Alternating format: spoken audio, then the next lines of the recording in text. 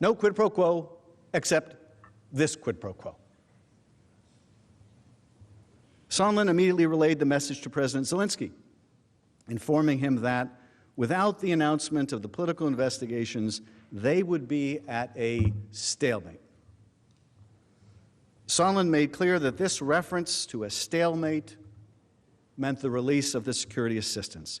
President Zelensky, after hesitating for weeks to join the president's corrupt scheme, finally relented. President Zelensky informed Sondland that he agreed to do a CNN interview. And Sondland understood that he would use that occasion to mention these items, meaning the two investigations at the heart of the scheme.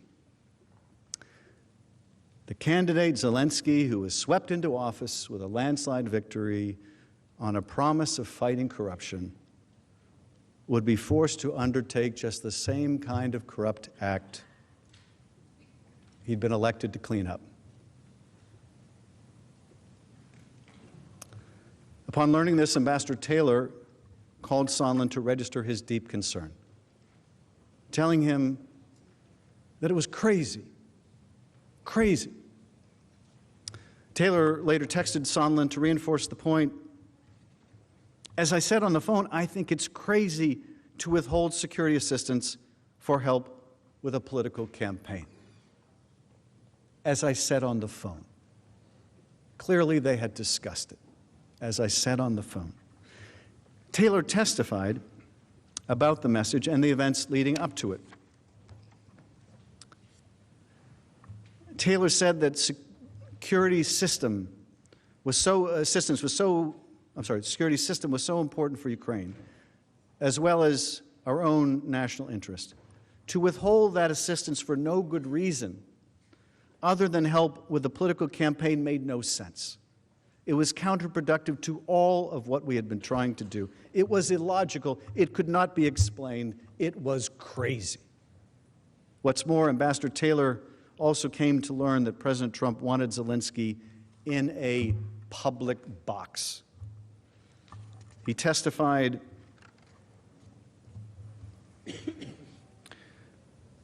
Mr. Goldman asking the question, now you referenced a television interview and a desire for President Trump to put Zelensky in a public box, which you also have in quotes. Was that in your notes? Now this is a reference, I think, to his written testimony.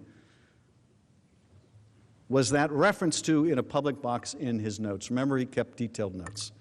Taylor's answer, it was in my notes. And what did you understand to mean to put Zelensky in a public box? And Taylor responds, I understood that to mean that President Trump, through Ambassador Sondland, was asking for President Zelensky to publicly commit to these investigations, that it was not sufficient to do this in private, that this needed to be done, this needed to be a very public statement. So we saw earlier the side-by-side comparison, right, of what the Ukrainians wanted to say. They wanted to make no mention of these specific investigations, and how Giuliani insisted, no, this isn't going to be credible unless you mention these specific investigations. This is what it's going to take. And now you see Ambassador Sondland has acknowledged to Ambassador Taylor that not enough to use even the right language, apparently. Got to be done in public. We're not going to take any private commitment. It's got to be done in public. As we would later come to understand, this is because President Trump didn't care about the investigations being done. He just wanted them announced. He wanted Zelensky in a public box. He wanted it announced publicly. Ambassador Taylor also testified that he understood from Sondland that because President Trump was a businessman, he would expect to get something in return before signing a check. During our call on September 8th, Ambassador Sondland tried to explain to me that President Trump is a businessman. When a businessman is about to sign a check to someone who owes him something, the businessman asks that person to pay up before signing the check. Ambassador Volker used the same language several days later while we were together at the Yalta European Strategy Conference. I argued to both that the explanation made no sense. Ukrainians did not owe President Trump anything.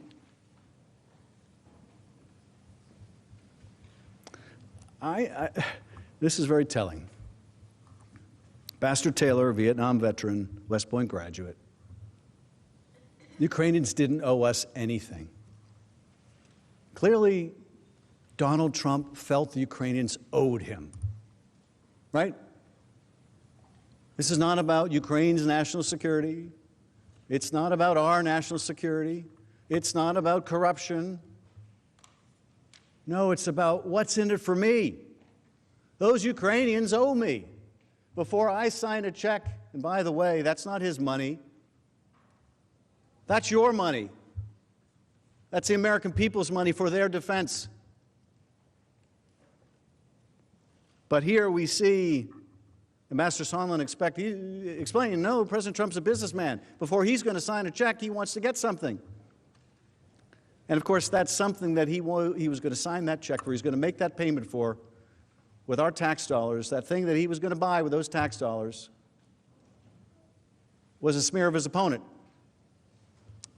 and an effort to lift whatever cloud he felt was over his presidency because of the Russian interference on his behalf in the last election.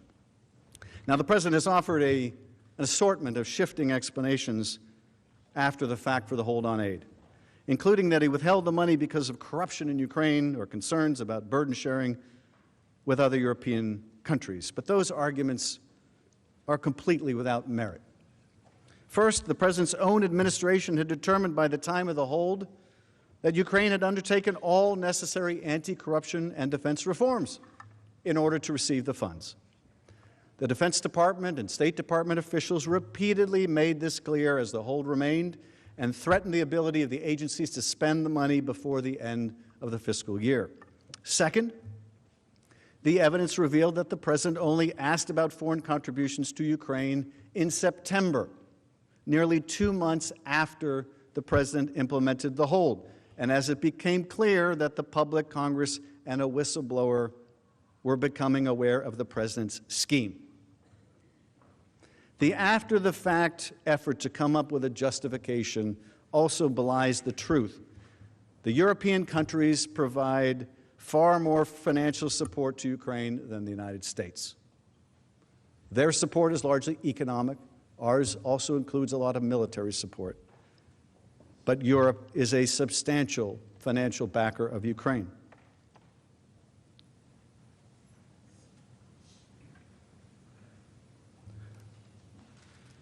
Something else remarkable about this I was struck by yesterday as we were going through the importance of the witness testimony and looking at some of those redacted emails in which the administration sought to hide its misconduct.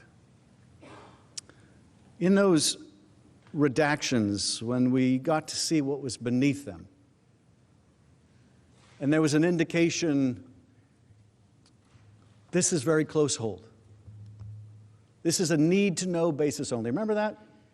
We'll show you that again, but one of those emails that only came to light, I believe, recently, and not because the administration wanted you to see this information, we see there's a desire not to let people know about this hold.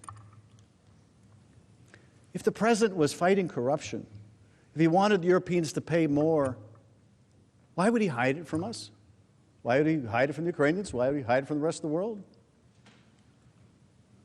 If this was a desire to get Europe to pay more, why wouldn't he charge Sondland to go ask Europe for more? Why wouldn't he be proud to tell the Congress of the United States, I'm holding up this aid, and I'm holding it up because I'm worried about corruption? Why wouldn't he? Because, of course, it wasn't true. There's no evidence of that. And what's more, the White House admitted why the president held up the money. The president's own chief of staff explained precisely why during October 17th and October 17th press conference. Let's see again what he had to say. So those were the driving factors. Did he also mention to me in the past the corruption related to the DNC server? Absolutely, no question about that. But that's it, and that's why we held up the money. Now, there was a report. So the demand for an investigation into the Democrats was part of the reason that he ordered to withhold funding to Ukraine. The look back to what happened in 2016 certainly was part of the thing that he was worried about in corruption with that nation, and that is absolutely appropriate. But Mulvaney didn't just admit that the president withheld the crucial aid appropriated by Congress to apply pressure on Ukraine to do the president's political dirty work. He also said that we should just get over it. Let's watch. But to be clear, what you just described is a quid pro quo. It is funding will not flow unless the investigation into the Democratic server happens as well. We do that all the time with foreign policy.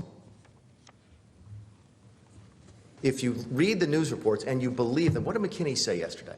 Well, McKinney said yesterday that he was really upset with the political influence in foreign policy. That was one of the reasons he was so upset about this. And I have news for everybody. Get over it. There's going to be political influence in foreign policy.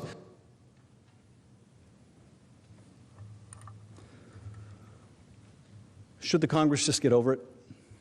Should the American people just come to expect that our presidents will corruptly abuse their office to seek the help of a foreign power to cheat in our elections? Should we just get over it? Is that what we've come to? I hope and pray that the answer is no.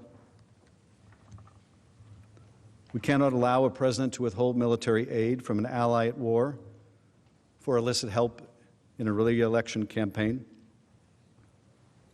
I hope that we don't have to just get over that.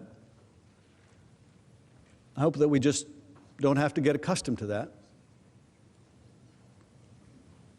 Is that what we want to tell our constituents?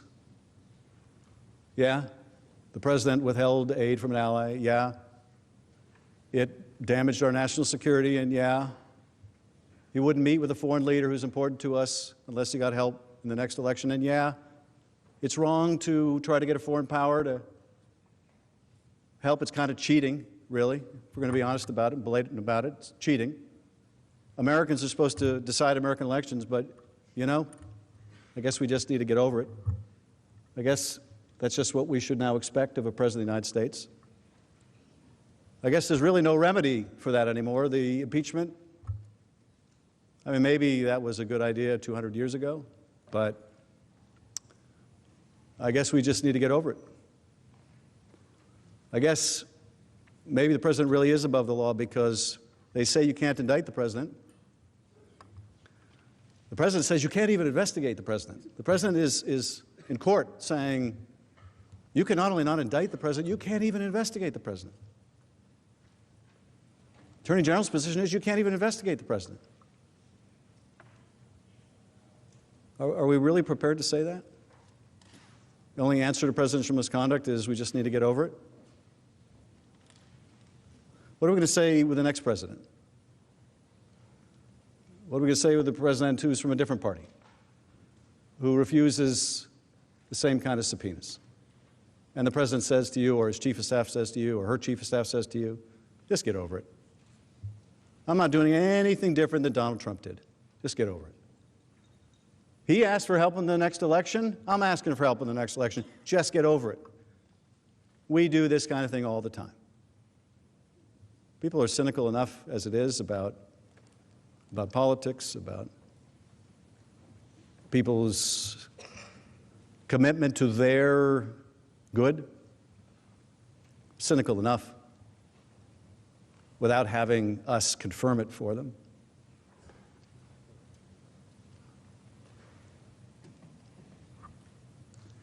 I think it's more than crazy.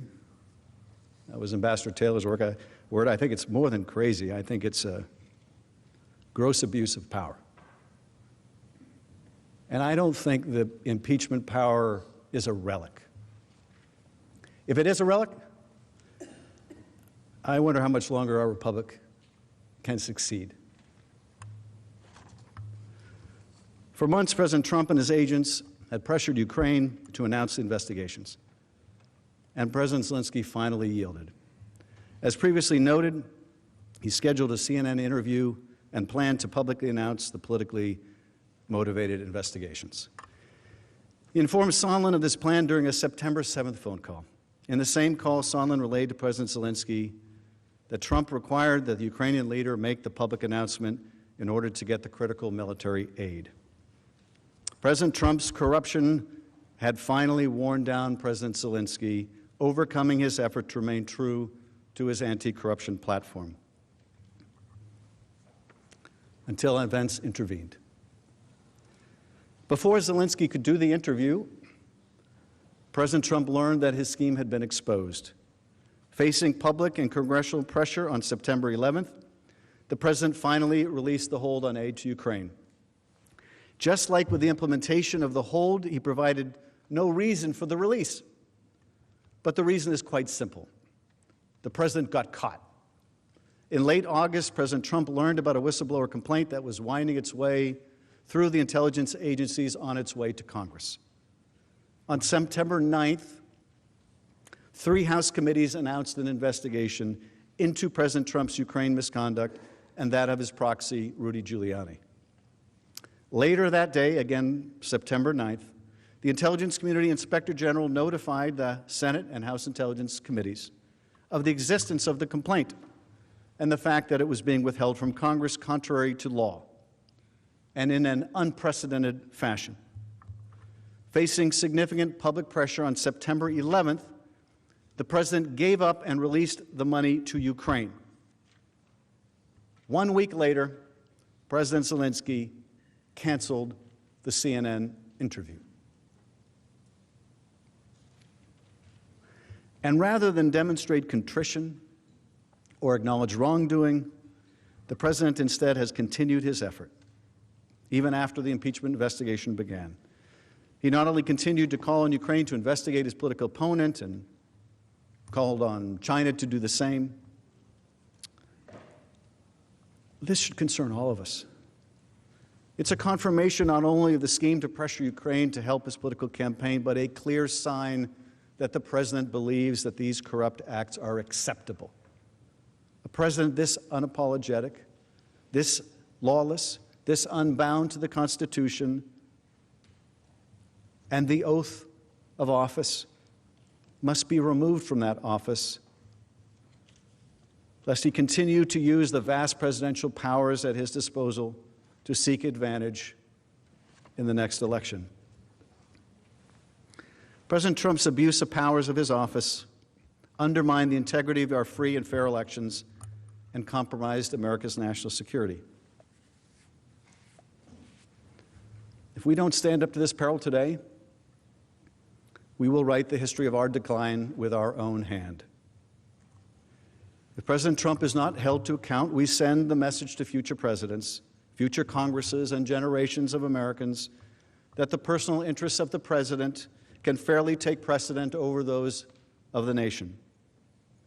The domestic effects of this descent from democracy will be a weakened trust in the integrity of our elections and the rule of law, and a steady decline of the spread of democratic values throughout the world. For how can any country trust the United States as a model of governance if it is one that sanctions precisely the political corruption and invitation to foreign meddling that we have long sought to help eradicate in burgeoning democracies around the world? To protect against foreign interference in our elections, we have guardrails built into our democratic system. We have campaign finance laws to ensure that political assistance can come only from domestic actors, and we take seriously the need to shore up the integrity of our voting systems so that a foreign government or actor cannot change vote tallies. The promise of one person, one vote is only effective if each vote is cast free of foreign interference. Americans decide American elections. At least they should. Now, what if electoral corruption is even more insidious? What happens when the invitation comes from within?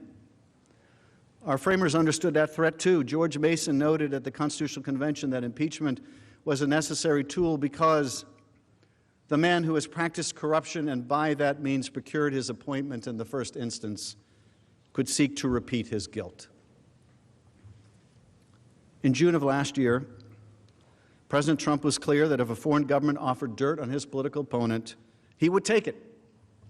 A statement deeply at odds with the guidance provided at the time by his own FBI director, the former Federal Elections Commission chair, and our Constitution, written some 233 years ago.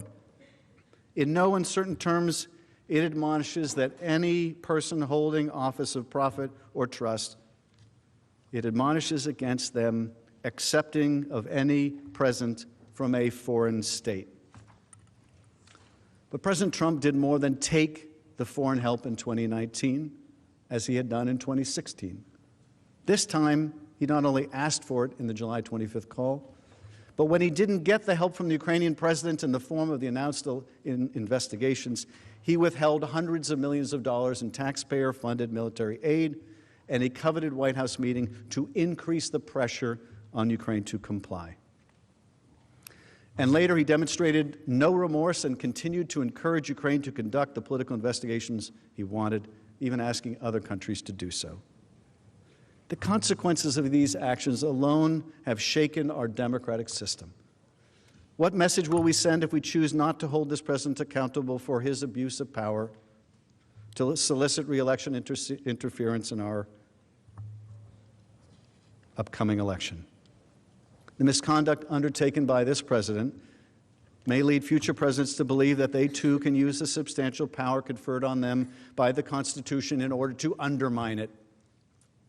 Nothing could weaken the integrity of our elections more, and no campaign finance law or statement by a future FBI director could stand up to the precedent of electoral misconduct set by the President of the United States if we do not say clearly that this behavior is unacceptable and, more than unacceptable, impeachable. We also undermine our global standing as a country long viewed as a model for democratic ideals worth emulating. We have, for generations, been the shining city upon a hill that President Reagan described. America is not just a country, but also an idea. But what worth is that idea if, when tried, we do not affirm the values that underpin it?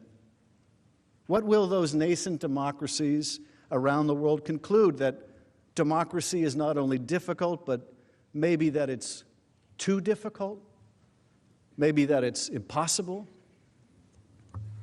And who will come to fill the void that we leave when the light from that shining city upon a hill is extinguished?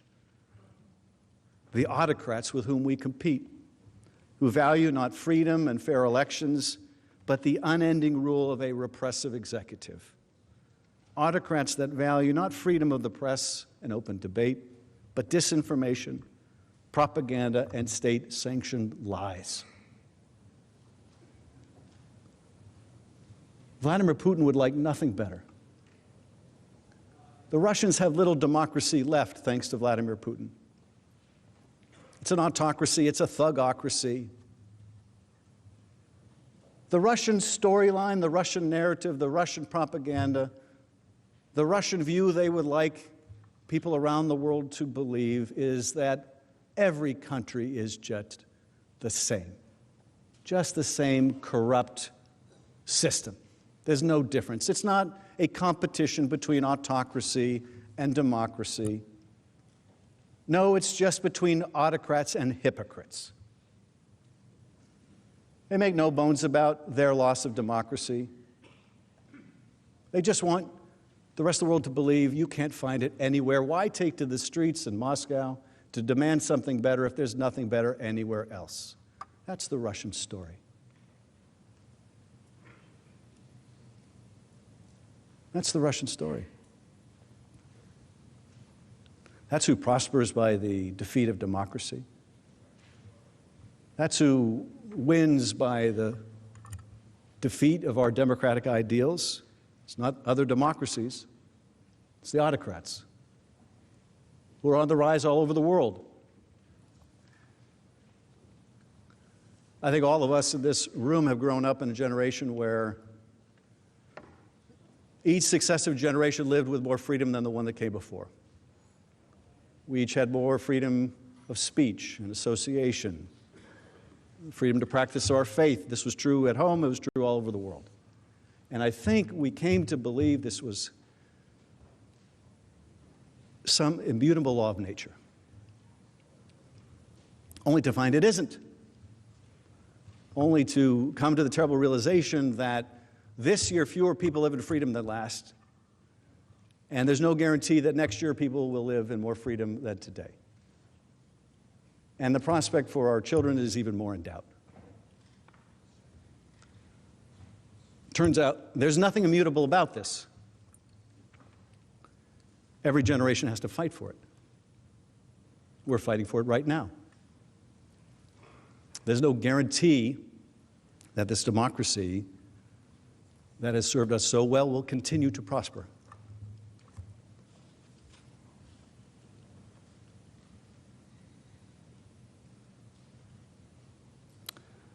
We will struggle to protect this idea,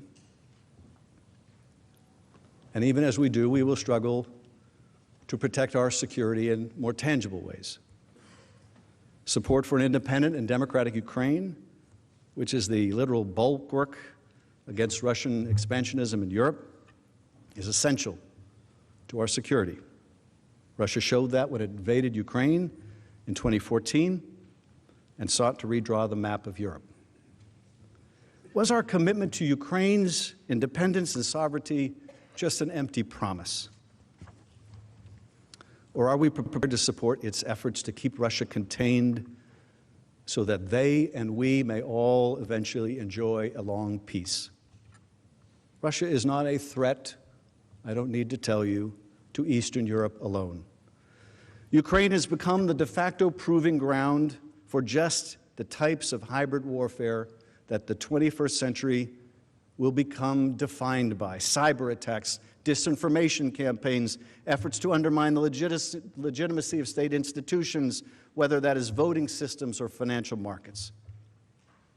The Kremlin showed boldly in 2016 that with the malign skills it honed in Ukraine, they would not stay in Ukraine. Instead, Russia employed them here to attack our institutions, and they will do so again.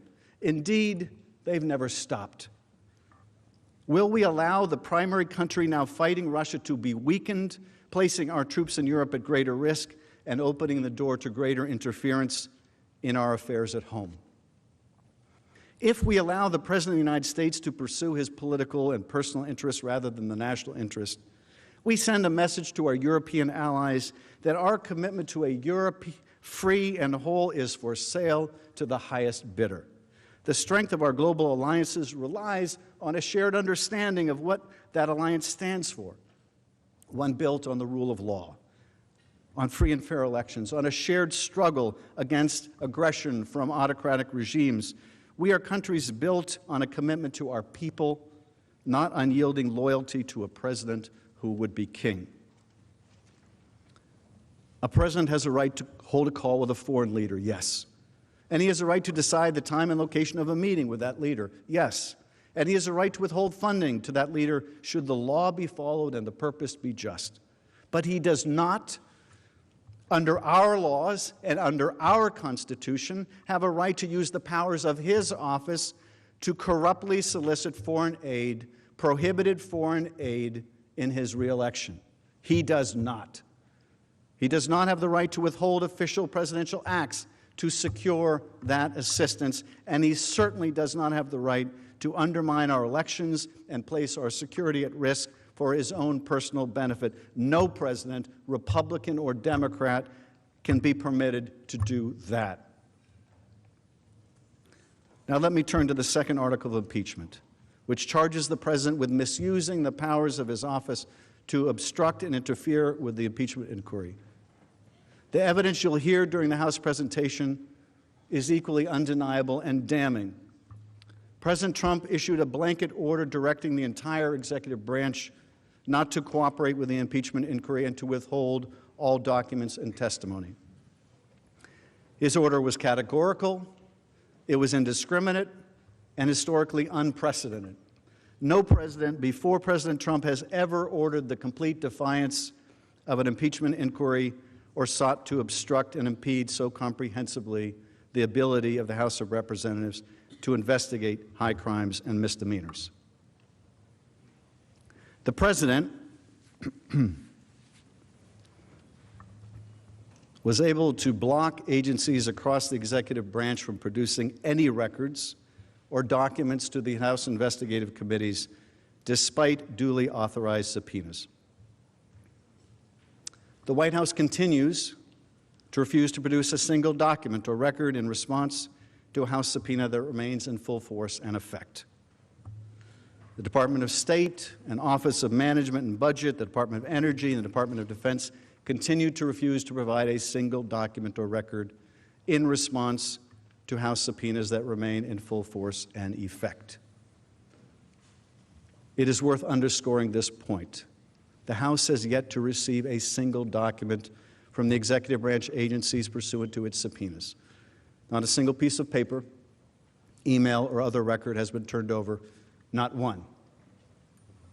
And while I pause to get a drink of water, let me let you know for your timing, I have about 10 minutes left in my presentation. So the end is in sight.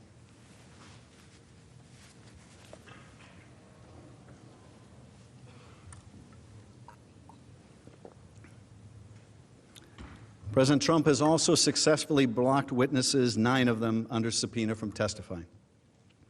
Witnesses with firsthand knowledge of the President's actions, including his closest aides, some of whom were directly involved in executing the President's improper orders. These witnesses include Mick Mulvaney and Robert Blair, Russell Vought, the acting head of the Office of Management and Budget, Michael Duffy, a senior official, and the President's chief legal advisor on the National Security Council, John Eisenberg, among others. The managers will present in detail what these officials knew about their role in executing different parts of the President's scheme. There's no dispute, nor could there be, that President Trump's order substantially obstructed the House impeachment inquiry. That obstruction continues unabated today, even as we stand here at the start of the President's trial. And the President has been able to do so only because of the uniquely powerful position that he holds as our Commander-in-Chief. No other American could seek to obstruct an investigation into his own wrongdoing this way. No other American could use the vast powers and levers of his government to conduct a corrupt scheme to benefit themselves and then use those same powers to suppress evidence and bar any cooperation with the authorities investigating them. Not a police chief, not a mayor, not a governor, not any elected official in the country, and certainly not any non-elected official in the country. All those folks watching us from around the country, you know what would happen to them if they defied a lawful subpoena. They got a subpoena commanding them to appear. You know what would happen to them, because they're not above the law. They'd be arrested, they'd be detained, they'd be incarcerated, they would be forced to comply. They're not above the law, and neither are we, and neither is the President.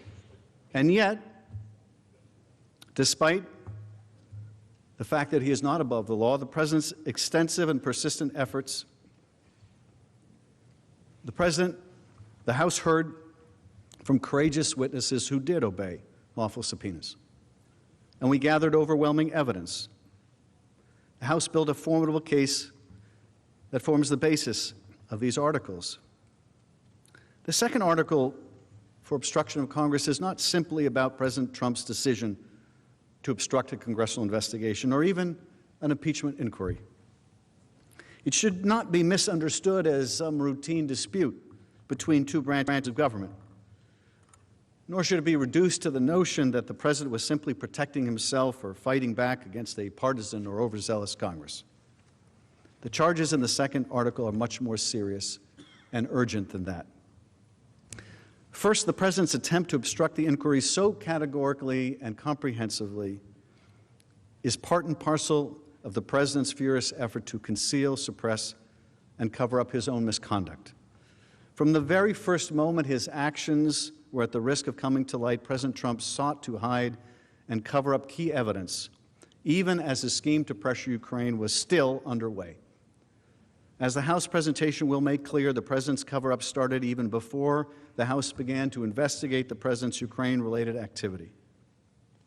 The President learned early on of the existence of a lawful whistleblower complaint from within the intelligence community that would ring the first alarm. He deployed the White House and Justice Department to intervene in an unprecedented fashion to conceal and then withhold from Congress, for the first time ever, a credible and urgent whistleblower complaint, even though the law requires that it be provided to the congressional intelligence committees. Once the impeachment inquiry was underway in late September, the President used the immense and unique power at his disposal to direct and maintain at every turn the categorical defiance of congressional scrutiny, even as he attacked the inquiry itself and its witnesses. The President offered multiple and shifting justifications for obstructing the House's inquiry, each of them deficient, while his actions and statements powerfully reflect his own consciousness of guilt. Second, the ramifications of the President's obstruction go beyond the sinister motives of simply covering up his actions. His obstruction strikes at the heart of our Constitution. It threatens the last line of defense our founders purposely enshrined in our system to protect our democracy.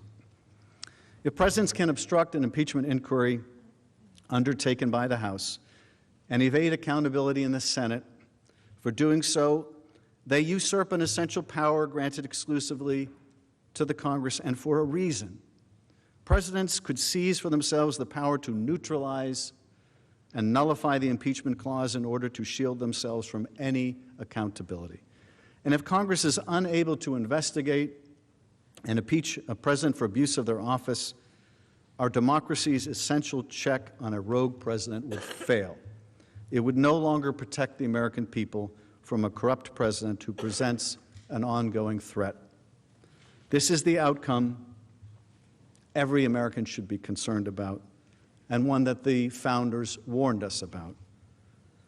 Through the impeachment clause, the framers of the Constitution empowered Congress to thoroughly investigate presidential malfeasance and to respond, if necessary, by removing the president from office. This entire framework depends upon Congress's ability to discover and then to thoroughly and effectively investigate presidential misconduct. Without the ability of Congress to do that, the impeachment power is a nullity. If you can't investigate it, you can't enforce it, you can't apply it. What we confront here in the second article of impeachment is therefore an impeachable offense aimed at destroying the impeachment power itself. When a president abuses the power of his office to so completely defy House investigators and does so without lawful cause or excuse, he attacks the Constitution itself. He confirms that he sees himself as above the law. His actions destabilize the separation of powers that defines our democracy and preserves our freedom, and establish an exceedingly dangerous precedent.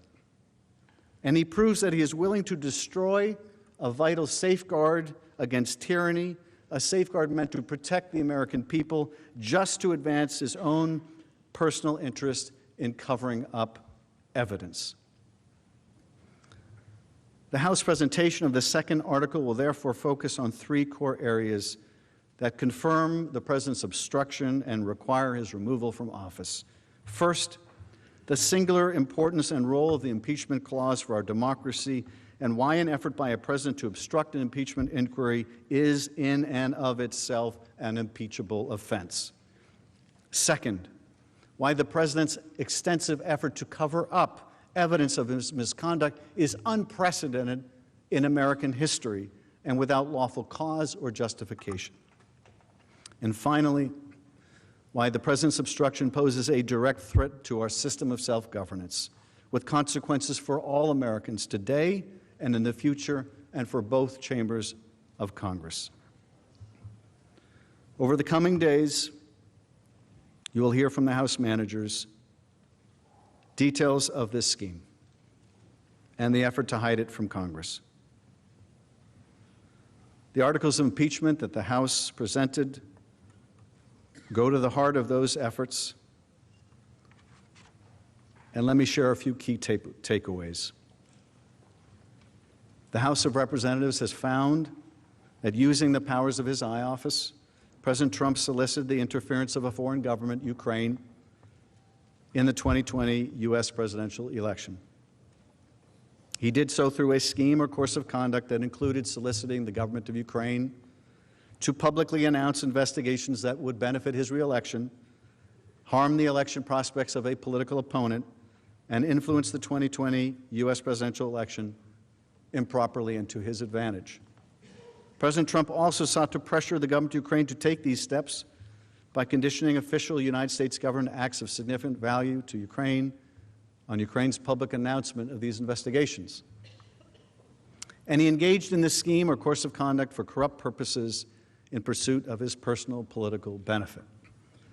In doing so, President Trump used the powers of the presidency in a manner that compromised the national security of the United States and undermined the integrity of the U.S. democratic process. He thus ignored and injured the interests of the nation. As part of the House's impeachment inquiry, the committees undertaking that investigation served subpoenas, seeking documents and testimony deemed vital to the inquiry from various executive branch agencies and offices, current and former officials.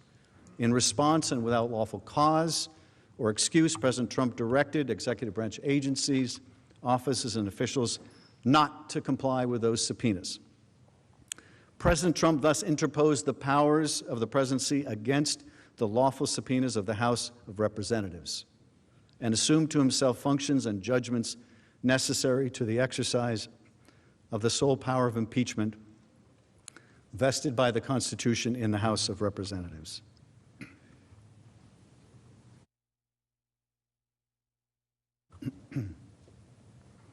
As George Washington and his troops retreated across the Delaware River in early December 1776, they were read the words of Thomas Paine, published that month in his pamphlet, The American Crisis. These are the times to try men's souls. The summer soldier and the sunshine patriot will in this crisis shrink from the service of their country. But he that stands by it now deserves the love and thanks of man and woman. 17 days later, George Washington crossed the Delaware, leading to a decisive victory for those who would come to shape our promising young country. As much as our founders feared an unchecked chief executive able to pursue his own will over the will of the people, they also feared the poison of excessive factionalism that could divert us from a difficult service to our country.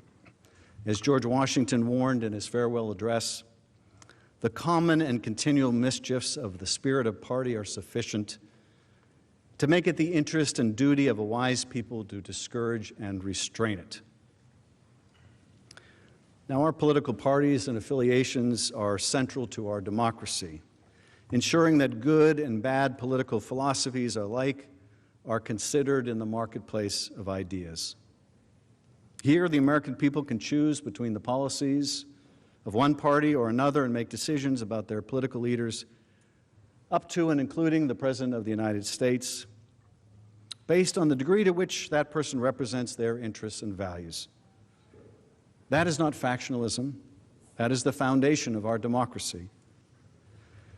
But when a leader takes the reins of the highest office in our land and uses that awesome power to solicit the help of a foreign country to gain an unfair advantage in our free and fair elections, we all, Democrats and Republicans alike, must ask ourselves whether our loyalty is to our party or whether it is to our Constitution. If we say that we will align ourselves with that leader, allowing our sense of duty to be usurped by an absolute executive, that is not democracy. It is not even factionalism. It is a step on the road towards tyranny. The damage that this president has done to our relationship with a key strategic partner will be remedied over time. And Ukraine continues to enjoy strong bipartisan support in Congress. But if we fail to act, the damage to our democratic elections, to our national security, to our system of checks and balances will be long-lasting and potentially irreversible. As you will hear in the coming days, President Trump has acted in a manner grossly incompatible with self-governance. His conduct has violated his oath of office and his constitutional duty to faithfully execute the law. He has shown no willingness to be constrained by the rule of law and has demonstrated that he will continue to abuse his power and obstruct investigations into himself, causing further damage to the pillars of our democracy if he is not held accountable. He cannot be charged with a crime, so says the Department of Justice. There is no remedy for such a threat but removal from office of the President of the United States.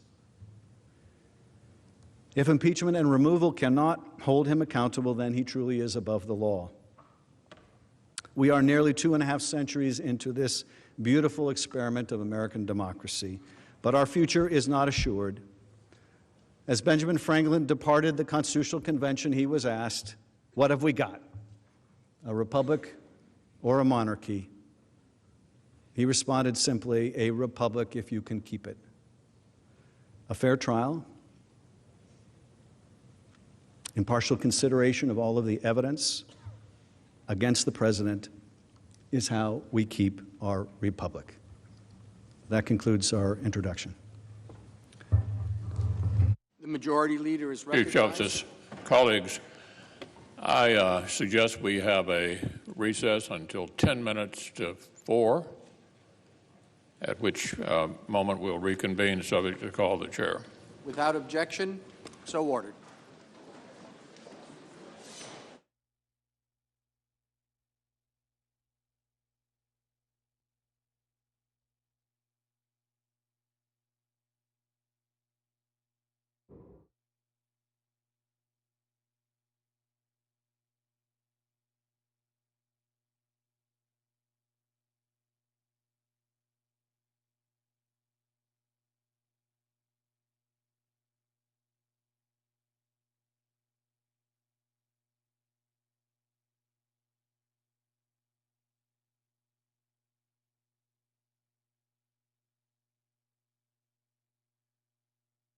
House voted to impeach him on charges of abuse of power and obstruction of Congress. The president's lead lawyer opened arguments saying the president did nothing wrong, while led the House manager Adam Schiff appealed to the Senate chamber to weigh the case fairly. We believe that once you hear those initial presentations, the only conclusion will be that the president has done absolutely nothing wrong, and that these articles of impeachment do not begin to approach the standard required by the Constitution, and in fact, they themselves will establish nothing beyond those articles. You look at those articles alone and you will determine that there is absolutely no case. When the founders wrote the impeachment clause, they had precisely this type of misconduct in mind. Conduct that abuses the power of his office for personal benefit, that undermines our national security, that invites foreign interference in our democratic process of an election. It is the trifecta of constitutional misconduct justifying impeachment. People across the country, including right here in our area, split about the impeachment process. We've been asking you all day if you support the impeachment proceedings. So you can still vote on our app or WCNC.com/vote. NBC Charlotte's Alex Shabbat has more on what people are saying locally. Well, I talked to several people walking around Uptown. Some of them told me they're not only focused on the president, but the process itself. About 400 miles from the debate at the U.S. Capitol, outside Charlotte's Government Center, some have already made up their minds. Yes, I do think that he should be removed. I think it's just a witch hunt. Others, like Steve Gibbons, I voted for President Trump. Remain undecided about whether the Senate should remove President Trump from office. There's some evidence that says, there was some, I don't know if the word is illegal, questionable doing. Don't know if any laws were actually broken, though. But several people we talked to believe it's an open and shut case. I believe that he should be removed from office. The evidence is pretty clear. I've seen what I've seen, and he looks guilty to me. I believe that he has asked foreign governments to interfere in our election, and I don't think that that's the way a democratic country should run. On the opposite side of the spectrum, there are those against the process altogether. I think he's a great president. I don't think he should be impeached. And for some, it comes down to trusting the process in the Senate. Ashley Wheeler says she doesn't. I think there should at least be a fair and open, honest telling of everything, and have witnesses and have everybody be able to hear exactly what is going on. He's trying to deny the fact that he's guilty of what he is, and the Republicans seem to go along with it. Both sides are very one-sided right now. Hopefully they'll come together and do the right thing. Most of the people told us they won't be watching the Senate proceedings, but they will be checking for information and updates later on. In Uptown, Alex Shabbat, NBC Charlotte. And the impeachment trial has been a big trending topic all over social media as they reconvene at 1 p.m. today. Let's talk about the tentative possible schedule or calendar for the next couple weeks, what we're looking at here. So today, on Tuesday at 1 o'clock, they're going to vote on the rules, also start the opening arguments. As for the rules, there are some changes. They're similar but not identical to the format that was set for President Clinton's impeachment trial back in '99. These rules would eliminate about 4 hours of debate. Then moving to Wednesday and Tuesday and Thursday there, the prosecution will begin their arguments coming from the House managers. You can see the 7 here that House Speaker Nancy Pelosi decided on. Then Friday and Saturday will move to the defense arguments. Questions and answers starting next week, Monday and Tuesday, and a witness procedure vote on Wednesday. So they do need a simple majority to allow witnesses, which just means down the middle +1 there. They would need 4 Republicans to flip their vote in order to allow witnesses. Democrats potentially would call these 4 to testify here. John Bolton, former National Security Advisor, Mick Mulvaney, acting White House Chief of Staff, Robert Blair, Senior Advisor to Mulvaney, and then Robert Duffy from the Office of Management and Budget. And no word on exactly how long those testimonies would last. Now, for the president to actually be removed from office following this trial, they would need about 20 Republicans to flip their vote. Let us know if you support the impeachment proceedings. We've got this question live on our WCNC app right now. I know you guys have been voting over the course of the last couple hours. So what are the updated results at this point, guys? It's not on the screen.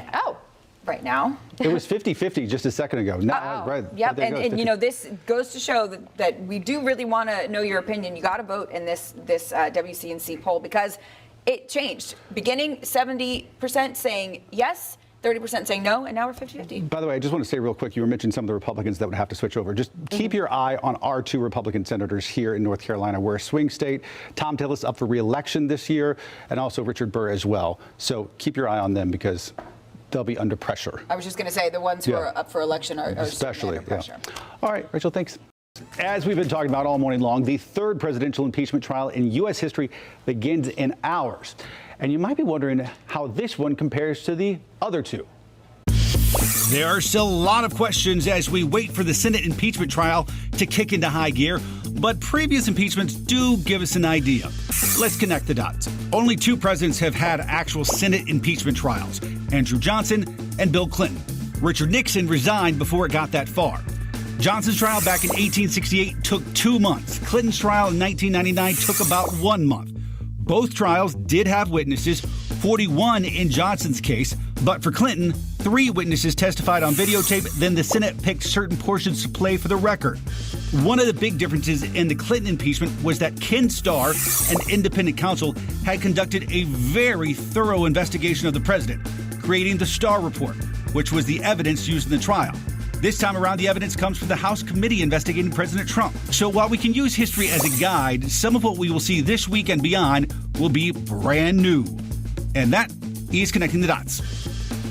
Tracy, thank you. A few big moments that have been trending on social media now. Hashtags like GOP cover-up were trending while you were likely sleeping the last few hours. Even impeachment trials, still a hashtag that's all over social media. A lot of people calling for North Carolina and local senators like Richard Burr and Thom Tillis to allow and stand up for witnesses and additional documents. Also seeing hashtags like impeachment hearings saying that this is 100% waste of time and a waste of taxpayer money, and that this is just fueling the fire for re-election. So definitely, of course, seeing both sides of this debate here. This picture you're likely going to see if you hop on Twitter right now. It's the difference, people are saying, comparing the desk of the Democrats. You can see a ton of papers right there versus the president's defense team, nice and clean, no papers sprawled across that table there. This moment here with Representative Adam Schiff going viral as well. Hashtag I'm awake, taking off after this, saying it's about midnight, but I'm going to use all of my time to talk to ensure a fair trial here, even though a lot of people are sleeping. He was saying his people back in California likely were awake, and they then started the conversation saying hashtag I'm awake, I'm watching, and a lot of people across the country doing so as well, seeing memes there. So we'll continue to follow the big moments, guys.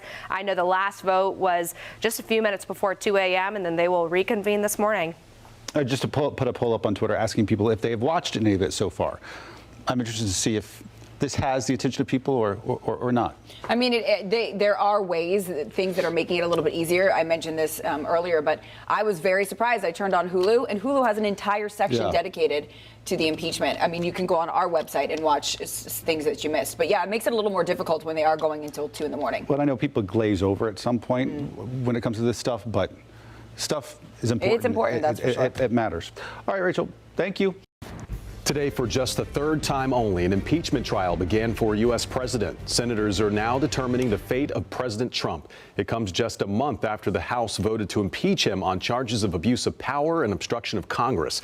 The president's lead lawyer opened arguments saying the president did nothing wrong, while led the House manager Adam Schiff appealed to the Senate chamber to weigh the case fairly. We believe that once you hear those initial presentations, the only conclusion will be that the president has done absolutely nothing wrong, and that these articles of impeachment do not begin to approach the standard required by the Constitution, and in fact, they themselves will establish nothing beyond those articles.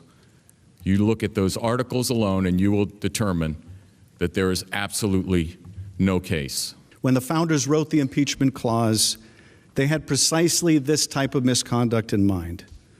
Conduct that abuses the power of his office for personal benefit, that undermines our national security, that invites foreign interference in our democratic process of an election. It is the trifecta of constitutional misconduct justifying impeachment. People across the country, including right here in our area, split about the impeachment process. We have been asking you all day if you support the impeachment proceedings. So you can still vote on our app or WCNC.com/vote. NBC Charlotte's Alex Shabbat has more on what people are saying locally. Well, I talked to several people walking around Uptown. Some of them told me they're not only focused on the president, but the process itself. About 400 miles from the debate at the U.S. Capitol, outside Charlotte's Government Center, some have already made up their minds. Yes, I do think that he should be removed. I think it's just a witch hunt. Others, like Steve Gibbons, I voted for President Trump. Remain undecided about whether the Senate should remove President Trump from office. There's some evidence that says, there was some, I don't know if the word is illegal, questionable doing. Don't know if any laws were actually broken, though. But several people we talked to believe it's an open and shut case. I believe that he should be removed from office. The evidence is pretty clear. I've seen what I've seen, and he looks guilty to me. I believe that he has asked foreign governments to interfere in our election, and I don't think that that's the way a democratic country should run. On the opposite side of the spectrum, there are those against the process altogether. I think he's a great president. I don't think he should be impeached. And for some, it comes down to trusting the process in the Senate. Ashley Wheeler says she doesn't. I think there should at least be a fair and open, honest telling of everything, and have witnesses and have everybody be able to hear exactly what is going on. He's trying to deny the fact that he's guilty of what he is, and the Republicans seem to go along with it. Both sides are very one-sided right now. Hopefully they'll come together and do the right thing. Most of the people told us they won't be watching the Senate proceedings, but they will be checking for information and updates later on. In Uptown, Alex Shabbat, NBC Charlotte. And the impeachment trial has been a big trending topic all over social media as they reconvene at 1 p.m. today. Let's talk about the tentative possible schedule or calendar for the next couple weeks, what we're looking at here. So today, on Tuesday at 1 o'clock, they're going to vote on the rules, also start the opening arguments. As for the rules, there are some changes. They're similar but not identical to the format that was set for President Clinton's impeachment trial back in '99. These rules would eliminate about 4 hours of debate. Then moving to Wednesday and Tuesday and Thursday there, the prosecution will begin their arguments coming from the House managers. You can see the 7 here that House Speaker Nancy Pelosi decided on. Then Friday and Saturday will move to the defense arguments. Questions and answers starting next week, Monday and Tuesday, and a witness procedure vote on Wednesday. So they do need a simple majority to allow witnesses, which just means down the middle +1 there. They would need 4 Republicans to flip their vote in order to allow witnesses. Democrats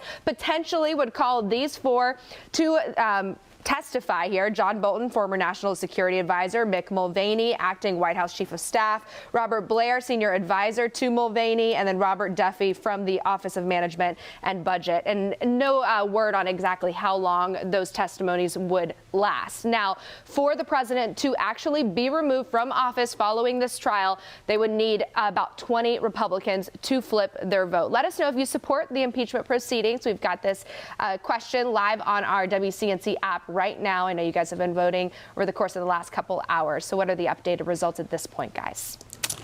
It's not on the screen.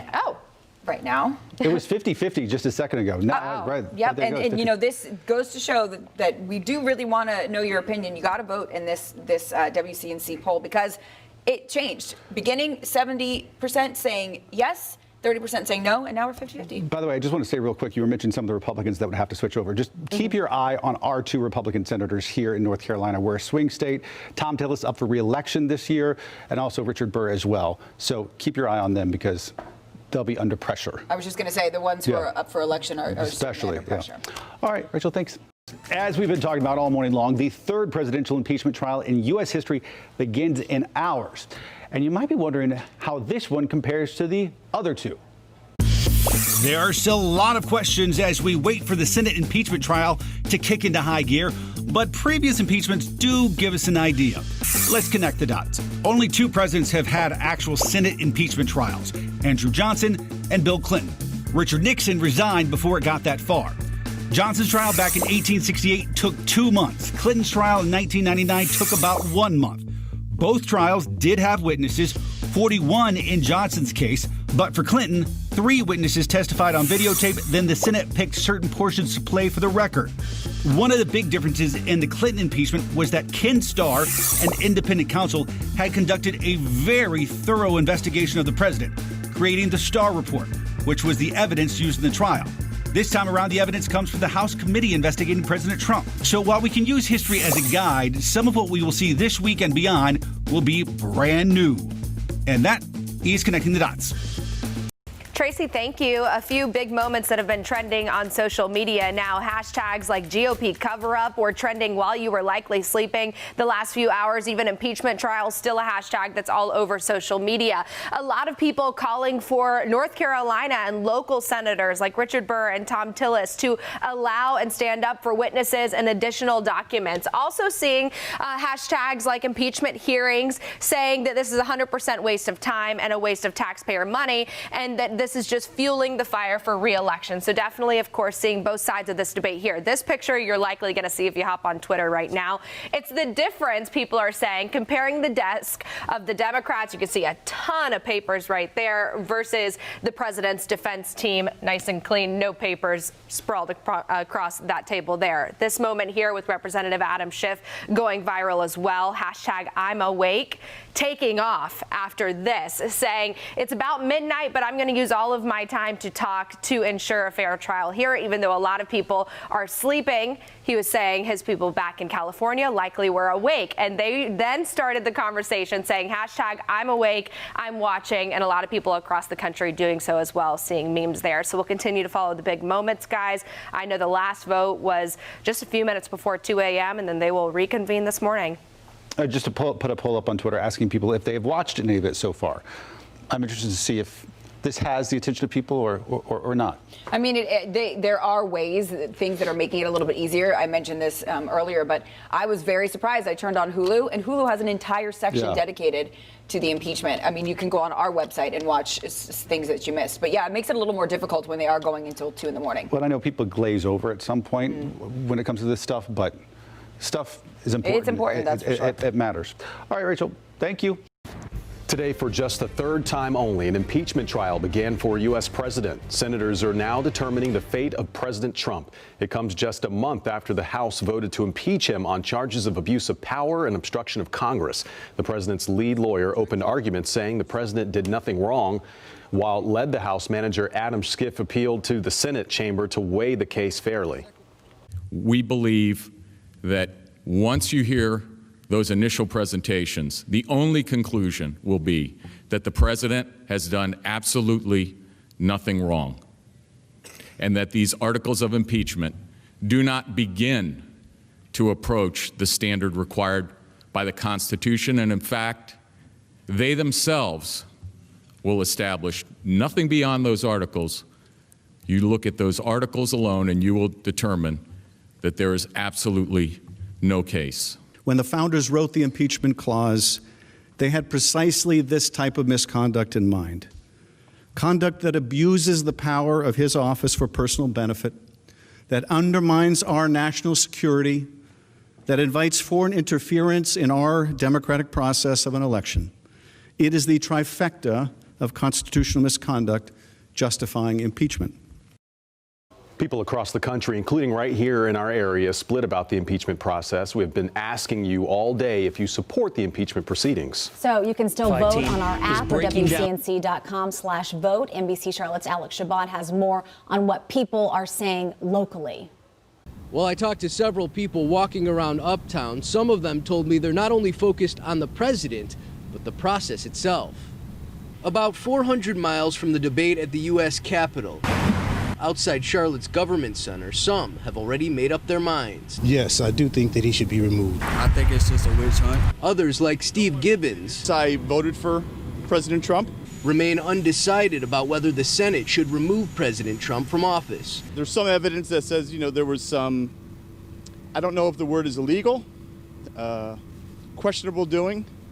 Don't know if any laws were actually broken, though. But several people we talked to believe it's an open and shut case. I believe that he should be removed from office. The evidence is pretty clear. I've seen what I've seen, and he looks guilty to me. I believe that he has asked foreign governments to interfere in our election, and I don't think that that's the way a democratic country should run. On the opposite side of the spectrum, there are those against the process altogether. I think he's a great president. I don't think he should be impeached. And for some, it comes down to trusting the process in the Senate. Ashley Wheeler says she doesn't. I think there should at least be a fair and open, honest telling of everything, and have witnesses and have everybody be able to hear exactly what is going on. He's trying to deny the fact that he's guilty of what he is, and the Republicans seem to go along with it. Both sides are very one-sided right now. Hopefully they'll come together and do the right thing. Most of the people told us they won't be watching the Senate proceedings, but they will be checking for information and updates later on. In Uptown, Alex Shabbat, NBC Charlotte. And the impeachment trial has been a big trending topic all over social media as they reconvene at 1 p.m. today. Let's talk about the tentative possible schedule or calendar for the next couple weeks, what we're looking at here. So today, on Tuesday at 1 o'clock, they're going to vote on the rules, also start the opening. The Chief Justice chastised both sides without naming anybody for rhetoric that he thought should be toned down. I was so impressed with the House manager's case. It was on the facts, it answered the questions, it talked about why we had witnesses and documents. The president's lawyers never answered the question of witnesses and documents. They talked about a lot of other things, did some finger pointing, but never answered the question. I think if you were a juror listening to both sides, you would have sided with the president's, the House managers, because the president's counsel didn't directly answer the question why we shouldn't have witnesses and documents. Senator, do you think Jerry Nadler is right? I've said what I'm going to say on that issue, okay? Any others on other subjects? I answered her question. Senator, yep. Sir, would you be open to, say, a witness trade for As we've been talking, Tracy, thank you. First of all, the Republicans have the right to bring in any witness they want. They haven't wanted to, and that trade is not on the table. What more do House managers have to say, do you think, to convince? If House managers continue to do what they've done over the last 2 hours, I think that it will continue to make a powerful case. First step, witnesses and documents. Second step, we get a real fair trial, and who knows what happens once there's a real fair trial. If there's not a fair trial, if they just shut it down, any acquittal of President Trump will have little value. You don't think there needs to be a change? Republicans have shown no indication that they're changing their mind at all during this process. What makes you think shift speech? No, well, I don't think that's entirely accurate. They changed their minds on a couple of things McConnell put in the resolution. I think because the public wants a fair trial, and it may happen on witnesses and documents as we move through the week. That's what I hope. That's what I pray for the sake of the Republic. But I certainly think it's not out of the question. Thank you, everybody. Republicans, though, come over? Tracy, thank you. A few big moments that have been trending on social media now. Hashtags like GOP cover-up were trending while you were likely sleeping the last few hours. Even impeachment trials, still a hashtag that's all over social media. A lot of people calling for North Carolina and local senators like Richard Burr and Thom Tillis to allow and stand up for witnesses and additional documents. Also seeing hashtags like impeachment hearings saying that this is 100% waste of time and a waste of taxpayer money, and that this is just fueling the fire for re-election. So definitely, of course, seeing both sides of this debate here. This picture you're likely going to see if you hop on Twitter right now. It's the difference, people are saying, comparing the desk of the Democrats. You can see a ton of papers right there versus the president's defense team, nice and clean, no papers sprawled across that table there. This moment here with Representative Adam Schiff going viral as well. Hashtag I'm awake, taking off after this, saying it's about midnight, but I'm going to use all of my time to talk to ensure a fair trial here, even though a lot of people are sleeping. He was saying his people back in California likely were awake, and they then started the conversation saying hashtag I'm awake, I'm watching, and a lot of people across the country doing so as well, seeing memes there. So we'll continue to follow the big moments, guys. I know the last vote was just a few minutes before 2 a.m., and then they will reconvene this morning. Just to put a poll up on Twitter asking people if they have watched any of it so far. I'm interested to see if this has the attention of people or not. I mean, there are ways, things that are making it a little bit easier. I mentioned this earlier, but I was very surprised. I turned on Hulu, and Hulu has an entire section dedicated to the impeachment. I mean, you can go on our website and watch things that you missed. But yeah, it makes it a little more difficult when they are going until 2 in the morning. Well, I know people glaze over at some point when it comes to this stuff, but stuff is important. It's important, that's for sure. It matters. All right, Rachel, thank you. The team is breaking down the powers of the presidency. Viewer Loretta S. sent us this question, quote, does the president have a kill switch in which he can stop the impeachment trial in its tracks? Thanks for the question, Loretta. Let's break this down. Our sources are the U.S. Constitution and U.S. Senate documents. Part of the reason impeachment is confusing is that there's not a lot about it in the Constitution itself. There's about 7 sentences, but they make a few things clear in Article 1. The House of Representatives has the sole power to impeach someone, and the Senate has the sole power to try that impeachment. The president and impeachment are only talked about in Article 2 and only when talking about presidential limits, like how the president can't pardon anyone who's impeached. Put simply, the president is given no constitutional powers when it comes to impeachment. That means we can verify the president of the United States has no constitutional powers to stop or kill the impeachment trial. But we can't stop there because of political parties. Republicans and Democrats aren't even mentioned in the Constitution, but they have plenty of real power. As a leader of the Republican Party, President Trump does have influence over the Republican senators who will try the impeachment. Now, that's not a kill switch, just possible influence. The only way the trial could be stopped in its tracks is if a majority of senators voted to end it. And it's important to point out that all senators have taken an oath to be impartial in the trial. Got any other questions as this continues? Send us an email. New Yorkers with your have Verify. healthcare I'm Jason coverage Parker. because his mayor, Mike Bloomberg, Today, for just the healthcare third time only, an impeachment trial began for U.S. president. Senators are now determining the fate of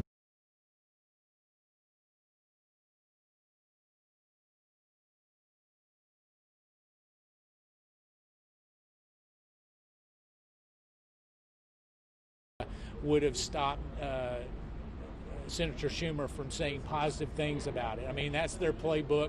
Say whatever you do. Did he have the same comments about Jerry Nadler's comments last night? Did you ask him about that? Was he all in favor of Jerry Nadler talking about a cover-up? I'm sure that didn't sit well.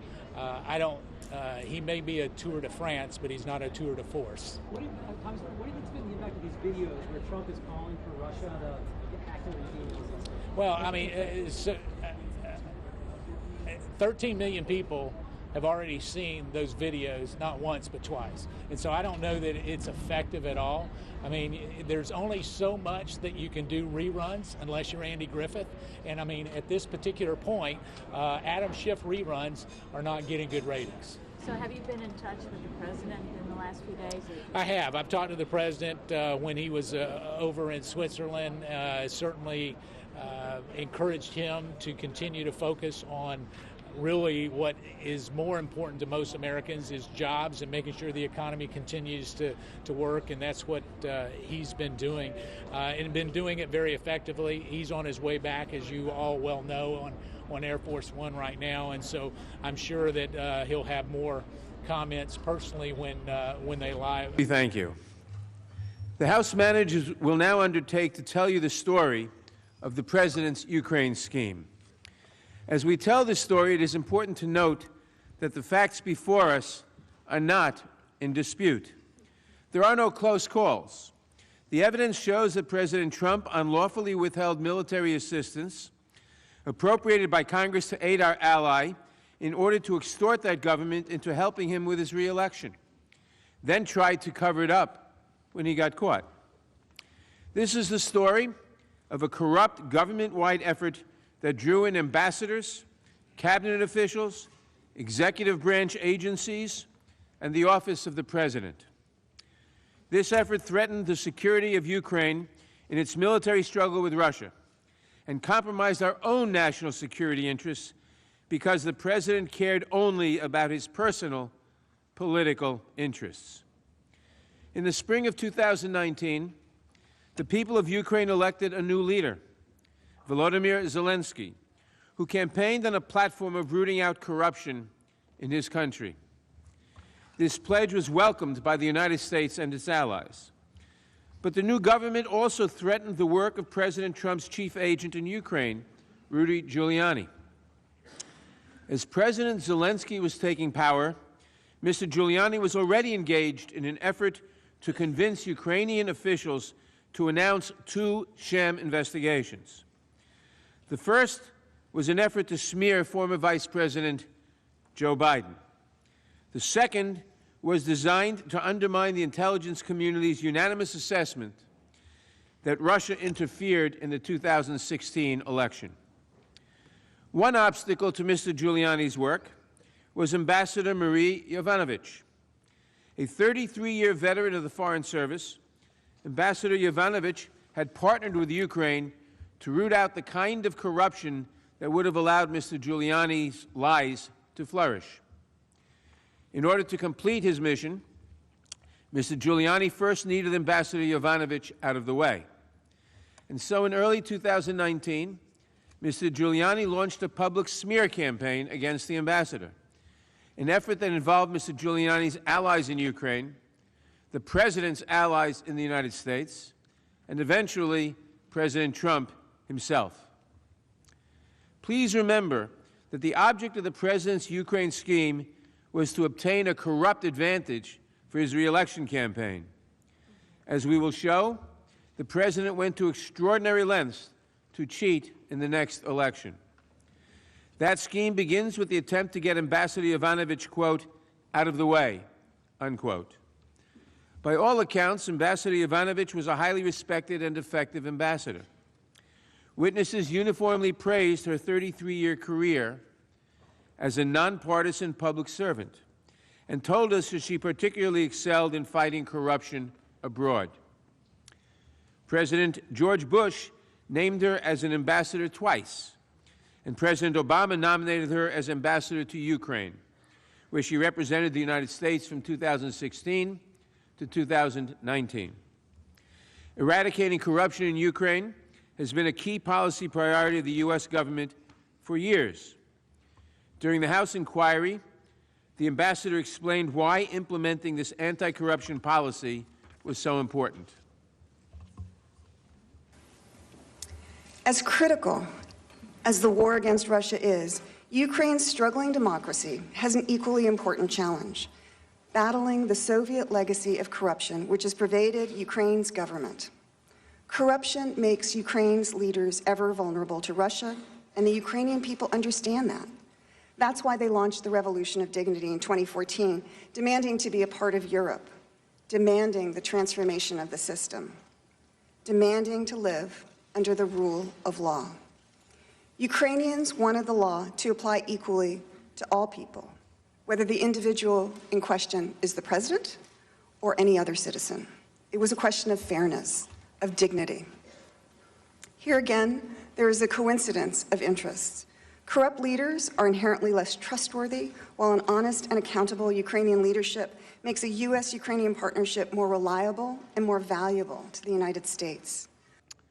On the evening of April 24th, 2019, Ambassador Yovanovitch was hosting an event at the U.S. Embassy, honoring the memory of an anti-corruption fighter who had been killed when acid was thrown in her face the previous year. At about 10 that night, the embassy event was interrupted by a telephone call from Washington. Ambassador Yovanovitch described his conversation with the head of the State Department's Human Resources Department. She said that there was great concern on the 7th floor of the State Department. That's where the leadership of the State Department sits. There was great concern. They were worried. She just wanted to give me a heads up about this. And, you know, things seemed to be going on. And so she just wanted to give me a heads up. Confused, the ambassador asked for more information from Washington. 3 hours later, they spoke again. Ambassador Yovanovitch learned that there were concerns about her, quote, up the street, that is, at the White House. The ambassador was told to get on the first plane home. Why was this respected career diplomat abruptly removed from her post? Why was she, in fact, urged by the State Department to catch the first plane home, that she was in danger, she shouldn't wait? At the time, the White House would not say, but today we know the truth. The truth is that Ambassador Yovanovitch was the victim of a smear campaign organized by Rudy Giuliani, amplified by President Trump's allies, and designed to give President Trump the pretext he needed to recall her without warning. Mr. Giuliani has admitted as much to the press. In order to understand Mr. Giuliani's smear campaign against Ambassador Yovanovitch, you need to know about a few additional characters who Mr. Giuliani drew into his scheme. The first of these characters is Viktor Shokin, the disgraced former prosecutor general of Ukraine, who was fired by the Ukrainian government for gross corruption. In 2016, at the urging of the European Union, the International Monetary Fund, and the United States government, the Parliament of Ukraine voted to remove Mr. Shokin as Prosecutor General because he was corrupt and refused to prosecute corruption cases. At the urging of the United States, the European Union, the International Monetary Fund, all urged the Ukraine government to dismiss Mr. Shokin. The second character is Yuri Lutsenko, who succeeded Mr. Shokin as Prosecutor General. Mr. Lutsenko also proved reluctant to prosecute corruption cases, and several witnesses testified that he also had a reputation for dishonesty and corruption. Ambassador Yovanovitch and Deputy Assistant Secretary George Kent both testified that the U.S. Embassy in Kiev eventually stopped working with Mr. Lutsenko altogether. Shokin, Lutsenko, and Giuliani, the goals of all three characters were aligned. Shokin had it out for Vice President Biden because of the role that the Vice President played in his 2016 firing. The Vice President, carrying out U.S. policy, urged the Ukrainian government to dismiss the corrupt Shokin. I note that the Vice President, the former Vice President, has been criticized for urging that he be fired. Lutsenko found his career trajectory fading and wanted President Trump's support to boost his political prospects in Ukraine. Giuliani needed partners in Ukraine willing to announce 2 sham investigations meant to boost President Trump's own campaign. All three wanted Ambassador Yovanovitch out of the way. And so in early 2019, the smear campaign began. Mr. Lutsenko became the primary vector for false allegations against Ambassador Yovanovitch. Deputy Assistant Secretary George Kent testified that Lutsenko's allegations against Ambassador Yovanovitch were motivated by revenge.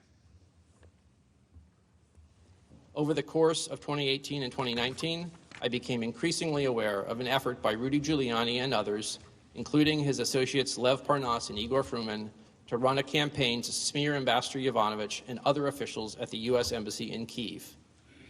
The chief agitators on the Ukrainian side of this effort were some of those same corrupt former prosecutors I had encountered, particularly Yuri Lutsenko and Viktor Shokin.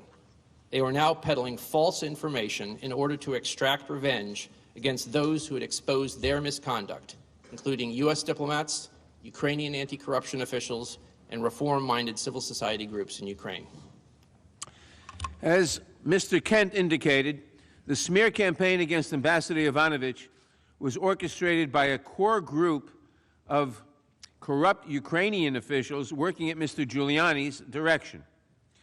This group included 2 additional characters who have been in the news of late: Lev Parnas and Igor Fruman. Mr. Parnas and Mr. Fruman were, of course, indicted last year on several charges, including charges related to large donations they made to support President Trump.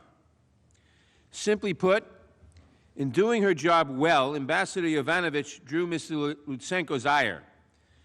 And as Mr. Kent observed, you can't promote principled anti-corruption efforts without pissing off corrupt people. As it turned out, this statement applied to Yuri Lutsenko and to Rudy Giuliani, who feared that the ambassador would stand in the way of his corrupt efforts to coerce Ukraine into conducting investigations that would benefit the political interests of his client, President Trump. Giuliani's coordinated smear campaign against Ambassador Yovanovitch became public in the United States in late March 2019, with the publication of a series of opinion pieces in The Hill based on interviews with Lutsenko. On March 20th, 2019, in one piece in The Hill, Lutsenko falsely alleged that Ambassador Yovanovitch had given him a so-called do not prosecute list. Not only was the allegation false, but after having helped originate the claim, Lutsenko himself would later go on to retract it. The same piece also falsely stated that Ambassador Yovanovitch had, quote, made disparaging statements about President Trump, unquote. A statement issued by the State Department declared the allegations to be a total fabrication. President Trump promoted Solomon's article in a tweet, which intensified the public attacks against Ambassador Yovanovitch. Then on March 24th, Donald Trump Jr. called Ambassador Yovanovitch a joker on Twitter and called for her removal. You can see the slides of the two tweets. These unfounded smears by the president and his son reverberated in Ukraine. Deputy Assistant Secretary George Kent testified that starting in mid-March, Rudy Giuliani was almost unmissable in this, quote, campaign of slander, close quote. And according to Mr. Kent, Mr. Lutsenko's press spokeswoman retweeted Donald Trump Jr.'s tweet attacking the ambassador, further undermining her standing in Ukraine. Her standing, the United States ambassador's standing. Mr. Giuliani was not content to stay behind the scenes either. He promoted the same attacks on the ambassador on Twitter, Fox News, and elsewhere. At the end of March, the attacks intensified. Ambassador Yovanovitch sent Undersecretary of State for Political Affairs David Hale an email detailing her concerns and asking for a strong statement of support from the State Department. In reply, the State Department told her that they were unwilling to help her, their own ambassador, because if they issued a public statement supporting her, quote, it could be undermined, unquote, by the president. And they're concerned that, quote, the rug would be pulled out from underneath the State Department. The State Department cannot express support for an American ambassador threatened abroad because they are concerned that if they express support for that American ambassador, the rug will be pulled out from under them by the president. What it must have taken to convince our State Department to refuse support to its ambassador. Phone records show that Giuliani also kept the White House apprised of these developments, as you can see from these slides. Again, it is worth remembering that smearing Ambassador Yovanovitch was a means to an end. Removing her would allow the president's allies the freedom to pressure Ukraine to announce their sham investigations. So we should talk for a few minutes about the investigations that Rudy Giuliani and his henchmen were promoting on behalf of the president. Let's focus first on the allegation that Ukraine, not Russia, interfered in our last presidential election. In February 2017, shortly after the intelligence community, the CIA, the FBI, all the intelligence agencies of the United States unanimously assessed that Russia interfered in the election to help Donald Trump. This alternative theory gained some attention when Russian President Putin promoted it at a press conference.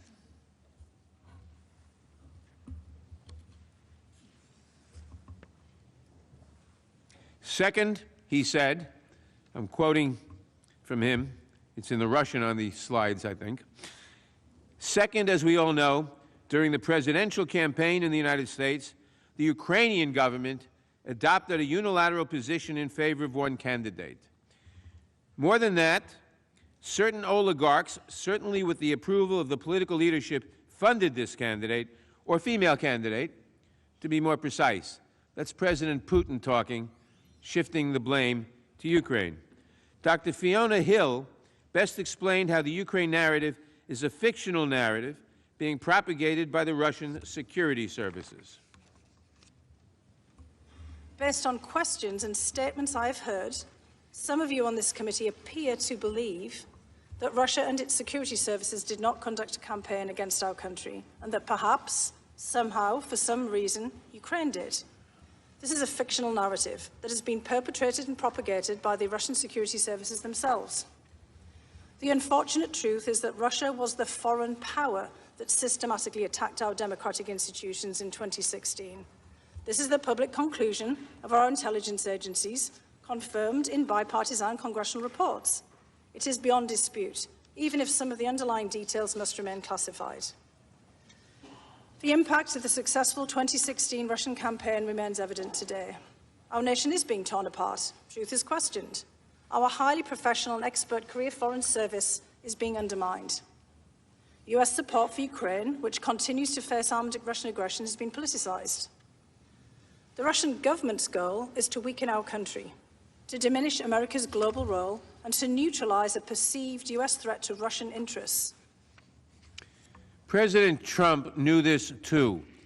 His former Homeland Security advisor, Tom Bossert, said that the idea that Ukraine hacked the DNC server was, quote, not only a conspiracy theory, it is completely debunked, close quote. And he and other U.S. officials spent hours with the president explaining why. The second false allegation that the president wanted the Ukrainians to announce was that Vice President Biden used his power to protect the company on whose board his son sat by forcing the removal of Viktor Shokin, the corrupt former prosecutor general. It is true that Vice President Biden helped remove Mr. Shokin, who was widely believed to be corrupt. And as I said a few minutes ago, it was official policy of the United States, the European community, and others in order to fight corruption in Ukraine to ask that Shokin and Lutsenko be removed. So the Vice President Biden, in fulfilling U.S. policy, pressured Ukraine to remove Shokin, not to secure some personal benefit, but to advance the official policy of the United States and its allies. Even Ms. Lutsenko, who initially ceded the allegations against Mr. Biden in American media, later admitted that the allegations against the Vice President were false. And Rudy Giuliani told Kurt Volker, the special representative for Ukrainian negotiations, who had a prominent role in the scheme, that he also knew the attacks on Joe Biden were a lie. With Ambassador Yovanovitch out of the way, the first chapter of the Ukraine scheme was complete. Mr. Giuliani and his agents could now apply direct pressure to the Ukrainian government to spread these two falsehoods. And who benefited from this scheme? Who sent Mr. Giuliani to Ukraine in the first place? Of course, we could rephrase that question as the former Republican leader of the Senate, Howard Baker, asked it in 1973. What did the president know, and when did he know it?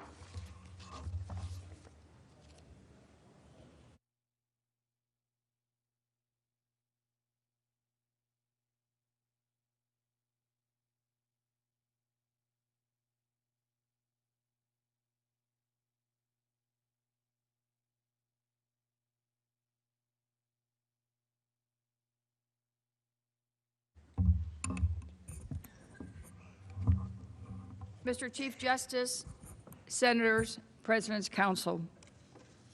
President Trump and President Zelensky's relationship started out well. President Trump wanted the two investigations from Zelensky, and he had no reason to believe that he would not get what he wanted. On April 21st, 2019, Zelensky, who was new to politics, won a landslide victory in Ukraine's presidential election. That evening, President Trump called Zelensky to congratulate him. On that first call, Zelensky invited President Trump to visit Ukraine for the upcoming inauguration. President Trump, in turn, promised that his administration would send someone at a very, very high level. During that same April call, President Trump invited Zelensky to the White House, saying, "When you're settled in and ready, I'd like to invite you to the White House. We have a lot of things to talk about, but we're with you all the way." Zelensky immediately accepted the president's invitation, adding that the whole team and I are looking forward to that visit. Numerous witnesses testified about the significance of a White House meeting for the political newcomer. A White House meeting would show Ukrainians that America supported Zelensky's anti-corruption platform, the clear backing of the President of the United States, Ukraine's most important patron, would also send a powerful message to Russia that we had Ukraine's back. During that April 24th call, President Trump never even uttered the word corruption. But the White House call recap falsely stated that the two presidents had discussed Ukraine's anti-corruption efforts. Shortly after the phone call, Jennifer Williams, advisor to Vice President Pence, learned that President Trump asked Vice President Pence to attend Zelensky's inauguration. Williams and her colleagues began planning for Pence's trip to Kyiv. At the same time, Giuliani was trying to get Ukraine to investigate the Bidens and the alleged 2016 election interference. On April 24, Giuliani went on Fox and Friends and had this to say. Keep your eye on Ukraine, because in Ukraine, a lot of the dirty work was done in digging up the information. American officials we used, Ukrainian officials we used, that's like collusion with the Ukrainians, and, or actually in this case, conspiracy with the Ukrainians. I think you'd get some interesting information about Joe Biden from Ukraine, about his son, Hunter Biden, about a company he was on the board of for years, which may be one of the most crooked companies in Ukraine. For this campaign to be truly beneficial to his boss, President Trump, Giuliani needed access to the new government in Ukraine. He dispatched his associates, Lev Parnas and Igor Fruman, to try to make inroads with the Zelensky team. On April 25, former Vice President Biden publicly announced his bid for the presidency, and immediately he was at the top of the polls. That same day, David Holmes, an American diplomat at our embassy in Ukraine, learned that Giuliani had reached out to the head of President Zelensky's campaign. As Mr. Holmes explained, the new Ukrainian government began to think that Giuliani was a significant person in terms of managing their relationship with the United States. As Giuliani and his associates worked behind the scenes to get access to the new leadership in Ukraine, President Trump was publicly signaling his interest in the investigations. On May 2nd, the president appeared on Fox News, who had asked, should the former vice president explain himself on his feeling in Ukraine and whether there was a conflict with his son's business interests. President Trump replied as follows. I'm hearing it's a major scandal, major problem, very bad things happened, and we'll see what that is. They even have him on tape talking about it. They have Joe Biden on tape talking about the prosecutor, and I've seen that tape. A lot of people are talking about that tape. But that's up for them. They have to solve that problem. The tape President Trump referenced is a video from January 2018, in which Vice President Biden explained he placed an ultimatum to the Ukrainian president to remove the corrupt prosecutor general to ensure that the taxpayer money would be used appropriately. The vice president's actions were consistent with official U.S. policy, as well as the opinions of the international community. On May 9, the New York Times published an article about Giuliani's plan to visit Ukraine. In the article, Giuliani confirmed that he planned to meet Zelensky. At that meeting, he wanted to press the Ukrainian government to pursue the investigations that President Trump promoted only days earlier. Giuliani said, "We're not meddling in an election, we're meddling in an investigation which we have a right to do." Giuliani even went so far as to acknowledge that his actions could benefit President Trump personally. He said, and I quote, "This isn't foreign policy. I'm asking them to do an investigation they're doing already and that other people are telling them to stop. And I'm going to give them reasons why they shouldn't stop it, because that information would be very, very helpful to my client and may turn out to be helpful to my government." That's it. Right there. Giuliani admitting he was asking Ukraine to work on investigations that would be very, very helpful to the president. He was not doing foreign policy. He was not doing this on behalf of the government. He was doing this for personal interests of his client, Donald J. Trump. The next morning, on May 10, amid coverage of his planned trip to Ukraine, Giuliani tweeted further about Biden, then had a flurry of calls with Parnas, who was helping in planning his trip to Ukraine.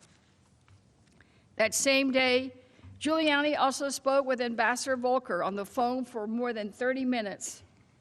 Ambassador Volker had learned that Giuliani intended to travel to Ukraine and had called to warn Giuliani that Prosecutor General Lutsenko is not credible.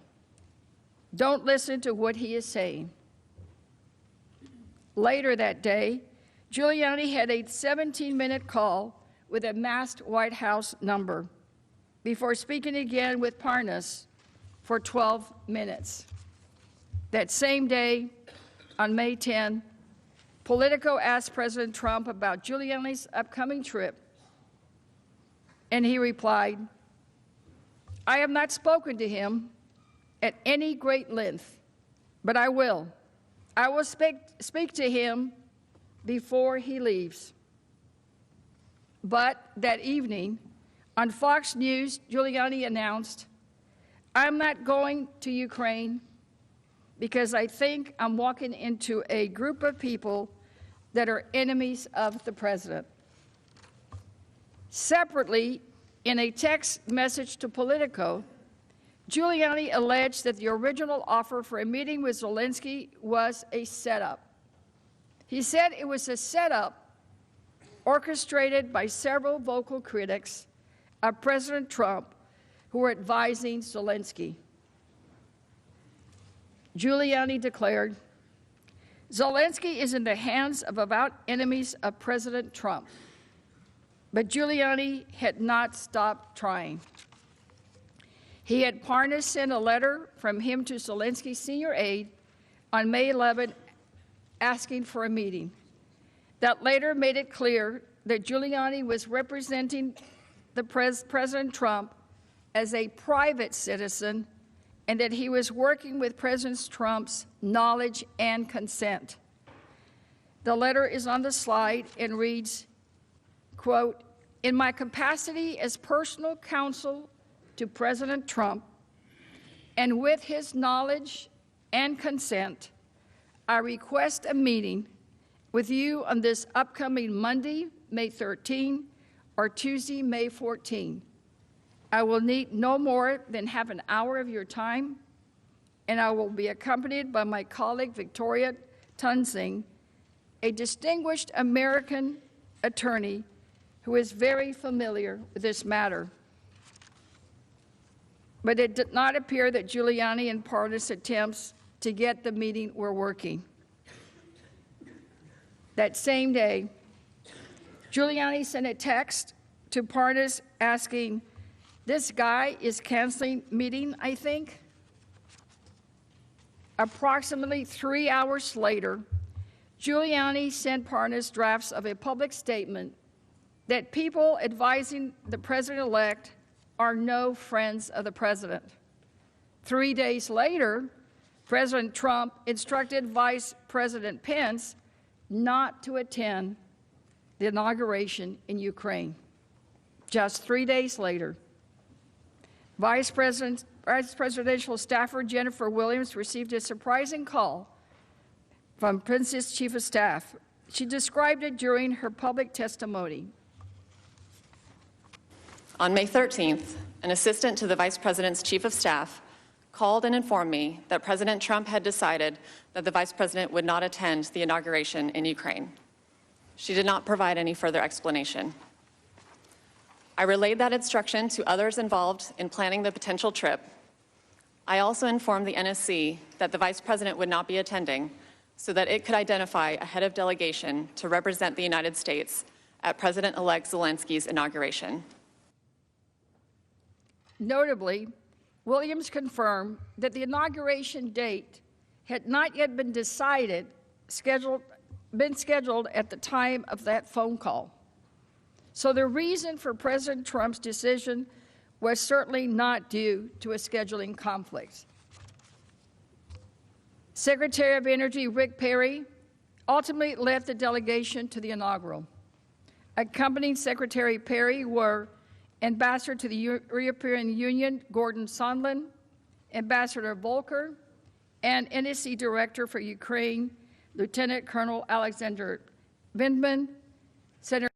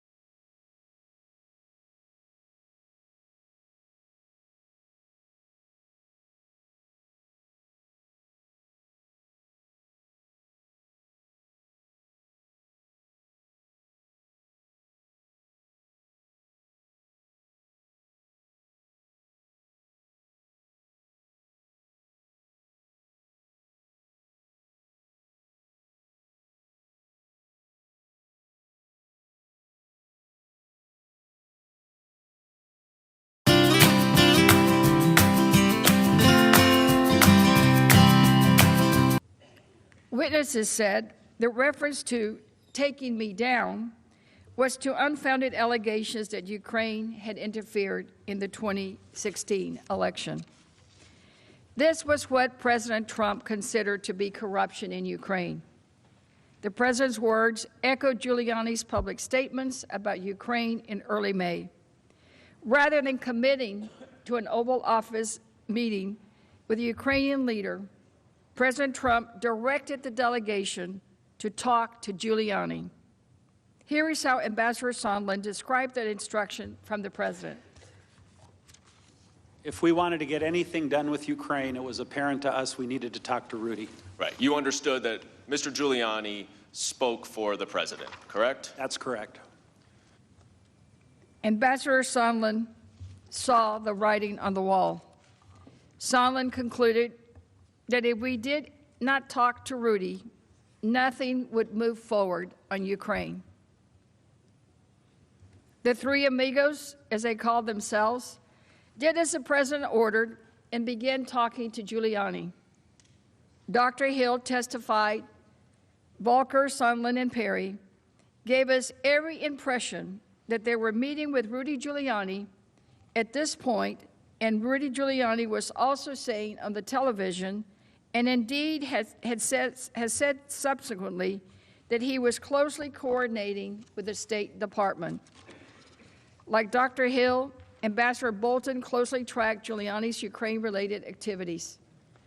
Hill testified about a conversation she had with Bolton in May of 2019. That conversation was revealing, so let's listen. On television making these statements, and I had already brought to Ambassador Bolton's attention the attacks, the smear campaign against Ambassador Yovanovitch, and expressed great regret about how this was unfolding and, in fact, the shameful way in which Ambassador Yovanovitch was being smeared and attacked.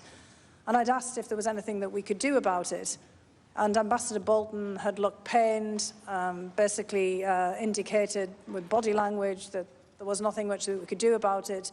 And he then, in the course of that discussion, said that Rudy Giuliani was a hand grenade that was going to blow everyone up. Did you understand what he meant by that? I did, actually. What did he mean? Well, I think he meant that, obviously, what Mr. Giuliani was saying was pretty explosive in any case. He was frequently on television making quite incendiary remarks about everyone involved in this, and that he was clearly pushing forward issues and ideas that would, probably come back to haunt us. And, in fact, I think... According to Hill's description, Bolton said that Giuliani's influence could be an obstacle to increased White House engagement with Ukraine. He instructed his staff not to meet with Giuliani. In June, Volker and Sondland relayed to Ambassador Taylor that President Trump wanted to hear from Zelensky before scheduling the meeting in the Oval Office. Ambassador Taylor testified that he did not understand at the time what that meant. Around this time, the president publicly expressed that he thought it would be okay to accept foreign interference to assist his campaign if it was in the form of opposition research on his opponent. Let's listen to that shocking interview. The campaign this time around, if foreigners, if Russia, if China, if someone else offers you information on an opponent, should they accept it or should they call the FBI? I think maybe you do both. I think you might want to listen. There's nothing wrong with listening. If somebody called from a country, Norway, we have information on your opponent. Oh, I think I'd want to hear it. You want that kind of interference in our elections? It's not an interference. They have information. I think I'd take it. Shocking video. Meanwhile, Giuliani continued to press Ukraine to do the president's political dirty work. On June 21, for instance, Giuliani tweeted the following: "New press of Ukraine still silent on investigation of Ukrainian interference in the 2016 election and alleged Biden bribery of President Poroshenko. Time for leadership and investigate both if you want to purge how Ukraine was abused, by Hillary and Obama people. The quid pro quo scheme was taking shape. Giuliani was publicly advocating for Ukraine to conduct politically motivated investigations, while President Trump refused to schedule an Oval Office meeting for Ukraine's new president. As Ambassador Sondland testified, the scheme to pressure Ukraine to conduct these investigations would only get more insidious with time.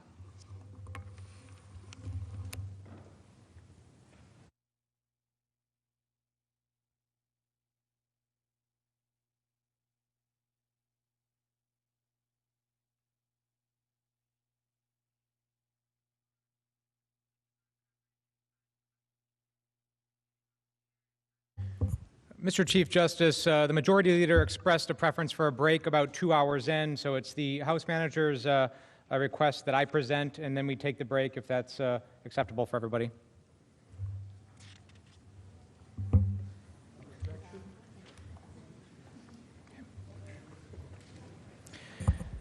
Mr. Chief Justice, members of the Senate, Counsel for the President, and the American people, where were you on July 25th, 2019?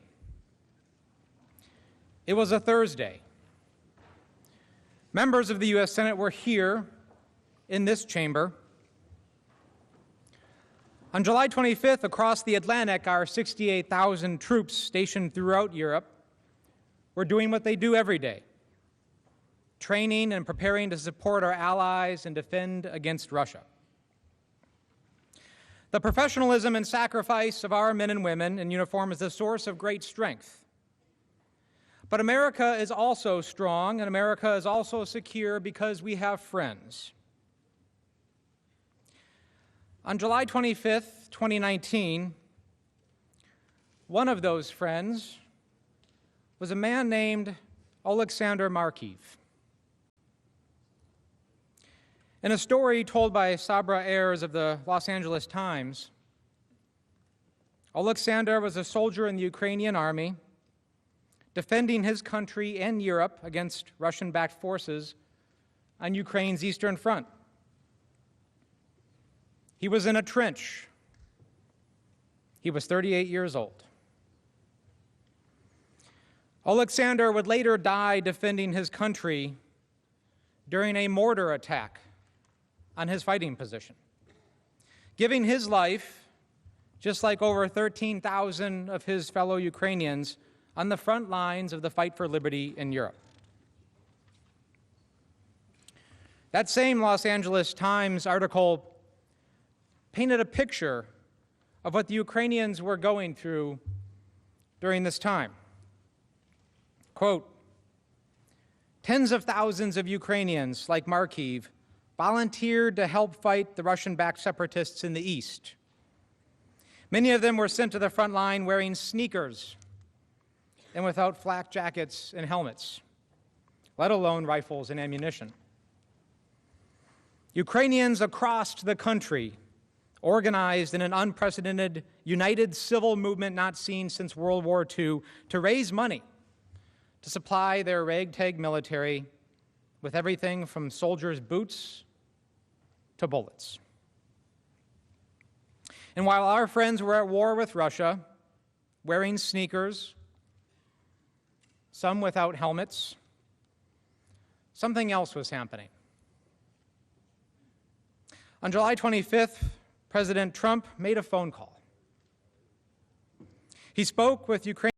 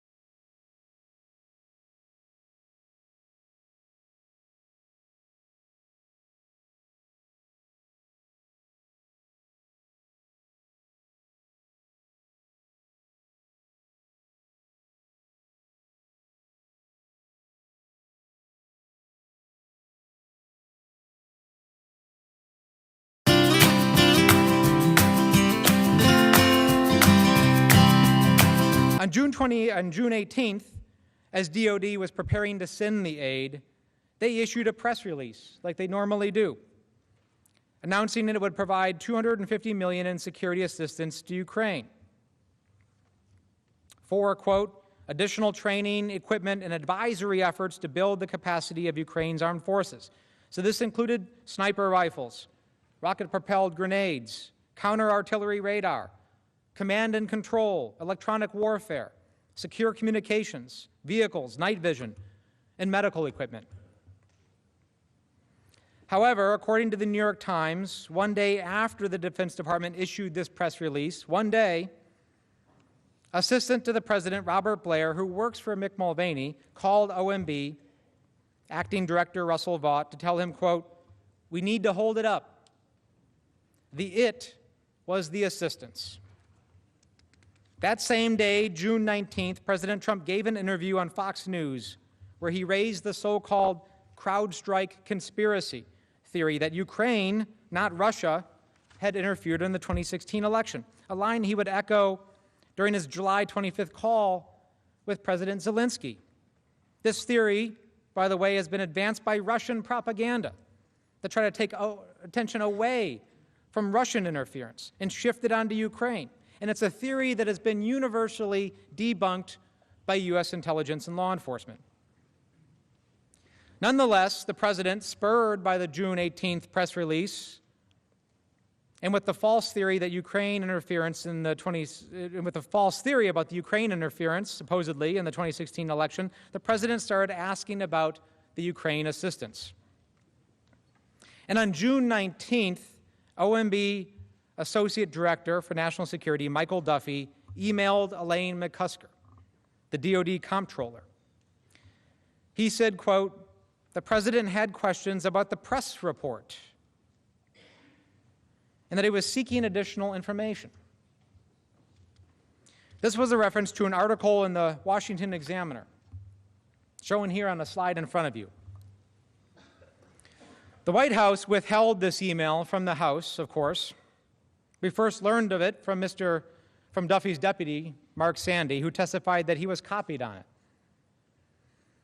Subsequently, as a result of a lawsuit under the Freedom of Information Act, the public, and therefore Congress, received a copy of that email.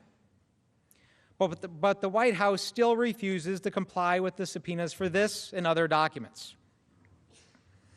On June 20th, McCusker responded to President Trump's inquiry by providing Sandy information on the Security Assistance Program.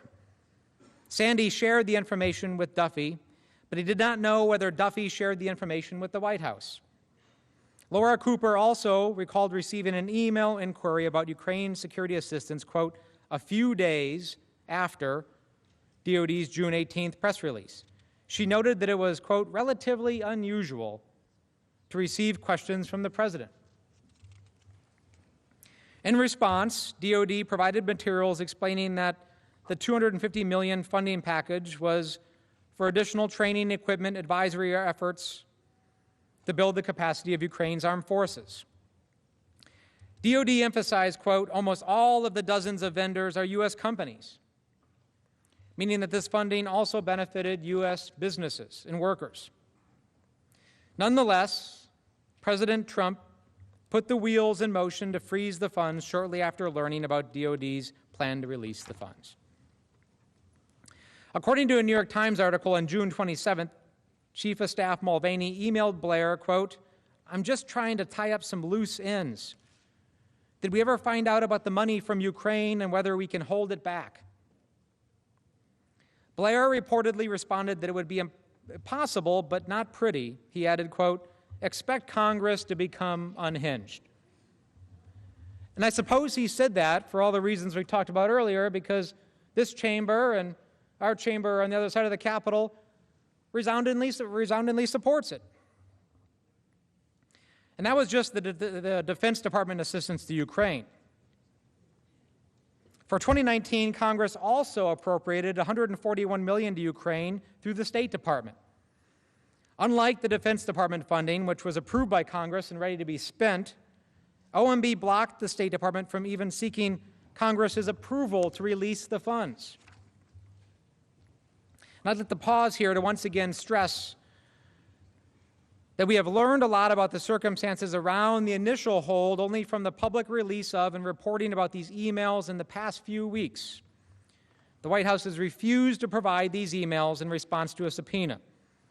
Mick Mulvaney and Rob Blair refused to comply with a subpoena to testify.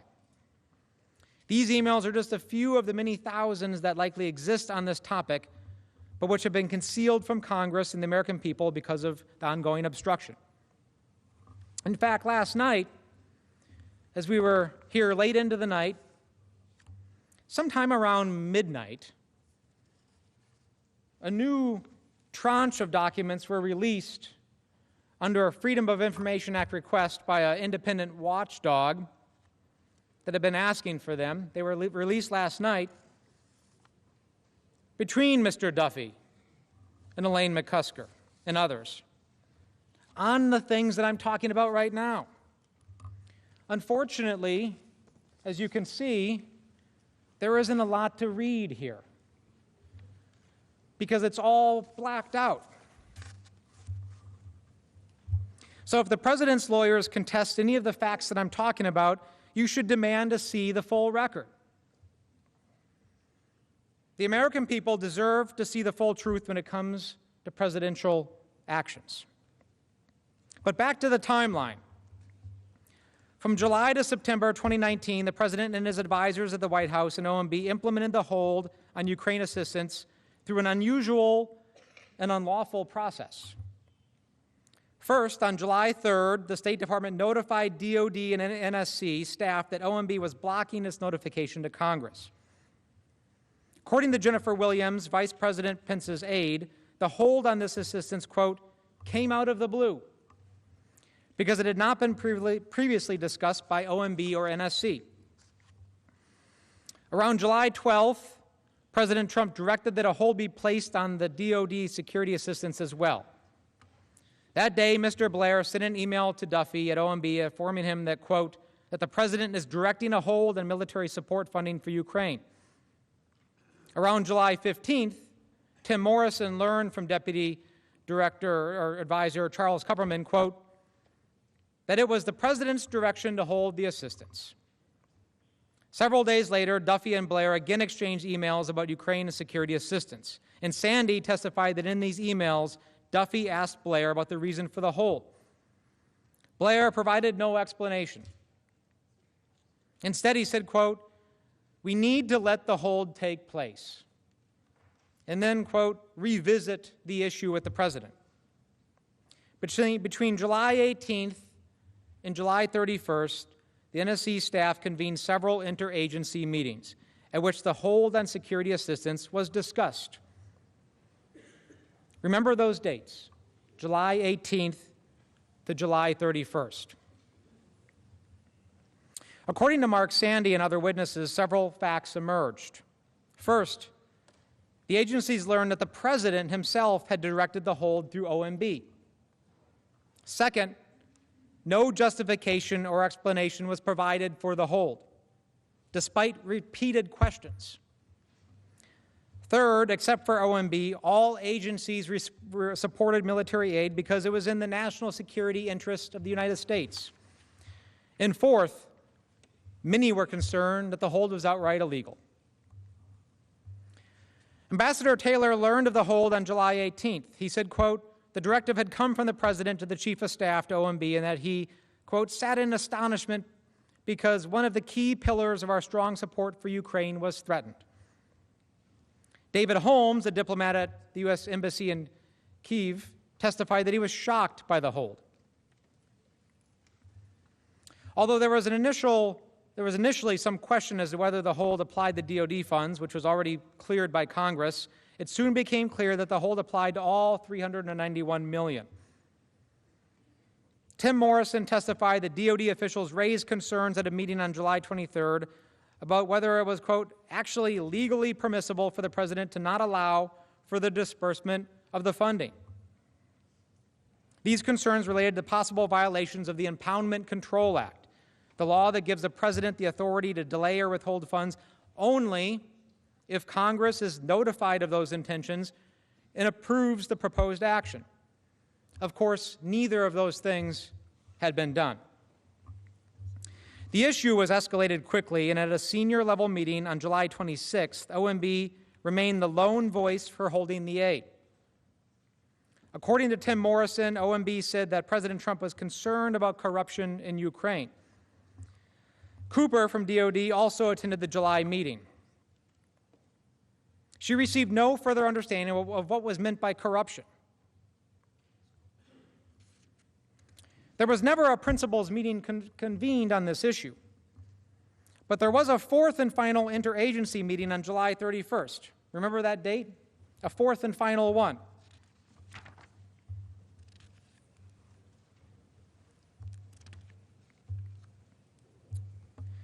There is a process for making sure that U.S. aid money makes it to the right place, to the right people. And Mr. Chief Justice, I do see a lot of members moving and taking a break. Would we like to take a break at this time? I have another probably 15 minutes. Oh, I think we can continue. Okay. If I may, what I was going to suggest was at 6:30, we take a 30-minute break for dinner. Okay. If that would work. So break at 6:30? Yep, okay. What I was going to suggest was a break for dinner at 6:30 for about 30 minutes. Does that work? Yeah. Okay.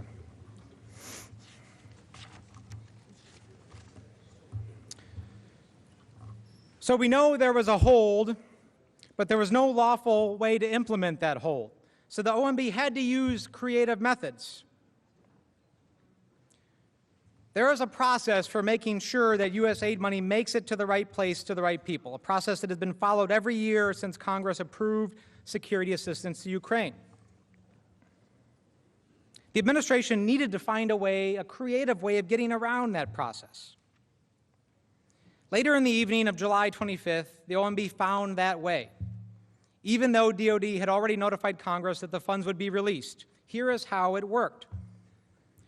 First, OMB issued guidance asserting that there was an ongoing review of assistance, even though none of the witnesses who testified were aware of any review of assistance. Second, OMB also attempted to hide the hold in a series of technical footnotes and funding documents. And third, OMB's leadership also transferred responsibility for approving funding obligations from career civil servant Mark Sandy to a political appointee, Mark Duffy, someone with no relevant experience in this funding. Based on recent public reporting and documents DOD released under the Freedom of Information Act, we learned that on July 25th, approximately 90 minutes after President Trump's phone call with President Zelensky, Mr. Duffy put this three-pronged plan into motion when he sent an email to senior DOD officials, copying Sandy. The email is in front of you. In this email, Duffy stated, quote, "Based on guidance I have received and in light of the administration's plan to review assistance to Ukraine, please hold off on any additional DOD obligations of these funds pending direction from that process." Duffy also underscored, quote, "Given the sensitive nature of the request, I appreciate you keeping that information closely held to those who need to know to execute the direction." In other words, don't tell anybody about it. Later that day, Sandy approved and signed the first July 25th funding document, which delayed funding until August 5th. Sandy testified that the purpose of this and subsequent footnotes, quote, was to preclude obligation for a limited period of time, but enable planning and casework to continue. Sandy also testified that his use of footnotes was unusual and that in his 12 years of OMB experience, he could, quote, not recall another event like it. On July 29th, Duffy told Sandy he would no longer be responsible for approving the release of DOD Ukraine funding. This was only weeks after Sandy had raised questions about the legality of the president's hold. Duffy also revoked the authority for approving the release of the State Department funding from Sandy's colleague at OMB. In short, Duffy assumed approval authority for all $391 million of the assistance. Over the next several weeks, with Duffy in charge, OMB continued to issue funding documents that kept kicking the can down the road, supposedly to allow for an interagency process. And remember, an interagency process that had already wrapped up back in July. While inserting the whole time footnotes throughout the apportionment documents, stating that the delay wouldn't affect the program. And yet concerns continued to be relayed within DOD that it had. In total, OMB issued 9 of these documents between July 25th and September 10th. Even as OMB was implementing the president's hold, officials inside OMB advocated for the release of the funds. On August 7th, OMB staff sent a memo to Director Vaught, recommending removing the hold because the assistance was consistent with the national security strategy in terms of 1, supporting a stable, peaceful Europe, 2, the fact that the aid countered Russian aggression, and 3, that there was bipartisan support for the program. This meant that experts at every single relevant agency involved opposed the hold.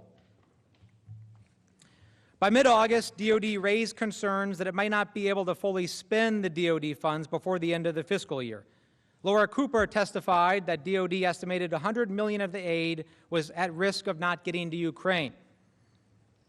DOD concluded that it could no longer support OMB's claim that the footnotes, quote, quote, this brief pause in obligations will not preclude DOD's timely execution of the final policy direction, end quote.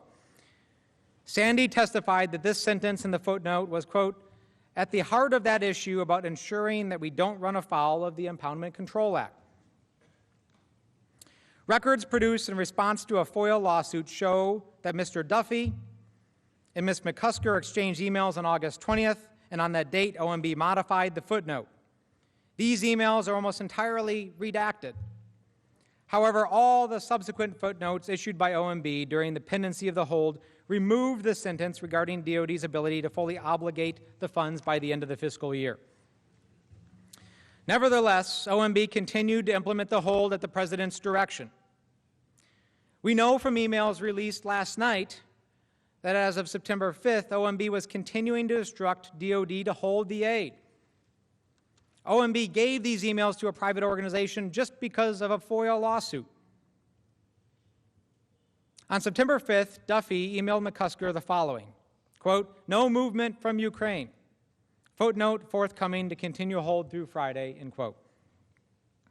We know that McCusker responded to OMB with a lengthy email detailing DOD's serious concerns, but OMB redacted almost the whole thing. As I explained last night, OMB has key documents that President Trump has refused to turn over to Congress. Key documents that go to the heart of one of the ways in which the President abused his power. Concerns about whether the administration was bending, if not breaking the law, contributed to at least 2 OMB officials resigning, including an attorney in OMB. According to Sandy, one colleague specifically disagreed with OMB General Counsel about the application of the Impoundment Control Act. As I mentioned earlier, the independent and nonpartisan Government Accountability Office has already said that the hold was illegal. But you remember the OMB correspondence referencing the, quote, interagency process. As we now know, there was no interagency process. It had ended months before. They made it up. They had to make it up because they couldn't say the real reason for the hold. Sometime prior to August 16th, Ambassador Bolton had a one-on-one meeting with President Trump. According to Morrison, at that meeting, the President, quote, was not ready to approve the release of the assistance. Ambassador Bolton instructed Morrison to look for other opportunities to get the President's cabinet together to, quote, have the direct, in-person conversation with the President about this topic. Everyone was worried, including the President's national security advisor. In mid-August, Colonel Vindman drafted a presidential decision memorandum for Ambassador Bolton to present to President Trump for a decision on Ukraine security assistance. The memorandum recommended that the hold be lifted. Morrison testified that the memorandum was never provided to the president because of other competing issues. Morrison testified that a meeting with the president was never arranged in August, reportedly because of scheduling problems. According to recent press reports, on August 30th, Secretary of Defense Esper, Secretary of State Pompeo met with President Trump and implored him to release the security assistance because doing so was in the interests of the United States. However, President Trump continued to ignore everybody. Later that day, Duffy emailed Undersecretary of Defense Elaine McCusker and wrote, quote, "Clear direction from POTUS to hold." The Ukrainian government knew of President Trump's hold on security assistance well before it was publicly reported on August 28th. This was not surprising. U.S. diplomat Catherine Croft testified it was, quote, "inevitable that it was eventually going to come out." She said 2 individuals from the Ukrainian embassy here in Washington approached her approximately a week apart, quote, "quietly and in confidence, to ask me about an OMB hold on Ukraine security assistance." She could not precisely recall the dates of these conversations, but testified that she was, quote, "very surprised at the effectiveness of my Ukrainian counterparts." Everyone was worried. So why would these diplomats quietly make this inquiry? It's because if it had gone public, it would show that weakness against Russia that was so concerning to everybody involved. She said, quote, "I think that if this were public in Ukraine, it would be seen as a reversal of our policy. It would be a really big deal in Ukraine and an expression of declining U.S. support for Ukraine." Meanwhile, Laura Cooper testified that DOD heard from the Ukrainian embassy on July 25th, the same day as President Trump's call to President Zelensky. On July 25th, a member of my staff got a question from a Ukraine embassy contact asking what was going on with Ukraine security assistance. Because at that time, we did not know what the guidance was on USAI. The OMB notice of apportionment arrived that day, but this staff member did not find out about it until later.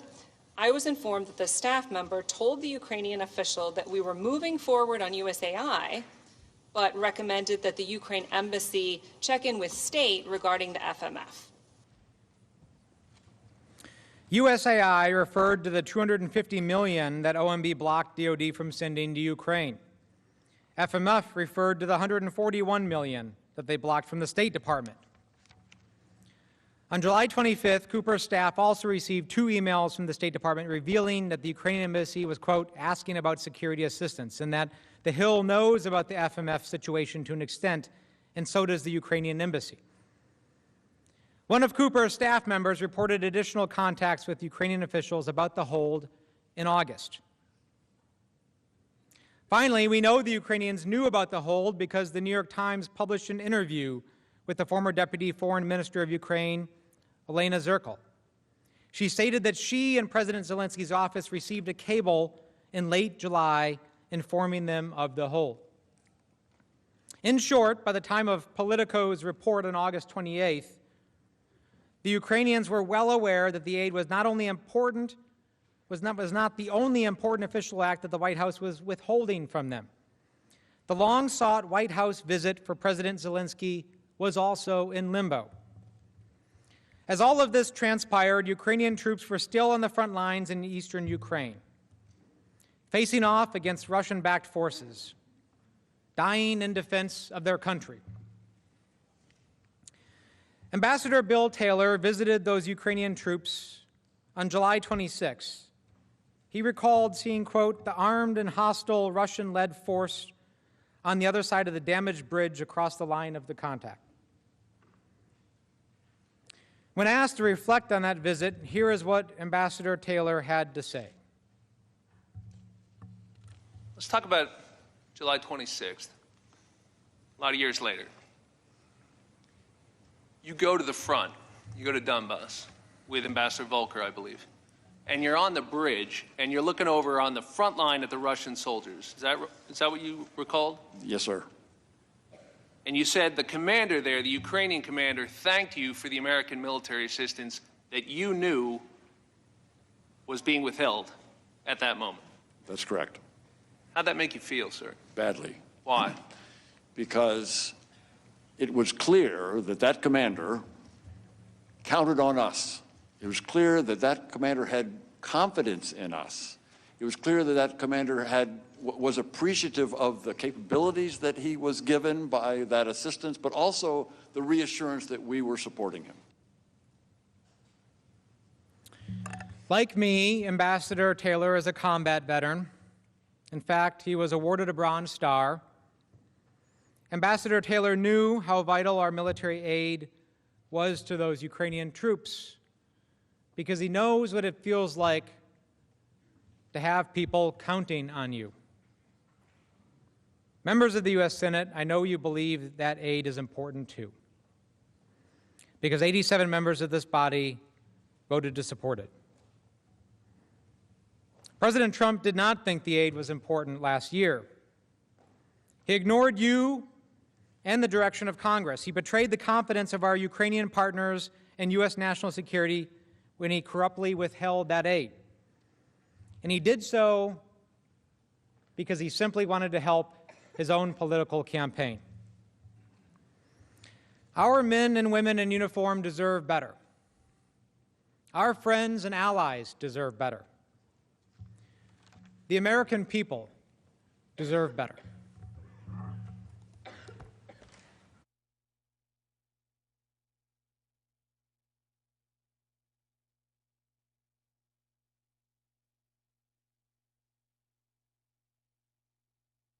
Chief Justice Roberts, senators, and counsel for the President. Now I want to talk to you about the White House meeting that President Trump offered to President Zelensky during their first phone call in April. But as you know, that meeting has not been scheduled. It was never scheduled. Ambassador Sondland testified that after the May 23rd meeting with President Trump, it became clear that President Zelensky would not be invited to the Oval Office until he announced the opening of investigations that would benefit President Trump's re-election. During his testimony, Ambassador Sondland stressed that it was a clear quid pro quo. Let's listen. I know that members of this committee frequently frame these complicated issues in the form of a simple question. Was there a quid pro quo? As I testified previously, with regard to the requested White House call and the White House meeting, the answer is yes. Mr. Giuliani conveyed to Secretary Perry, Ambassador Volker, and others that President Trump wanted a public statement from President Zelensky committing to investigations of Burisma and the 2016 election. Mr. Giuliani expressed those requests directly to the Ukrainians, and Mr. Giuliani also expressed those requests directly to us. We all understood that these prerequisites for the White House call and the White House meeting reflected President Trump's desires and requirements. Ambassador Sondland also testified that the scheme to pressure Ukraine into fulfilling the president's requirements for an Oval Office meeting became progressively and more specific and problematic, what he described as a continuum of insidiousness. He explained the evolution from generic requests to investigate corruption to calls to pursue specific allegations against President Trump's political opponents. Here is Ambassador Sondland again. Well, Mr. Chairman, when we left the Oval Office, I believe on May 23rd, the request was very generic for an investigation of corruption in a very vanilla sense, and dealing with some of the oligarch problems in Ukraine, which were longstanding problems.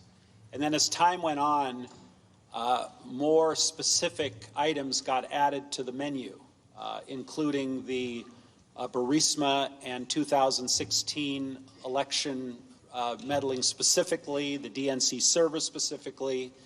And over this continuum, it became more and more difficult to secure the White House meeting because more conditions were being placed on the White House meeting.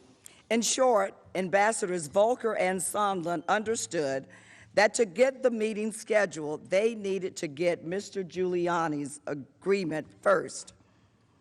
On June 27, Ambassador Sondland explained to Ambassador Taylor that President Trump needed to hear from the Ukrainian leader before he would consent to a White House meeting. Here is how Ambassador Taylor explained it. On June 27th, Ambassador Sondland told me during a phone conversation that President Zelensky needed to make clear to President Trump that he, President Zelensky, was not standing in the way of investigations.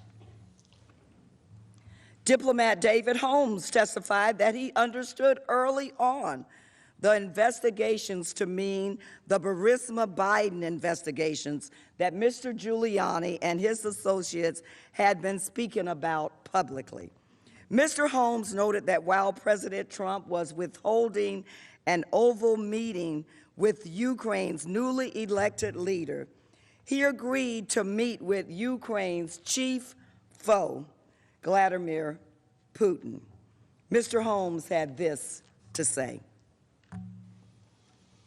Also on June 28th, while President Trump was still not moving forward on a meeting with President Zelensky, he met with Russian President Putin at the G20 summit in Osaka, Japan, sending a further signal of lack of support to Ukraine. Ambassador Volker did not dispute other witnesses' testimony that President Trump conditioned Oval Office meetings on President Zelensky's willingness to announce investigations. Indeed, Ambassador Volker helped matters along. Ambassador Volker testified that at a conference in early July, he suggested that President Zelensky speak to President Trump on the phone to discuss the investigations. During his testimony, Ambassador Volker described that encounter. And in the July 2nd or 3rd meeting in Toronto that you had with President Zelensky, you also mentioned investigations to him, Yes. right? And again, you were referring to the Burisma. I was thinking and of the 2016. Burisma in 2016. Okay. And you understood that that's what the Ukrainians interpreted references to investigations to be related to Burisma and the 2016 election. I don't know specifically at that time if we had talked that specifically Burisma 2016 with President Zelensky. That was my assumption, though, that they would have been thinking that too. Mr. Giuliani became an inescapable presence to both Ukrainian officials and American diplomats. To the Ukrainians, Rudy Giuliani was seen as both a potential channel to President Trump and an obstacle to a productive U.S.-Ukraine relationship. A top aide to President Zelensky texted to Volker that, "I feel that the key for many things is Rudy, and I'm ready to talk with him at any time." But everyone understood that Mr. Giuliani was no rogue agent. He was acting at the direction of the president. Ambassador Sondland clearly described Mr. Giuliani's role in regard to the president. Let's listen. Mr. Giuliani's requests were a quid pro quo for arranging a White House visit for President Zelensky. Mr. Giuliani demanded that Ukraine make a public statement announcing the investigations of the 2016 election, DNC server, and Burisma. Mr. Giuliani was expressing the desires of the President of the United States, and we knew these investigations were important to the President. Concerned about Mr. Giuliani's influence began to grow. On July 10th, at a meeting between Ambassador Taylor and 2 Ukrainian officials in Kyiv, Ukrainian officials said they were very concerned because Mr. Giuliani had told the corrupt Prosecutor General Lysenko that President Trump would not meet with the Ukrainian leader. Back in Washington, 2 important encounters at the White House further revealed the existence of a corrupt quid pro quo. Ambassador Sondland first broached the investigation in a meeting in Ambassador Bolton's office with Bolton's Ukrainian counterpart and President Zelensky's top aide. Also present were Secretary Perry, Ambassador Volker, and NSC officials Dr. Hill and Lieutenant Colonel Vindman. Toward the end of the meeting, the Ukrainians raised the topic of an Oval Office meeting between President Trump and President Zelensky. Ambassador Bolton started to respond when Ambassador Sondland interjected and raised the demands of the investigation. Here is how Lieutenant Colonel Vindman recalled the conversation. To the best of my recollection, Ambassador Sondland said that in order to get a White House meeting, the Ukrainians would have to provide a deliverable, which is investigations, specific investigations. Ambassador Volker separately confirmed this recollection during his testimony. I participated in the July 10th meeting between National Security Advisor Bolton and then Ukrainian Chairman of the National Security and Defense Council, Alex Danylyuk. As I remember, the meeting was essentially over when Ambassador Sondland made a general comment about investigations. I think all of us thought it was inappropriate. Ambassador Bolton also found Ambassador Sondland's reference to be inappropriate, and he abruptly ended the meeting. However, Ambassador Sondland was not deterred. He convened a second meeting where he discussed what needed to happen before an Oval Office meeting. Apparently, Ambassador Sondland had received his marching orders from the president, and he was determined to carry them out. Bolton sent Dr. Hill to join that meeting and report back, and this is what Dr. Hill had to say. And so when I came in, Gordon Sondland was basically saying, well, look, we have a deal here that there will be a meeting. I have a deal here with Chief of Staff Mulvaney. There will be a meeting if the Ukrainians open up or announce these investigations into 2016 in Burisma. And I cut it off immediately there. Because by this point, having heard Mr. Giuliani over and over again on the television and all of the issues that he was asserting, by this point it was clear that Burisma was code for the Bidens because Giuliani was laying it out there. After the meeting, Dr. Hill followed up with Ambassador Bolton and relayed what transpired. Bolton was alarmed. In other words, Ambassador Bolton didn't want any part of it. He directed Dr. Hill to brief the NSC's top attorney, John Eisenberg, as she explained during her hearing.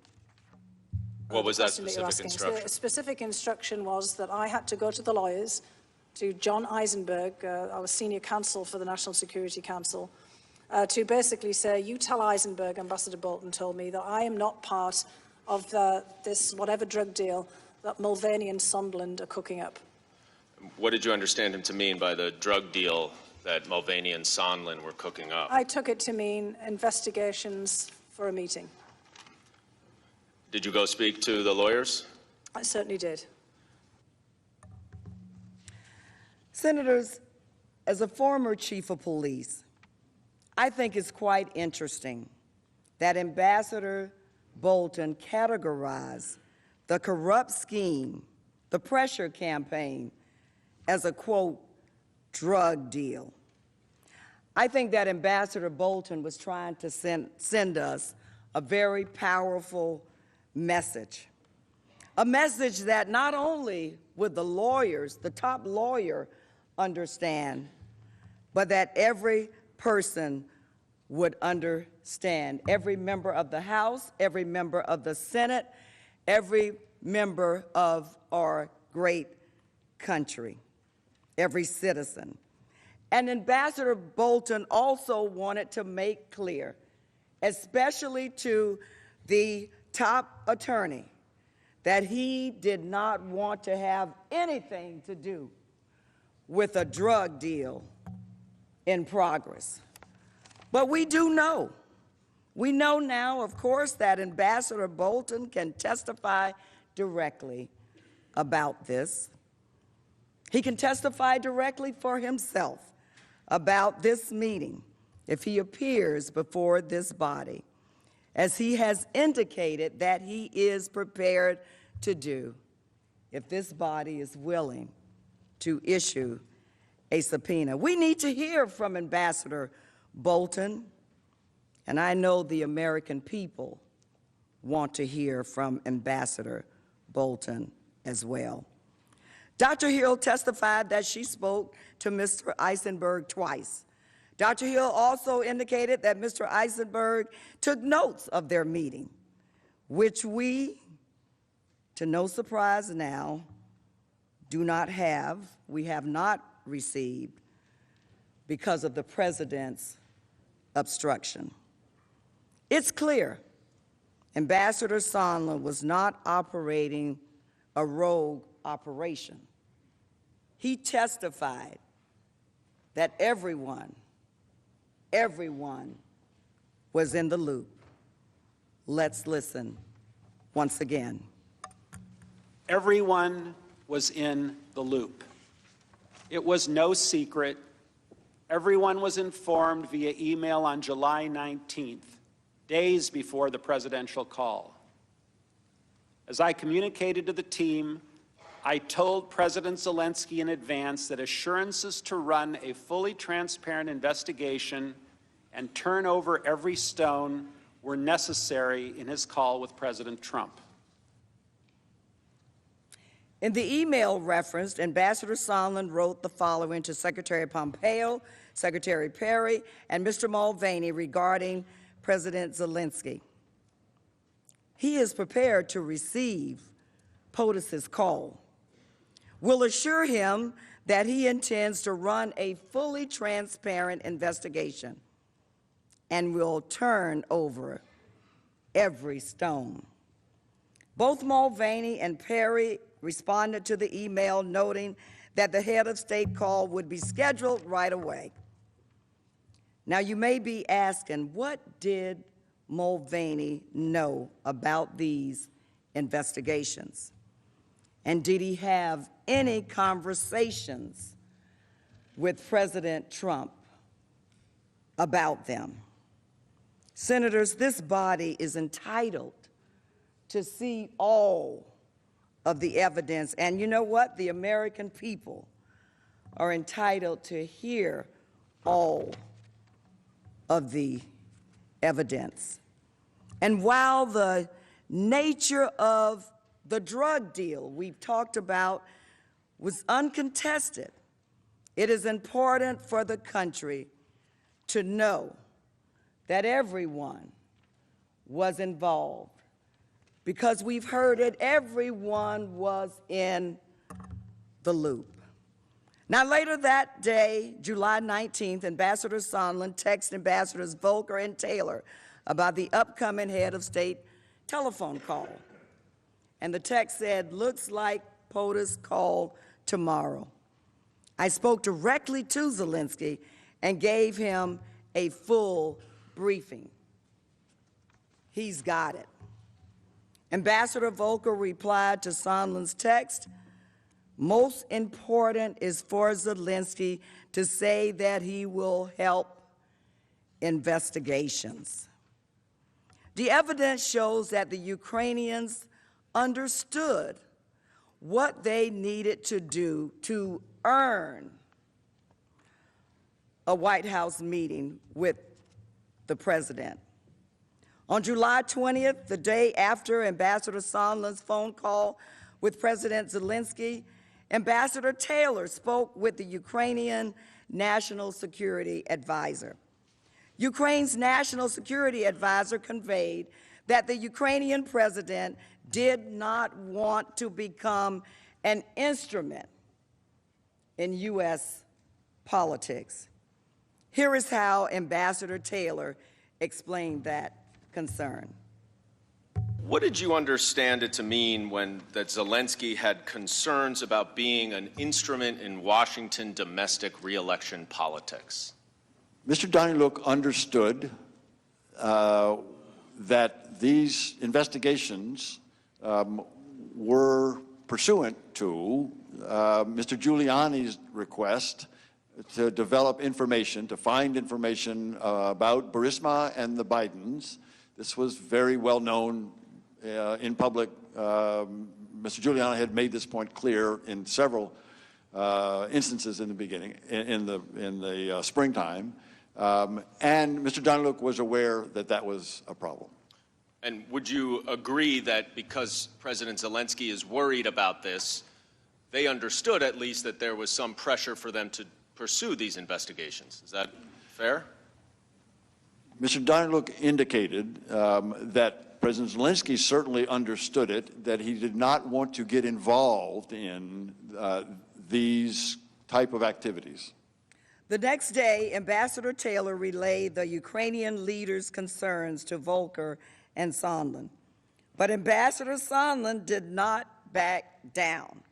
Specifically, Ambassador Sondland texted in response to Ambassador Taylor's worry. Absolutely, but we need to get the conversation started and the relationship built, irrespective of the pretext. Again, Ambassador Sondland had his marching orders, and he was determined to carry them out. A call between President Trump and President Zelensky was scheduled for July 25th. Before the call, President Trump spoke to Sondland and reiterated his expectation that the Ukrainian leader would commit to the investigations. Ambassador Sondland subsequently contacted Ambassadors Volker and relayed the message to him. Volker then texted Zelensky's top aide with President Trump's instructions. Assuming President Z convinces Trump he will investigate, get to the bottom of what happened in 2016, we will nail down the date for a visit to Washington. Senators, in other words, even before the July 25th phone call with President Zelensky, before it ever took place, Ukraine understood what it needed to initiate, that it needed to initiate the investigations into the debunked conspiracy theory about the 2016 election as a condition for President Zelensky, the newly elected Ukrainian president, to visit the White House. Ambassador Sondland testified that acting on President Trump's direct orders, he and Ambassador Volker prepped President Zelensky for the telephone call. And you would agree that the message in this that is expressed here is that President Zelensky needs to convince Trump that he will do the investigations in order to nail down the date for a visit to Washington, D.C. Is that correct? That's correct. By this time, nonpartisan career officials involved with Ukraine policy had become aware of this quid pro quo. Here is what 3 of them said during their testimony. Ambassador Taylor, the meeting President Zelensky wanted was conditioned on investigations of Burisma and alleged Ukrainian influence in the 2016 elections. Ambassador David Holmes, it was made clear that some action on a Burisma-Biden investigation was a precondition for an Oval Office visit. Dr. Hill, there seems to be an awful lot of people involved.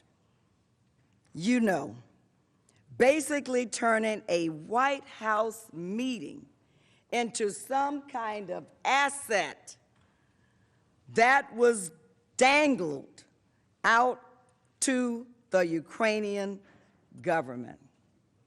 A White House visit, a visit to the Oval Office dangled out to the Ukrainian government. Senators, I ask you to think about those words as we decide, as you decide, what action you will take. Think about those words. There was no doubt the direction came from the President of the United States. The President was the center of this scheme. Ambassador Sondland testified that Mr. Giuliani was expressing the desires of the President of the United States, and we knew these investigations were important to the President. Ambassador Sondland added that Mr. Giuliani followed the direction of the President, and we followed the President's orders. However, as Ambassador Taylor testified, Ambassador Bolton was not interested in having, did not want to have the call because he thought it was going to be a disaster. He thought that there could be some talk of investigations or even worse than that. He thought, what was Ambassador, I ask you today, Senators, what was Ambassador Bolton so afraid that President Trump would say to the newly elected Ukrainian president? What was the National Security Advisor so afraid that President Trump would say to President Zelensky? And this is another topic we'd like to ask Ambassador Bolton about if and when he appears before this body.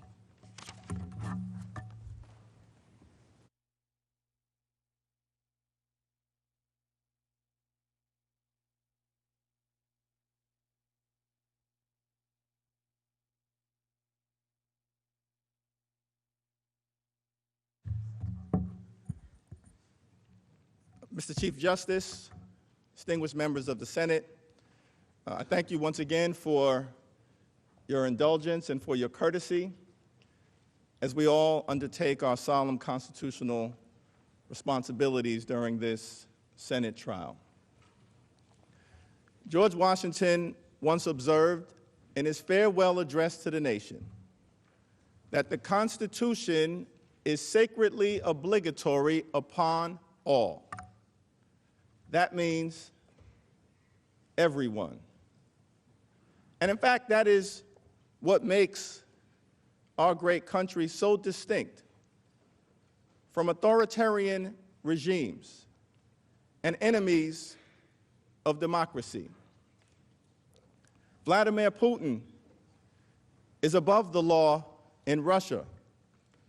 Erdogan is above the law in Turkey. Kim Jong-un is above the law in North Korea.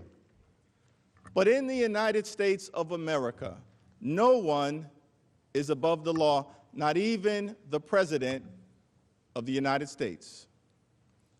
That is what this moment is all about. As we all know, Congress is a separate and co-equal branch of government. We don't work for this president or any president. We, of course, work for the American people. We have a constitutional responsibility to serve as a check and balance on an out-of-control executive branch. That is not the Democratic Party playbook.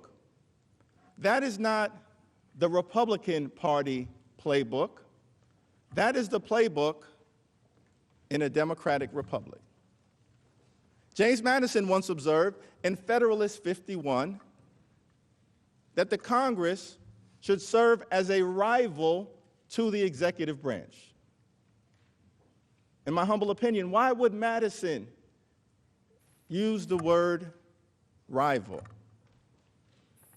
It's because the framers of the Constitution, I think, did not want a king. They did not want a dictator. They did not want a monarch. They wanted a democracy. The Constitution is sacredly obligatory upon all. It is through that lens that we proceed today. For the next few moments, I would like to discuss President Trump's July 25th phone call with Ukraine's newly elected leader. The president claims that his call was perfect. Nothing can be further from the truth. The call is direct evidence of President Trump's solicitation of foreign interference in the 2020 election as part of a corrupt scheme. It is important, of course, to remember the context of this call. The new Ukrainian president, Vladimir Zelensky, was in a vulnerable position and viewed American and diplomatic military support as critical to his standing and to Ukraine's fragile future as a democracy. Equally significant, as outlined by my colleagues, America has a strong national security interest in supporting Ukraine against Russia's continued aggression. William Taylor, West Point graduate, Vietnam War hero, ambassador to Ukraine, appointed by Donald Trump, testified, Ukraine is a strategic partner of the United States, important for the security of our country as well as Europe. Lieutenant Colonel Alexander Vindman, National Security Council officer, Trump appointee, Purple Heart recipient, Iraq War veteran, testified a strong and independent Ukraine is critical to our national security interests. Ukraine remains under attack by Russian-backed separatists in Crimea. It is an ongoing hot war. Ukraine is a friend, Russia is a foe. Ukraine is a democracy, Russia is a dictatorship. The United States may very well be one of the only things standing between Russia and Ukraine being completely overrun as part of Vladimir Putin's continued aggression against the free world. That is why this Congress allocated $391 million in military and security aid to a vulnerable Ukraine on a bipartisan basis, because it is in America's national security interests. On the July 25th call, Mr. Trump could have endeavored to strengthen the relationship with this new Ukrainian leader. Instead, President Trump focused on securing a personal favor. He wanted Ukraine to conduct phony investigations designed to enhance his political standing and solicit foreign interference in the 2020 election. On a July 25th call, President Trump maligned a highly respected American ambassador known as an anti-corruption crusader. At the same time, he praised a corrupt former Ukrainian prosecutor. And on multiple occasions, President Trump directed Ukraine's new leader to speak with his personal lawyer, Rudolph Giuliani, on an official call. Mr. Giuliani is not a member of the Trump administration? For these and other reasons, the July 25th call warrants our close scrutiny. It presents significant and shocking evidence of President Trump's corrupt intent. The call lays bare the president's willingness to do whatever it takes to get what he wants, even if his behavior undermines the national security interests of the United States of America. At the beginning of the call, President Zelensky mentioned U.S. military aid, and he states, "I would also like to thank you for your great support in the area of defense." The great support in the area of defense includes the security assistance passed by this Congress on a bipartisan basis that Donald Trump held up in violation of the law. Immediately after President Zelensky raised the issue of defense support, President Trump responded, "I would like you to do us a favor, though." These words will live in infamy. First, President Trump said to President Zelensky, as part of the two demands that he requested, "I would like you to find out what happened with this whole situation in Ukraine. They say CrowdStrike. I guess you have one of your wealthy people, the server, they say, Ukraine has it." President Trump continued, "I would like to have the Attorney General call you or your people, and I would like you to get to the bottom of it. As you saw yesterday, that whole nonsense ended with a very poor performance by a man named Robert Mueller, a Vietnam War hero, by the way. A very poor performance by a man named Robert Mueller, an incompetent performance. But they say a lot of it started with Ukraine. Whatever you can do, it's very important that you do it if that's possible." Who is the they referred to by President Trump, putting forth the baseless conspiracy theory that the Ukrainians, not the Russians, were behind the hack of the Democratic National Committee server in 2016? They means Russia. They means Putin. They are enemies of the United States. Not a single witness who testified before the House knew of any factual basis for President Trump's belief in the CrowdStrike Ukraine fairy tale. To the contrary, the U.S. intelligence community and this Senate Intelligence Committee assessed that Russia interfered in the 2016 election. As Dr. Fiona Hill testified, the theory that Ukraine interfered in the 2016 election is, quote, "a fictional narrative that has been perpetrated and propagated by the Russian security services." The conspiracy theory that President Trump advanced on the July 25th phone call is stone-cold Russian propaganda. As early as February 2017, Vladimir Putin began to promote this lie during a press conference, saying, quote, "The Ukrainian government adopted a unilateral position in favor of one candidate.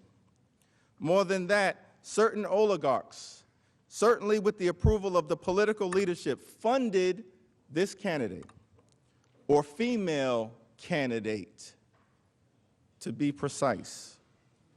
Those are the words of Vladimir Putin, a script apparently adopted by President Donald John Trump.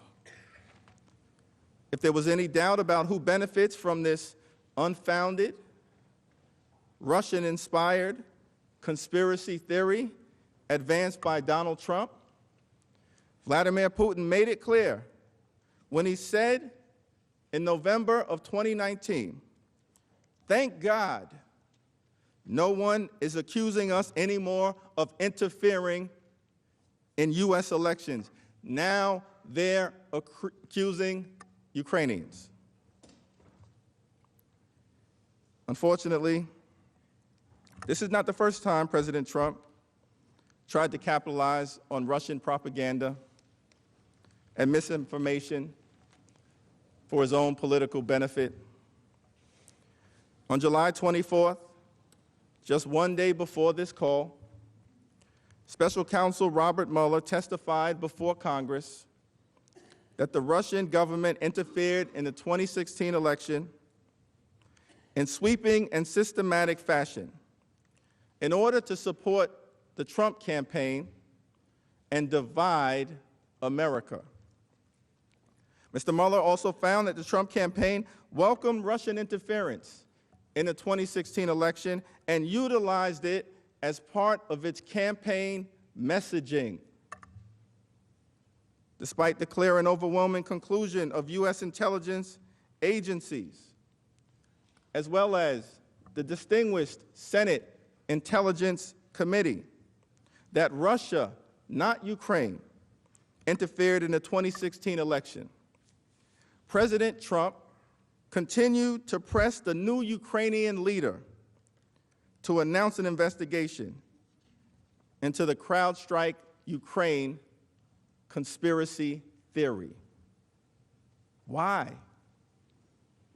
President Trump sought a political favor. That's why. As part of a scheme to solicit foreign interference in the 2020 election.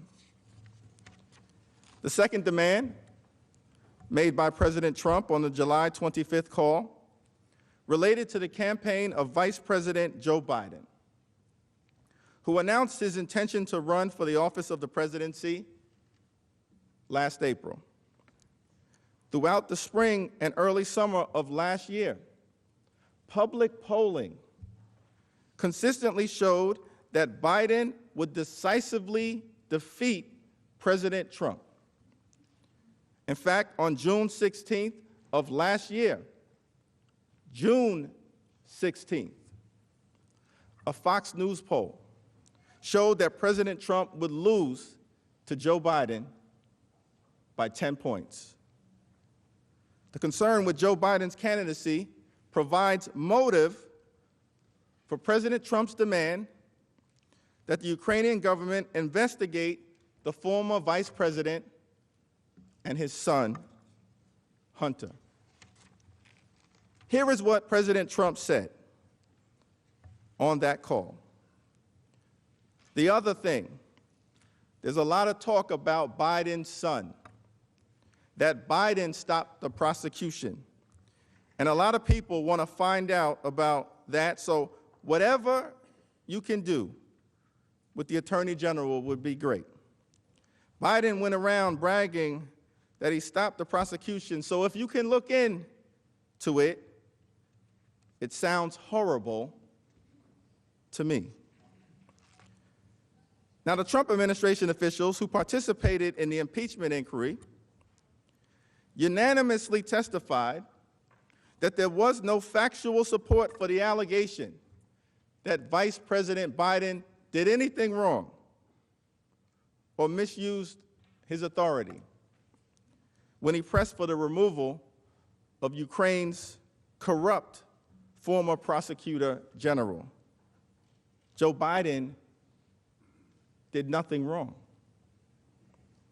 The witnesses testified that Vice President Biden was in fact carrying out official U.S. policy to clean up the Prosecutor General's office in Ukraine. This policy, of course, aligned with the perspective of many in this very distinguished body, as well as our European allies throughout the world, as well as the International Monetary Fund. Vice President Biden did not remove Yuri Lutsenko, the corrupt prosecutor. The Ukrainian government did, with the support of the free world. Nonetheless, on October 3rd, 2019, when a reporter asked President Trump, "What exactly did you hope Zelensky would do about the Bidens after your phone call?" President Trump responded as follows. Mr. President, what exactly did you hope Zelensky would do about the Bidens after your phone call? Exactly. Well, I would think that if they were honest about it, they'd start a major investigation into the Bidens. It's a very simple answer. Start a major investigation into the Bidens. The evidence of wrongdoing by President Trump is hiding in plain sight.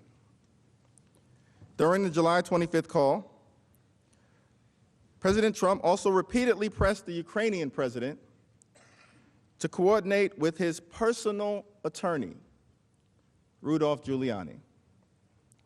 Why was Rudolph Giuliani's name mentioned multiple times during the July 25th phone call? Giuliani is not the Secretary of State. He's not an ambassador. He's not a member of the diplomatic corps. Rudolph Giuliani is a cold-blooded political operative for President Trump's re-election campaign.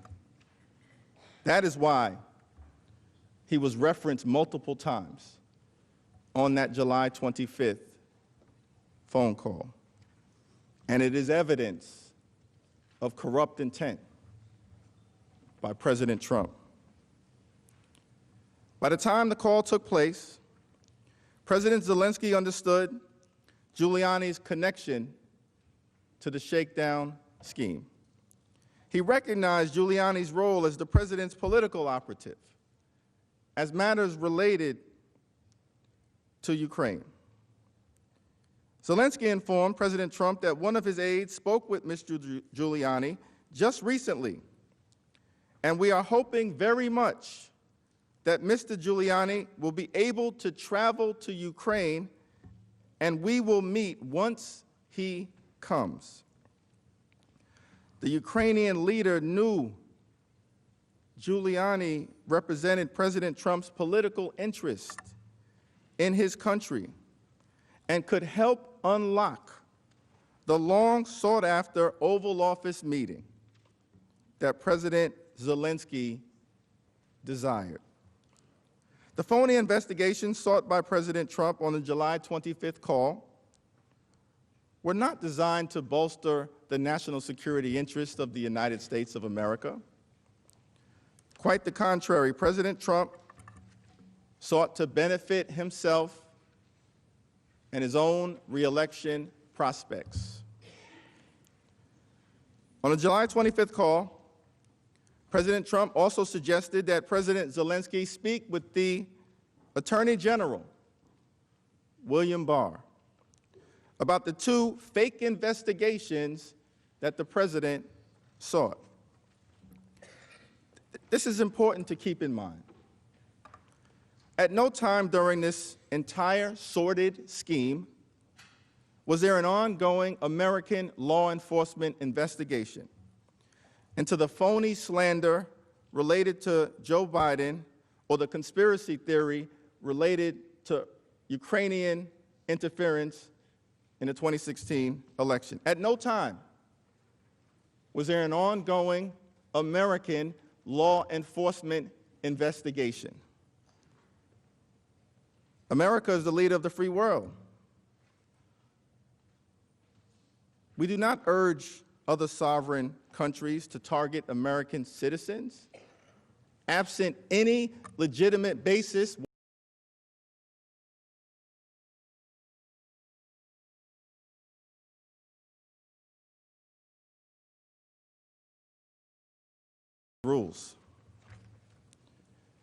During the July 25th call, President Trump didn't raise legitimate corruption concerns as it relates to Ukraine.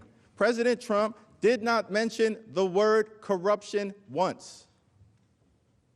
The president did, however, viciously malign former U.S. Ambassador to Ukraine, Marie Yovanovitch, a distinguished anti-corruption advocate whom he abruptly removed because she was seen as an obstacle to his geopolitical shakedown.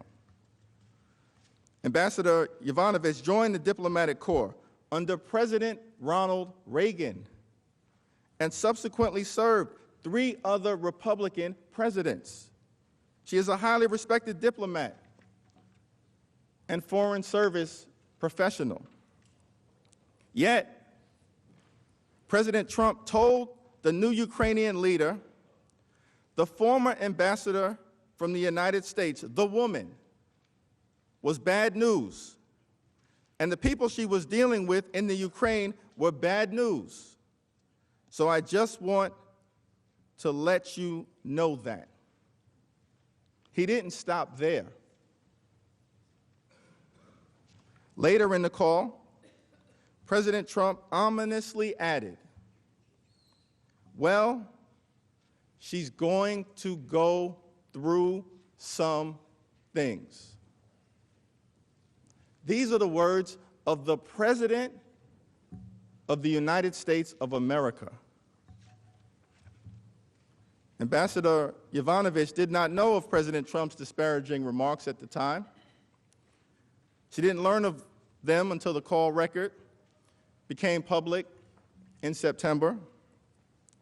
Asked whether she felt threatened by President Trump's statement that she was going to go through some things,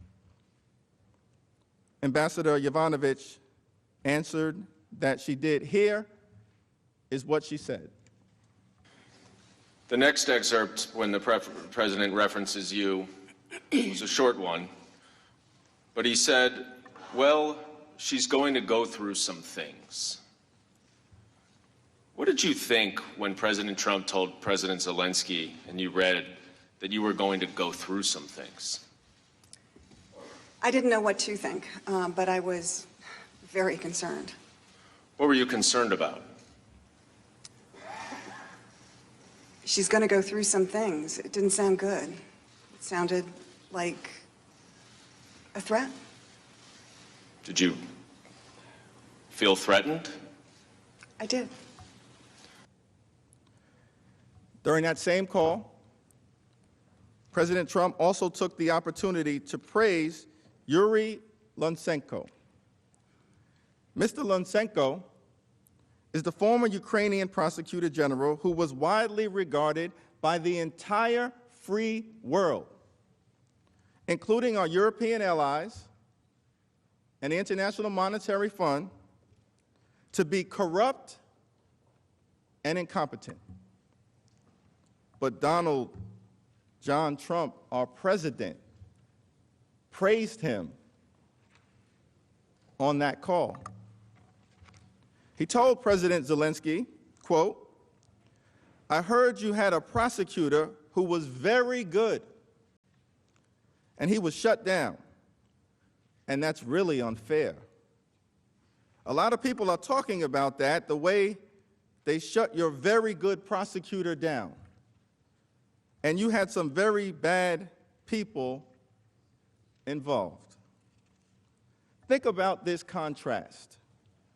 The president bashed a career American diplomat, an anti-corruption champion, who he unceremoniously removed because she was viewed as an obstacle to his efforts to solicit foreign interference in the 2020 election, and at the same time, praised someone who he thought could be an asset, a corrupt Ukrainian prosecutor, who the free world viewed as an obstacle to the rule of law. The idea that President Trump cares about corruption is laughable. It's laughable. Plain reading of the rough transcript of the July 25th call also sheds light on the quid pro quo involving the Oval Office meeting that had been sought.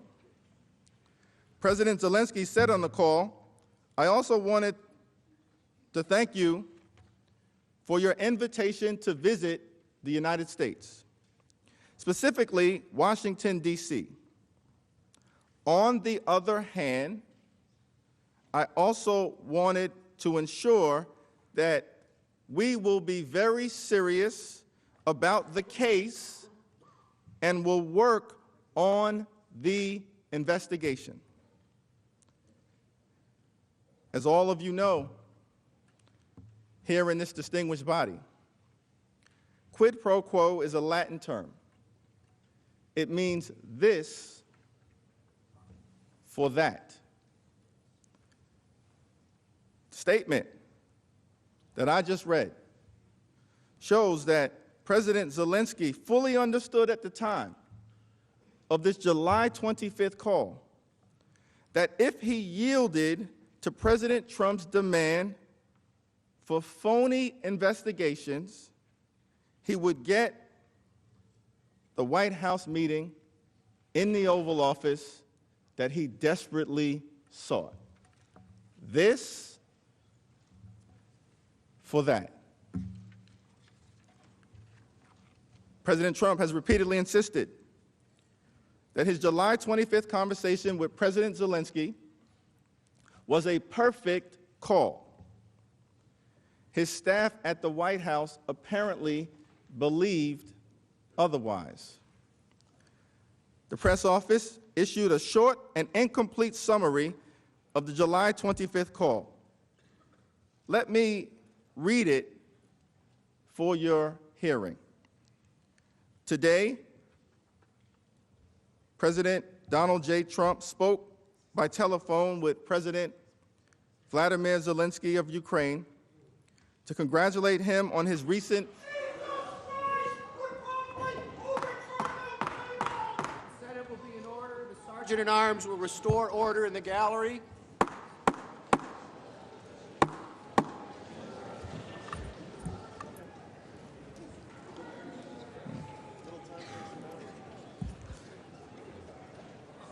And the scripture says, "For the Lord loves justice and will not abandon his faithful ones."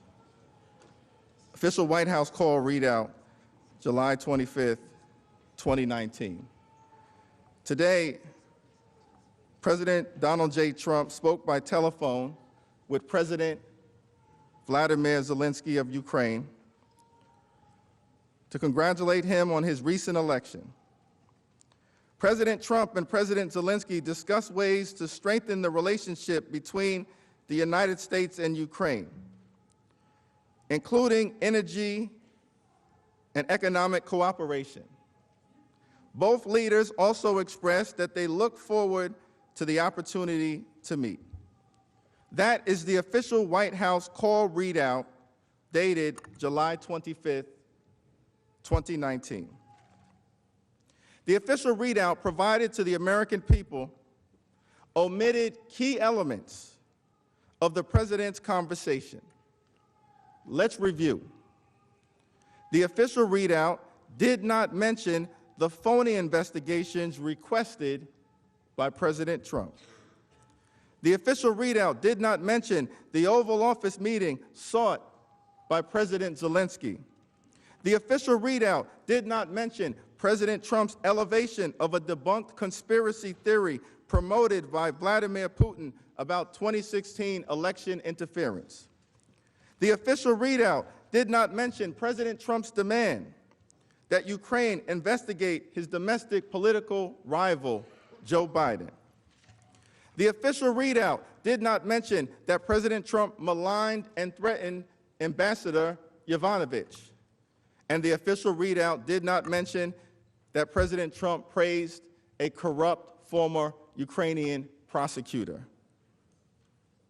The complete conversation, however, between President Trump and President Zelensky that we just outlined offers powerful evidence that President Trump abused his power and solicited foreign interference in the 2016 election, the 2020 election. Several members of the president's staff listening in on the call immediately grew concerned. As he sat in the White House Situation Room listening to the conversation, Lieutenant Colonel Alexander Vindman realized that the president's demands of the Ukrainian leader were inappropriate and improper. He quickly recognized that as the president began referencing the Bidens and CrowdStrike, the call was diverging from the official National Security Council approved talking points that he helped prepare. Lieutenant Colonel Vindman, 20-year Iraq War veteran, Purple Heart recipient, and American patriot. He testified in the context of the call that due to the unequal bargaining position of the two leaders and Ukraine's dependence on the United States, the favor that President Trump sought would have been perceived by President Zelensky as a demand. Lieutenant Colonel Vindman worried that the call would undermine U.S. national security interests, and he knew immediately that he had a duty to report the contents of the call to White House lawyers. I was concerned by the call. What I heard was inappropriate, and I reported my concerns to Mr. Eisenberg. It is improper for the President of the United States to demand a foreign government investigate a U.S. citizen and a political opponent. I was also clear that if Ukraine pursued an investigation, it was also clear that if Ukraine pursued an investigation into the 2016 elections, the Bidens and Burisma, it would be interpreted as a partisan play. This would undoubtedly result in Ukraine losing bipartisan support, undermining U.S. national security, and advancing Russia's strategic objectives in the region. Recounting the content of the call based on his detailed handwritten notes, Lieutenant Colonel Vindman told the lawyers that he believed it was wrong for President Trump to ask President Zelensky to investigate Vice President Biden. Other witnesses were also troubled by what they heard. Vice President Pence's advisor, Jennifer Williams, expressed concern that President Trump raised a domestic political matter on an official call with a foreign leader. She testified that the mention of investigations struck her as unusual and possibly political in nature. She said, "I guess for me, it shed some light on possible other motives behind a security assistance hold." Timothy Morrison, a former Republican congressional staffer who replaced Dr. Fiona Hill in July of 2019, also reported the call to National Security Council lawyers. After the call, President Trump continued to push the scheme forward.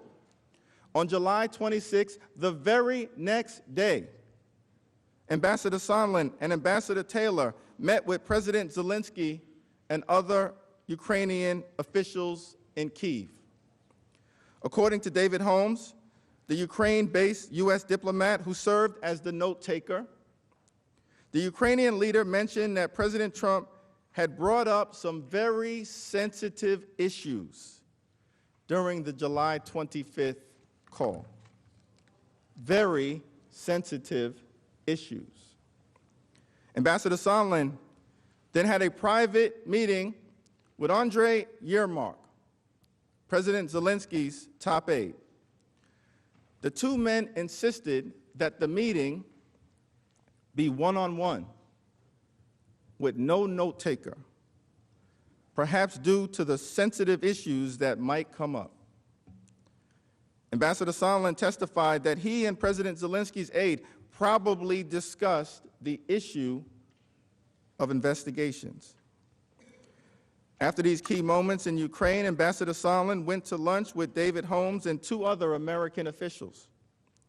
Mr. Holmes sat directly across from Ambassador Sondland, close enough to hear the details of an extraordinary telephone call between Mr. Sondland and President Trump. As Mr. Holmes relayed during his sworn testimony under oath, Ambassador Sondland pulled out his unsecured cell phone and said that he was going to call President Trump to give him an update. What happened next was shocking. While Ambassador Sondland's phone was not on speakerphone, I could hear the president's voice through the earpiece of the phone. The president's voice was loud and recognizable, and Ambassador Sondland held the phone away from his ear for a period of time, presumably because of the loud volume. I heard Ambassador Sondland greet the president and explain he was calling from Kyiv. I heard President Trump then clarify that Ambassador Sondland was in Ukraine. Ambassador Sondland replied yes, he was in Ukraine, and went on to state that President Zelensky, quote, loves her ass. I then heard President Trump ask, so he's going to do the investigation. Ambassador Sondland replied that he's going to do it, adding that President Zelensky will do anything you ask him to do. He's going to do it. He will do anything you ask him to do. Immediately after this call with President Trump, Mr. Holmes followed up with Ambassador Sondland. After the call ended, Ambassador Sondland remarked that the president was in a bad mood. As Ambassador Sondland stated, it was often the case early in the morning. I then took the opportunity to ask Ambassador Sondland for his candid impression of the president's views on Ukraine. In particular, I asked Ambassador Sondland if it was true that the president did not give an expletive about Ukraine. Ambassador Sondland agreed that the president did not give an expletive about Ukraine. I asked why not. Ambassador Sondland stated that the president only cares about big stuff. I noted there was big stuff going on in Ukraine, like a war with Russia. And Ambassador Sondland replied that he meant big stuff that benefits the president, like the Biden investigation that Mr. Giuliani was pushing. The conversation then moved on to other topics. During the July 25th call, President Trump asked for the favor of these 2 phony political investigations immediately after the Ukrainian president brought up defense assistance for Ukraine. And the following day, Ambassador Sondland confirmed to President Trump that Ukraine would indeed initiate the investigations discussed on the call, which was the only thing President cared about with respect to Ukraine. He didn't care that Russia was forcefully occupying eastern Ukraine. President Trump didn't care that thousands of Ukrainians apparently have died fighting for their democracy. He didn't seem to care that supporting Ukraine bolsters America's national security. But he cared about himself as it relates to the prospects of his reelection in 2020. In November, President Trump denied that he spoke to Ambassador Sondland on July 26, telling reporters, "I know nothing about that." But in his public testimony, Ambassador Sondland contradicted that assertion with official records he obtained from the White House. Ambassador Sondland further explained that Holmes' testimony refreshed his reelection about the July 26 call, which Ambassador Sondland had not originally described when he first appeared at a deposition before the House. Also, on July 26, shortly after our Kiev meetings, I spoke by phone with President Trump. The White House, which has finally shared certain call dates and times with my attorneys, confirms this. The call lasted 5 minutes. I remember I was at a restaurant in Kiev, and I have no reason to doubt that this conversation included the subject of investigations. Again, given Mr. Giuliani's demand that President Zelensky make a public statement about investigations, I knew that investigations were important to President Trump. President Trump said that his July 25th conversation was a perfect call. It was far from perfect. In a perfect call, the president would not demand a political favor from a vulnerable Ukraine under attack by a Russian foe. In a perfect call, the president would not demand that a foreign leader investigate a Russian-inspired conspiracy about the 2016 election. In a perfect call, the president would not pressure a foreign government to target an American citizen for political personal gain. In a perfect call, the president would not solicit foreign interference in the 2020 election. In a perfect call, the president would not threaten the well-being of a highly respected American ambassador and say that she was going to go through some things. In a perfect call, the president would not praise a disgraced former prosecutor who the free world viewed as corrupt and incompetent. And in a perfect call, the president would not have directed a foreign leader to follow up with Rudolph Giuliani, a human hand grenade. This was not a perfect call. It is direct evidence that President Donald John Trump corruptly abused his power and solicited foreign interference in the 2020 election. The majority leader is recognized. Mr. Chief Justice, colleagues, we'll now take a 30-minute break for dinner and reconvene at 5 minutes after 7. So I ask consent the Senate stand in recess until that time. Without objection, so ordered.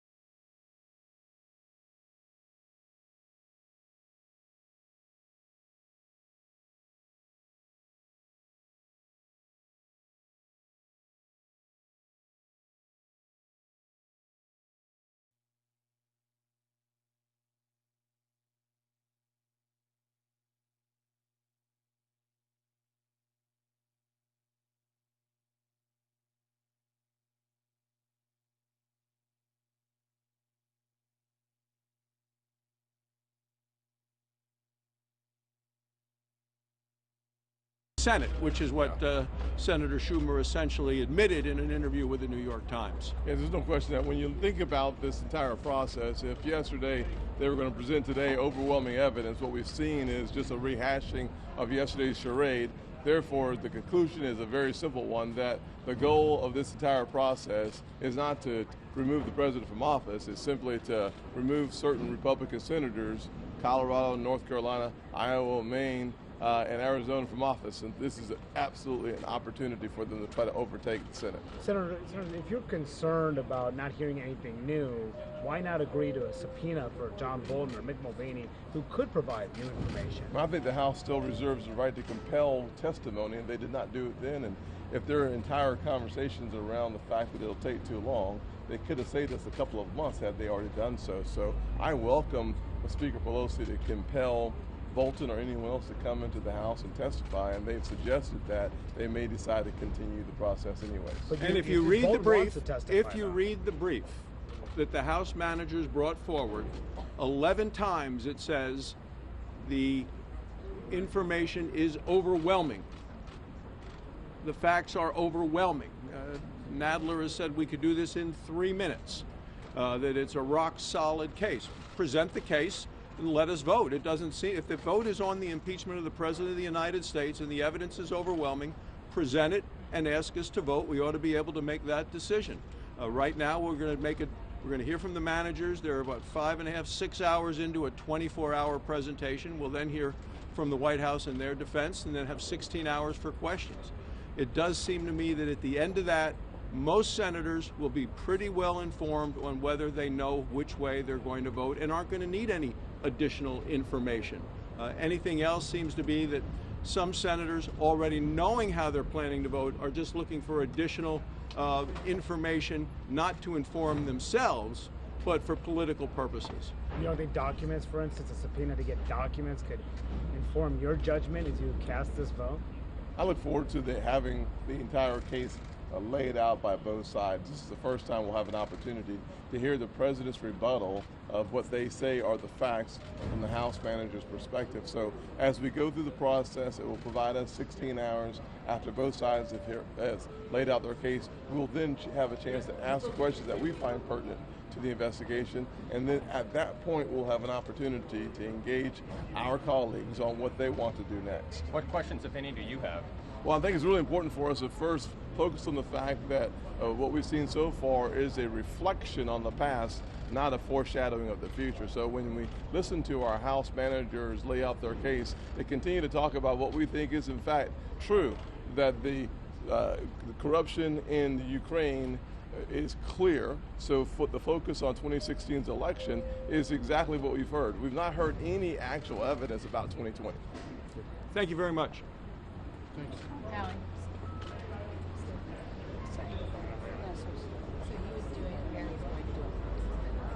Because I just emailed him. I was like, he just walked by. Yeah, he walks by right now with both hands out. Right. And apparently he's coming back. I confirmed that with. But when? My wife said, depending on it. Wait, but Jerry, we're just clear just for the entrance, and then do what you need to do once you're at the mic. Yeah, perfect. I'll just clear all this. Yes, no, I have no desire to this profile shot. Can you just back up a one? So apparently secular, so two Republican senators came in down. Once they're in, yeah. They don't want me to go back. So I don't know what that means. Like half. They're coming in half. Yeah, because I don't know when. So they should monitor secular on Fox.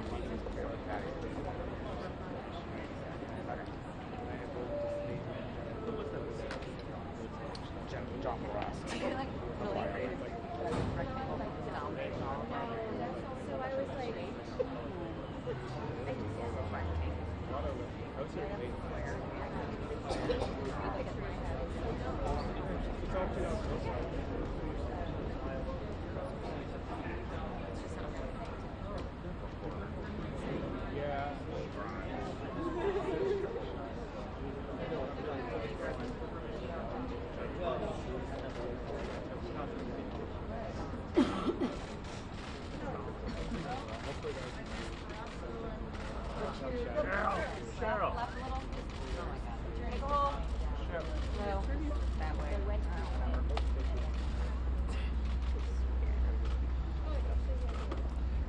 Well, we're in the first day of the Democratic manager's opening arguments, and one of the realities that's already setting in is just a few hours into their opening arguments, they're already repeating the same points they made for 13 hours yesterday.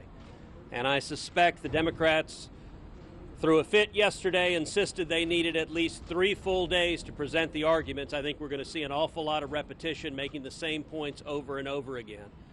There were 2 things in particular today that I thought were highly notable. Number one, several of the Democratic managers made the case that Ukraine, denying Ukraine military aid, endangered lives, was a tremendous blow to American national security and was wrong. Even a moment of delaying military aid to Ukraine risked lives. You know, there's an old saying that hypocrisy is the tribute vice pays to virtue. And this is a really powerful example, because if there is such a compelling national security interest to give military aid to Ukraine, then what do these House Democrats have to say about the years that Barack Obama refused to give lethal military aid to Ukraine? And in fact, I traveled to Ukraine in 2014, came back and urged Barack Obama to give lethal military aid to Ukraine. The Obama administration refused to do so. Instead, they sent blankets and MREs, but they wouldn't give lethal aid. On the other hand, the Trump administration has given Javelin missiles, has sold Javelin missiles that can take out Russian tanks. And so if the House manager's argument is correct, I guess the consequence is, under their argument, maybe they should have impeached Obama if not giving military aid to Ukraine was a deep threat to U.S. national security. A second point. I think the House managers made a very serious strategic error today. Adam Schiff's arguments to open the day today directly drew into question Hunter Biden and made not only his testimony relevant, which it already was, but it is now critical, because the House Democrats have built their entire case on the proposition that any investigation into Burisma and corruption was a sham, that it was completely debunked. The problem is there is very significant prima facie evidence of corruption. Hunter Biden, the son of the then sitting president, Joe Biden, was being paid $83,000 a month, $1 million a year. This is someone with no background in oil and gas, no experience. And at the same time, Joe Biden has publicly admitted that he threatened Ukraine. He withheld or threatened to withhold $1 billion of aid unless and until Ukraine fired the prosecutor that was potentially investigating the company on which his son served on the board. If the House manager's case is based on the allegations of corruption concerning Hunter Biden and Joe Biden being a sham, then it is directly relevant. And I got to say, the need for the Senate to hear the testimony of Hunter Biden and the need for the Senate to grant the White House lawyers the ability to take that testimony has become all the more relevant. One last observation. Yesterday, Representative Nadler threw up great indignation, and he said, out of hundreds of thousands of Ukrainian companies, how can it be that President Trump was just concerned with this one company, Burisma? Well, the obvious answer that the House managers ignore is Burisma was the only Ukrainian company that had the son of the vice president that had real prima facie indications of American corruption. We're not talking about some abstract interest in any sort of corruption that might exist in Ukraine, but if you have a sitting vice president making public policy decisions to benefit his family to the tune of $1 million a year, that raises a serious question of corruption, and a president not only is justified in asking for that to be investigated, but has a responsibility to see that that's investigated. And that was a question not about Ukrainian corruption, but a question about American corruption, and Ukraine being integral in helping investigate whether there was, in fact, American corruption. I think we're going to hear another 2.5 days of arguments from the House Democrats, but the longer they talk at this point, the weaker the case is getting. Senator, will you said force that a vote? Will you force a vote to try to subpoena Hunter Biden? The decision on calling witnesses is a decision in the first instance for the parties and for the parties' counsels. And so the question on calling Hunter Biden is going to be a decision for President Trump's lawyers to make initially if they ask to call Hunter Biden.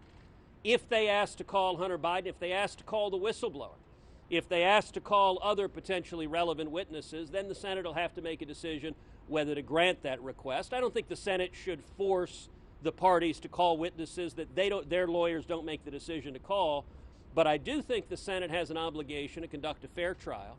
That means to respect due process. You know, it was striking.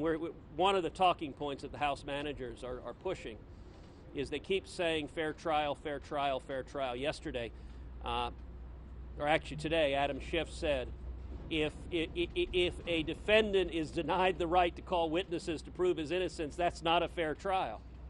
Well, the problem is that is exactly what House Democrats did, where they put on prosecution witnesses. They refused to allow Hunter Biden to be called.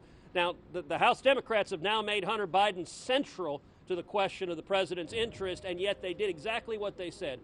The Senate will do a better job. We will conduct a fair trial, as has been demonstrated this week. We're giving the House Democrats full opportunity to present their case, but then due process mandates that the president is entitled to full opportunity to present his case, to present his defense, and I look forward to the Senate hearing that, the American people hearing that. Senator, thank you, guys.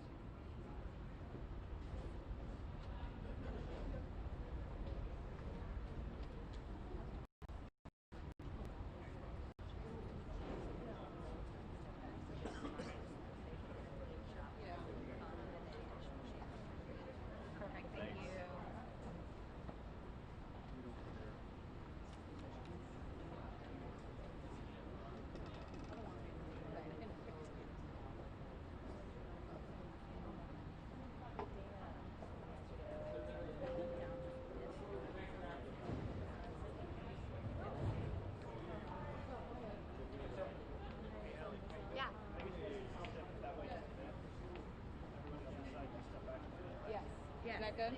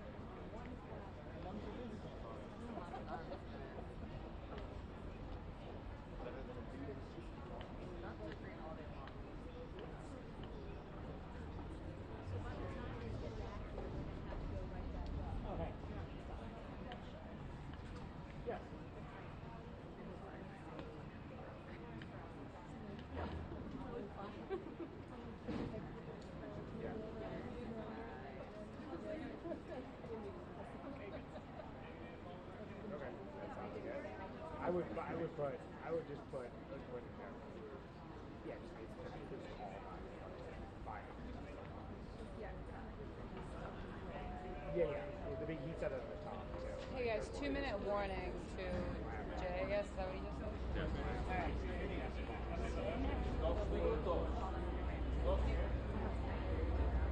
Yes. Thank you. Ready? All right. We're all gonna go a little left. More They're left. coming from this. That's for the coming down the stairs. You know they're coming from. You know they're coming from. Oh, they are? They already Yeah. came down, yeah. Unless they snuck back up. They No, are. they are. They're coming from that way because You're right here. All righty.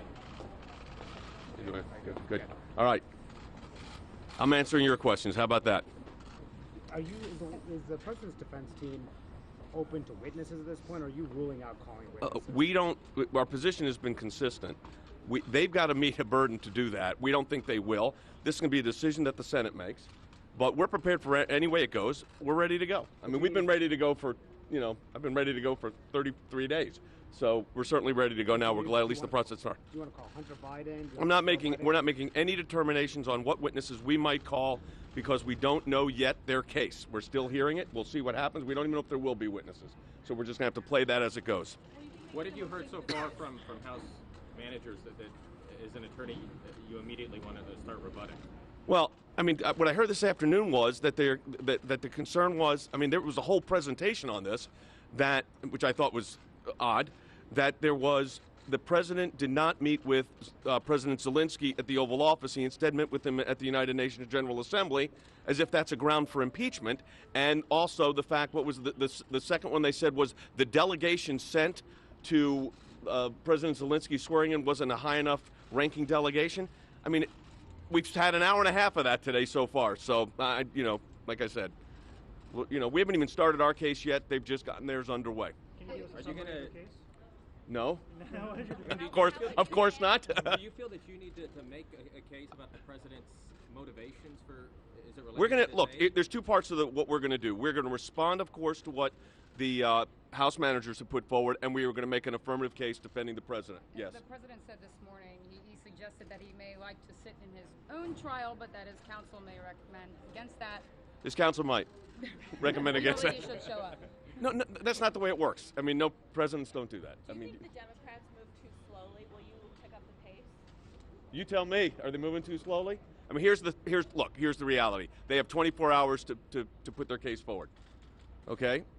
They may take, it looks like they will take all 24 hours. We will make the determination on our presentation of the case based on what we're responding to and based on our affirmative case. I don't know if it's going to take 10 hours, 14 hours, 24 hours, or 6 hours. We're going to have to, listen, when you're in a proceeding like this, you have to be flexible, you have to be fluid. We're doing that. Next. Was it damaging to have the president be seen on TV? Okay, I'm sorry. Is it damaging to his motive to have the president on ABC saying he would accept No, it's not. I mean, I understand what they're making it for an emotive purpose. It's a video that's been seen before. It was there was a lot more to that video than was seen. And the fact of the matter, none of that violates any laws or rules or regulations. Next. Has the president taken an active role in here? Is he giving you guys notes as this is playing Well, out? A, I would never tell you if he was. B, he's been a little busy. How would you handle it if Bolton was called as a witness? How would I handle it? Would not be a decision I would make individually as the president's private counsel. The White House counsel obviously would be the primary there. As a former. Would we recommend executive privilege? I'm not going to look. Any witness like Mick Mulvaney? Well, I'm not going to say. Look, I mean, I had the whole discussion yesterday about executive privilege. I had the chairman of the Judiciary Committee, who's now a House manager, saying that executive privilege and other nonsense, as if the Constitution and the Supreme Court's decisions on executive privilege didn't exist. They do exist. We will apply them when appropriate. We'll determine that as the proceedings move forward. I got time. One more, last one.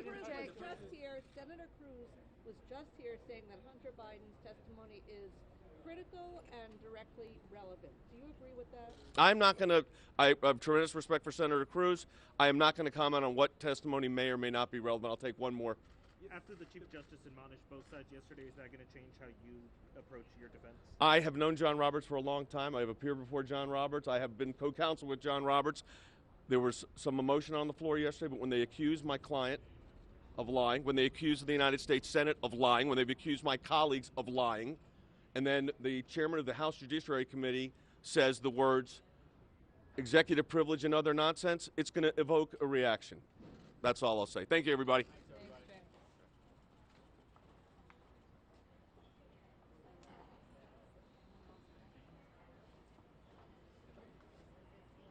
They don't have much time to come down.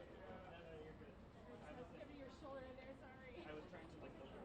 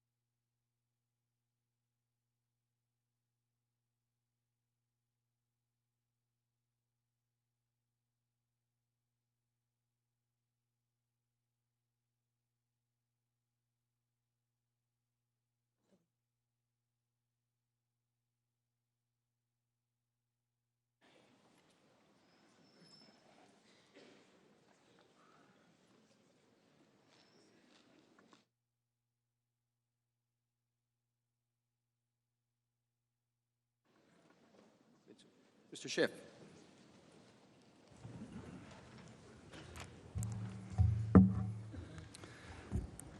Thank you, Mr. Chief Justice. Just so senators have an idea of the evening, we expect to go about 2 to 2.5 hours.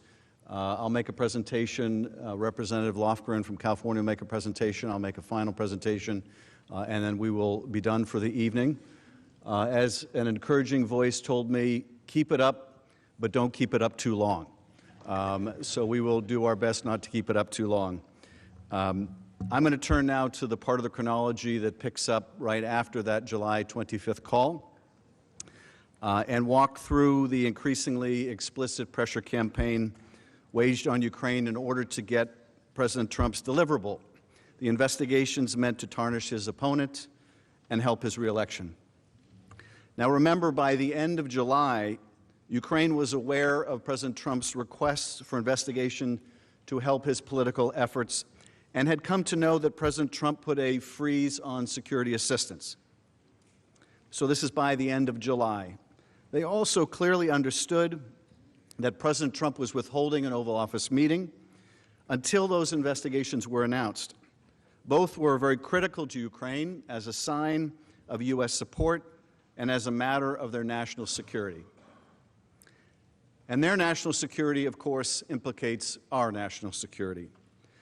In the weeks after the July 25th call, President Trump's handpicked representatives escalated their efforts to get the public announcement of the investigations from Ukraine. So let's go through this step by step, because the 3 weeks following the July 25th call tell so much about this pressure scheme. Let's start with July 26th. On July 26th, so this is the day after the call, Ambassador Volker sends a text message to Giuliani. And that text message says, "Hi, Mr. Mayor. You may have heard the President had a great call with Ukrainian President yesterday. Exactly the right messages as we discussed. Please send dates when you will be in Madrid. I am seeing Yermak tomorrow morning. He will come to you in Madrid. Thanks for your help, Kurt." So here we are the day after that call. As my colleague demonstrates, this same day, so July 26th, the date of that second infamous call between President Trump this time and Gordon Sondland that you heard the diplomat David Holmes describe. So that's same day, July 26th, that we're talking about right now, where there's this text message. Now, of course, in that July 25th call, the President wants to connect Rudy Giuliani with the President of Ukraine and his people. And so this is a follow-up where Ambassador Volker is saying to Giuliani, it was a great call with Ukraine President, exactly the right messages as we discussed. And we know, of course, those messages were the need to do this political investigation. Please send dates when you'll be in Madrid. I'm seeing Yermak tomorrow morning. He will come to you in Madrid. So here is Ambassador Volker, one of the three amigos, following up, arranging this meeting between Giuliani and the Ukrainians. Giuliani replied, setting a meeting in Europe with President Zelensky's top aide for the very next week. Quote, "I will arrive on August 1 and until 5, he wrote. Now remember, on July 22nd, so a few days before this and before the call, Ambassador Volker had connected Giuliani originally with Yermak, and they agreed to meet. So this is a follow-up. You have that arrangement being made by Volker and Giuliani before the call, then you have the call, and now you have the follow-up to arrange the meeting in Madrid.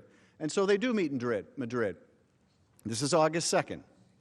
Andrei Yermak, Zelensky's top aide, flew to Madrid, meets with Rudy Giuliani, who they know represented the President's interests.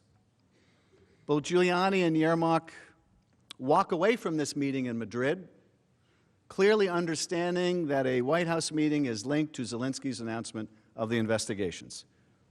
In separate conversations with Giuliani and Yermak after this Madrid meeting, Volker said he learned that Giuliani wanted the Ukrainians to issue a statement, including specific mentions of the two investigations that the President wanted. According to Ambassador Volker's testimony, Yermak told him that his meeting with Giuliani was very good, and immediately added that the Ukrainians asked for a White House meeting during the week of September 16th. Yermak presses Volker on the White House meeting date, saying that he was waiting for confirmation. Maybe you know the date. And this is a recurrent theme that we've seen through the text messages and other documents, and that is the recurrent request for this meeting, the pressing for this meeting by the Ukrainians because it was so important to them. Giuliani's objective was clear to Ambassadors Volker and Sondland, who took over communications with Yermak. Here's Ambassador Sondland. I first communicated with Mr. Giuliani in early August, several months later. Mr. Giuliani emphasized that the President wanted a public statement from President Zelensky committing Ukraine to look into the corruption issues. Mr. Giuliani specifically mentioned the 2016 election, including the DNC server, and Burisma as two topics of importance to the President. Giuliani exerted significant influence in this process. In fact, when on August 4th, Yermak inquired again about the presidential meeting, Ambassador Volker turned not to the National Security Council staff or to the State Department to arrange it and follow up. He turns to Giuliani again. Volker told Yermak that he would speak with Giuliani later that day and would call the Ukrainian president's aide afterward. Volker then texts Giuliani to ask about the Madrid meeting and to set up the call that he had mentioned to Yermak. Giuliani replies that the meeting with Yermak was excellent and that he would call later. Phone records obtained by the committees show a 16-minute call on August 5th between Ambassador Volker and Giuliani. Ambassador Volker then texts Yermak, "Hi, Andre. Had a good long talk with Rudy. Call anytime. Kurt." Separately, Volker told Ambassador Sondland Giuliani was happy with that meeting and it looks like things are turning around, a reference to Volker's hope that satisfying Giuliani would break down President Trump's reservations concerning Ukraine. But things had not turned around by the end of that first week of August, by August 7th. The aid was still on hold, and there had been no movement on setting a date for the White House meeting. Ambassador Volker then reaches out to Giuliani to try to get things moving. Ambassador Volker texts Giuliani to recommend that he report to the boss, meaning President Trump, about his meeting with Yermak in Madrid. Specifically, he wrote, this is Volker writing to Giuliani, "Hi, Rudy. Hope you made it back safely. Let's meet if you're coming to D.C., and would be good if you could convey results of your meeting in Madrid to the boss so we can get a firm date for the visit." So this is Ambassador Volker following up Giuliani. Giuliani's met with the top aide to the President of Ukraine in Madrid, and he wants Giuliani to convey to the boss, to Trump, how good that meeting in Madrid was about the investigations so they can get the President of Ukraine in the door at the White House. Now, think about how unusual this is. This is the President's personal lawyer who's on this personal mission on behalf of his client to get these investigations in Ukraine. The President of Ukraine can't get in the door of the Oval Office. And who are they going to? Are they going to the Security Council? No. Are they going to the State Department? No. They tried all that. They're going to the President's personal lawyer. Does that sound like an official policy to try to fight corruption? Why would you go outside of the normal channel to do that? You wouldn't. No, you go to your personal attorney who's on a personal mission that he admits is not foreign policy when your objective has nothing to do with policy. When your objective is a corrupt one. Now, what does that mean, to have a corrupt objective? Well, it means an illicit one. It means an impermissible one. It means one that furthers your own interest at the cost of the national interest.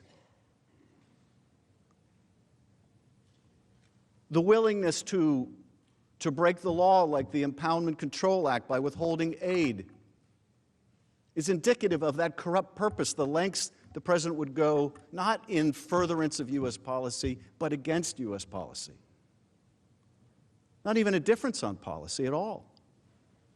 The mere pursuit of personal interest, the pursuit of an illegal effort to get foreign interference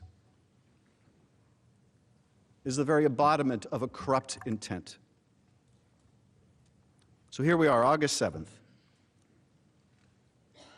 And Volker is saying, Rudy, if you're coming to D.C., let's get together. It'd be good if you can talk to the boss, because we can't get a meeting other way. Around that time, Ambassador Volker received a text message from Yermak, who asked him, and this is Yermak asking Volker, "Hi, Kurt, how are you? Do you have some news about the White House meeting date?" And Volker responds, "Not yet. I texted Rudy earlier to make sure he weighs in following your meeting. Gordon," meaning Sondland, "should be speaking with the president on Friday. We are pressing this." So there it is. Gordon Sondland is pressing this. This is the man you've heard from already, Gordon Sondland, the man who says there was absolutely a quid pro quo. You've asked about a quid pro quo. There was a quid pro quo about this White House meeting. This is what they're talking about right here. Gordon will be speaking with the president on Friday. We are pressing this. Ambassador Volker's contact with Giuliani spurred a flurry of communications. The patterns of calls from August 8th strongly suggest Giuliani is attempting to call the White House to speak to a senior White House official, left a message, then had a 4-minute call with that official later that night. We don't know from the call records who that White House official was, but recall that Giuliani has publicly stated that when he spoke to the White House, he usually spoke to President Trump, his client. Also on August 8th, Yermak texts Volker that he had some news. Ambassador Volker replies that he can talk then, and Ambassador Volker updates Giuliani in a text the next day. Volker says to Giuliani in the text, "Hi, Mr. Mayor, I had a good chat with Yermak last night. He was pleased with your phone call. Mentioned," he's referring to President Zelensky here, "making a statement. Can we all get on the phone to make sure I advise," and here he's referring to President Zelensky, "correctly as to what he should be saying. Want to make sure we get this done right." So here, August 9th, there's an effort by Volker to make sure that they get the statement right about the investigations. Because if they can't get the statement right, he ain't going to get in the door of the Oval Office. It also makes clear who is exactly in charge of this, and that's Rudy Giuliani. Ambassador Volker is checking with Rudy Giuliani about what he should advise President Zelensky. And we know that Giuliani is taking his orders from President Trump. Text messages and call records obtained by the committee show that Ambassador Volker and Giuliani connected by phone twice around noon on August 9th for several minutes each. Following the calls with Giuliani, Ambassador Volker created a 3-way group chat using WhatsApp that included himself, Ambassador Sondland, and Yermak. Ambassador Volker initiated the chat around 2:20 that day. And this is Volker chatting with Sondland and Yermak. It's a 3-way chat. And Volker says, "Hi, Andre," meaning Yermak. "We have all consulted here, including with Rudy. Could you do a call later today or tomorrow, your afternoon time?" And Sondland says, "I have a call scheduled at 3 p.m. Eastern for the 3 of us. Ops will call." Call records obtained by the committee show that on August 9th, Ambassador Sondland twice connected with phone lines associated with the White House. Once in the early afternoon for about 18 minutes and once in the late afternoon for about 2 minutes. We know that Ambassador Sondland had direct access to President Trump. After all this activity, Ambassador Sondland and Volker thought they had a breakthrough. Finally, a breakthrough. Minutes after this call, which was likely with Tim Morrison about a possible date for the White House meeting, Ambassador Volker and Sondland discussed the agreement they believed they had reached. And it starts with Sondland in this text message. "Morrison ready to get dates as soon as Yermak confirms." Volker says, "Excellent. How did you sway him?" "Not sure I did," says Sondland. "I think POTUS really wants the deliverable." Well, we know what that deliverable is. It's the political investigations. Volker says, "But does he know that?" And Sondland says, "Yep. Clearly lots of convos, meaning conversations, going on." And Volker says, "Okay, then that's good. It's coming from 2 separate sources."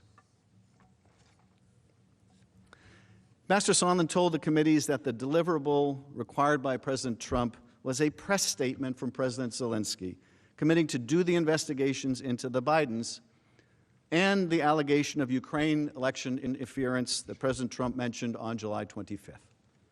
But Tim Morrison testified that he didn't know anything about the deliverable. He was just involved in trying to schedule the White House meeting, which everyone wanted to schedule as a sign of support for President Zelensky and our ally Ukraine. But Trump's agents wouldn't just accept Ukraine's word for it. Ambassador Sondland then recommended to Ambassador Volker that Yermak share a draft of the press statement to ensure that the statement would comport with the president's expectations.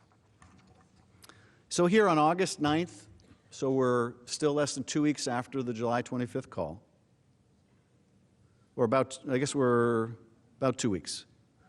Sondland says in this message, to avoid misunderstandings, might be helpful to ask Andre for a draft statement, parentheses embargoed, so that we can see exactly what they propose to cover.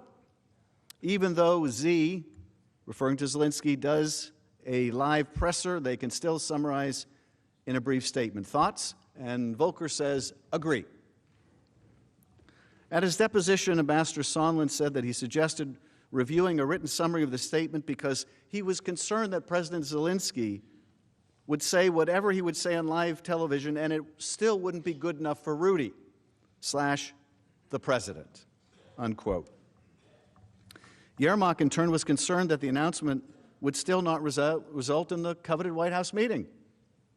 On August 10th, Yermak texted Volker attempting to schedule a White House meeting before the Ukrainian president made a public statement in support of the investigations into Burisma and the 2016 election. So you can see what's going on here. The president and his agent, Giuliani, they want this public statement of the investigations before they'll give a date. And the Ukrainians want a date before they have to commit to making public they're going to do the investigations. And so you've had this standoff where each is trying to get the deliverable first. But there's no debate about what the deliverable is on either side. There's no debate about the quid pro quo here. You give me this, I'll give you that. You give me the White House meeting, I'll give you the public announcement of the investigation into your political rival. No, no, no. You give me the announcement of the investigation into my rival, and then I'll give you the meeting. The only debate here is about which comes first. So August 10th, Yermak texts Volker, I think it's possible to make this declaration and mention all these things which we discussed yesterday, but it will be logic to do after we receive a confirmation of date. We inform about date of visit, about our expectations and our guarantees for future visit. Let's discuss it. Ambassador Volker responded that he agreed, but that first they would have to iron out a statement and use that to get a date after which President Zelensky would give the statement. The two decided to have a call the next day and to include Ambassador Sondland. Yermak texts Ambassador Volker, excellent. Once we have a date, we will call for a press briefing announcing upcoming visit and outlining vision for the reboot of U.S.-Ukraine relationship, including, among other things, Burisma and election meddling in the investigations. Yermak was also in direct contact with Ambassador Sondland regarding this revised approach. In fact, he sent Ambassador Sondland the same text message. Ambassador Sondland kept the leadership of the State Department in the loop. On August 10th, he told Ambassador Volker that he had reported to T. Ulrich Breckbull, counselor of the Department of State, who Sondland testified frequently consulted with Secretary Pompeo. Sondland wrote to Volker, I briefed Ulrich. All good. So Ulrich is in the loop. Sondland and Volker continued to pursue the statement from Zelensky on the investigations. The next day, Ambassador Sondland emails Breckbull and Lisa Kenna, the State Department's executive secretary, about efforts to secure a public statement and a big presser from President Zelensky.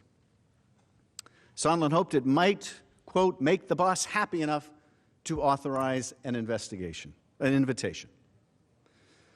After first being evasive on the topic, Secretary Pompeo has subsequently acknowledged that he listened in on the July 25th call. Now, since he was on the call, Pompeo must have understood what would make the boss, that is the president, happy enough to schedule a White House meeting. Again, everyone was in the loop. On August 11th, Ambassador Volker sent Giuliani a text message.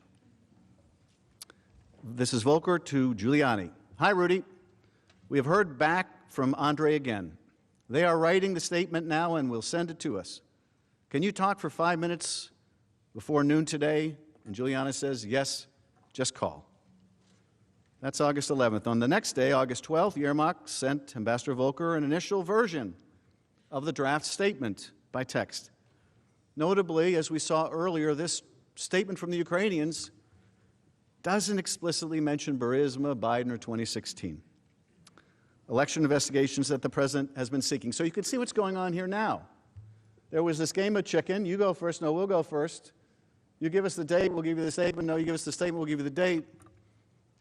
And now, realizing, okay, they've got to give the statement first, Ukraine tries to give them a generic statement that doesn't really go into specifics about these investigations. And why?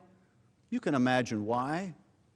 Ukrainians don't want to have to go out in public and say they're going to do these investigations. Because they're not stupid. Because they understood this would pull them right into U.S. presidential politics. Because it was intended to. Which isn't in Ukraine's interest, it's not in our interest either. And Ukraine understood that. And so they resisted. First they resisted having to do the public statement, and then they wanted to make sure they'd get the deliverable. And then when they had to make the statement, they didn't want to be specific for one thing, for another thing. This is what Zelensky campaigned on. He was going to fight corruption. He was going to end political investigations. So he didn't want to be specific. So he sends the statement that doesn't have the specific references. And Ambassador Volker explained during his testimony that was not what Giuliani was requesting, and it would not satisfy Giuliani or Donald Trump. Now, presumably, if the president was interested in corruption, that statement would have been enough. But all he was interested in was an investigation or an announcement of an investigation into his rival and this debunked theory about 2016. Now, the conversation that Volker referred to in his earlier testimony took place on the morning of August 13th, when Giuliani made clear that the specific investigations related to Burisma, Code for Biden's, and the 2016 election had to be included in order to get the White House meeting. So the Americans sent back to the Ukrainian top aide a revised draft that includes now the two investigations, and you've seen the side-by-side. This was then the essence of the quid pro quo regarding the meeting, and this direction came from President Trump. Here is how Ambassador Sondland put it. Mr. Giuliani's requests were a quid pro quo for arranging a White House visit for President Zelensky. Mr. Giuliani demanded that Ukraine make a public statement announcing the investigations of the 2016 election, DNC server, and Burisma. Mr. Giuliani was expressing the desires of the President of the United States, and we knew these investigations were important to the President. Now, according to witness testimony, as you might imagine, Ukrainian officials were very uncomfortable with the draft that Giuliani, Volker, and Sondland were negotiated. They understood that the statement was the deliverable that President Trump wanted. But yielding to President Trump's demands would, in essence, force President Zelensky to break his promise to the Ukrainian people to root out corruption, because politically motivated investigations are a hallmark of the kind of corruption that Ukraine has been plagued with in the past. Mr. Yermak tried to get some confirmation that the requested investigations were legitimate. In response to the draft statement, Yermak asks Volker, quote, whether any request had ever been made by the U.S. to investigate election interference in 2016.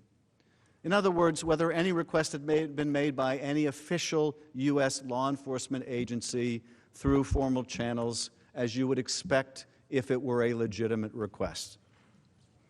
Ambassador Volker tried to find a satisfactory answer. On August 15th, Volker's assistant asked Deputy Assistant Secretary George Kent whether there was any precedent for such a request for investigations. At his deposition, Kent testified that, if you're asking me, have we ever gone to the Ukrainians and asked them to investigate or prosecute individuals for political reasons? The answer is, I hope we haven't, and we shouldn't, because that goes against everything that we are trying to promote in the post-Soviet states for the last 28 years, which is the promotion of the rule of law. The next day, we're now on August 16th. In a conversation with Ambassador Bill Taylor, the U.S. ambassador in Kyiv, and Ambassador Taylor stepped in when Ambassador Yovanovitch was pushed out, Taylor, quote, amplified the same theme and told Kent that, quote, Yermak was very uncomfortable with the idea of investigations and suggested it should be done officially and put in writing. As a result, it became clear to Kent in mid-August that Ukraine was being pressured to conduct politically motivated investigations. Kent told Ambassador Taylor, that's wrong, and we shouldn't be doing it as a matter of U.S. policy. Ambassador Volker claimed that he stopped pursuing the statement from the Ukrainians around this time because of the concerns raised by Zelensky's aide. At his deposition, and despite all of his efforts to secure a statement announcing these very specific political investigations desired by the President, Ambassador Volker testified that he agreed with Yermak's concerns and advised him that making those specific references was not a good idea because making those statements might look like it would play into our domestic politics. Without specific references to the politically damaging investigations that Trump demanded, the agreement just wouldn't work. Ukraine did not release the statement, and in turn, the White House meeting was not scheduled. As it turns out, Ambassador Sondland and Volker did not achieve the breakthrough after all. Now let's go into what finally breaks the logjam, because that involves the military aid. With efforts to trade a White House meeting for a press statement announcing the investigations temporarily scuttled, Sondland and Volker go back to the drawing board. On August 19th, Ambassador Sondland told Volker that he drove the larger issue home with Yermak, President Zelensky's top aide, particularly that this was now bigger than a White House meeting, bigger than just a White House meeting, and was about the relationship per se. The relationship per se, not just about the meeting anymore. It's about everything. It's about everything. By this time in late August, the hold and security assistance had been in place for more than a month, and there was still no credible explanation offered by the White House, despite some, like Ambassador Sondland, repeatedly asking. There were no interagency meetings since July 31st, and the Defense Department had withdrawn its assurances that it could even comply with the law, which indeed it couldn't. Every agency in the administration opposed the hold. As the Government Accountability Office confirmed, concerned DOD and OMB officials had been right that the President's holding of the aid was an unlawful act. But President Trump was not budging. At the same time, despite the persistent efforts of numerous people, President Trump refused to schedule the coveted White House visit for President Zelensky until the investigations were announced that would benefit his campaign. Here is what Ambassador Sondland said about the hold on funds and its link to the politically motivated investigations in Ukraine. In the absence of any credible explanation for the suspension of aid, I later came to believe that the resumption of security aid would not occur until there was a public statement from Ukraine committing to the investigations of the 2016 elections and Burisma, as Mr. Giuliani had demanded.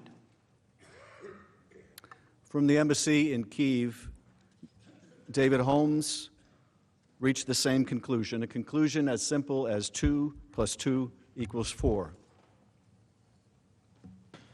Mr. Holmes, you have testified that by late August you had a clear impression that the security assistance hold was somehow connected to the investigations that President Trump wanted. How did you conclude that? How did you reach that clear conclusion? So we've been hearing about the investigation since March, months before, and we've been. President Zelensky had received a congratulatory letter from the president saying he'd be pleased to meet him following his inauguration in May. And we hadn't been able to get that meeting, and then the security hold came up with no explanation. And I'd be surprised if any of the Ukrainians, you said earlier, we discussed earlier, sophisticated people, when they received no explanation for why that hold was in place, they wouldn't have drawn that conclusion. Because the investigations were still being pursued? Correct. And the hold was still remaining without explanation? Correct. So this, to you, was the only logical conclusion that you could reach? Correct. Sort of like 2 + 2 = 4? Exactly. Sondland explained the predicament he believed he faced with a hold on aid to Ukraine.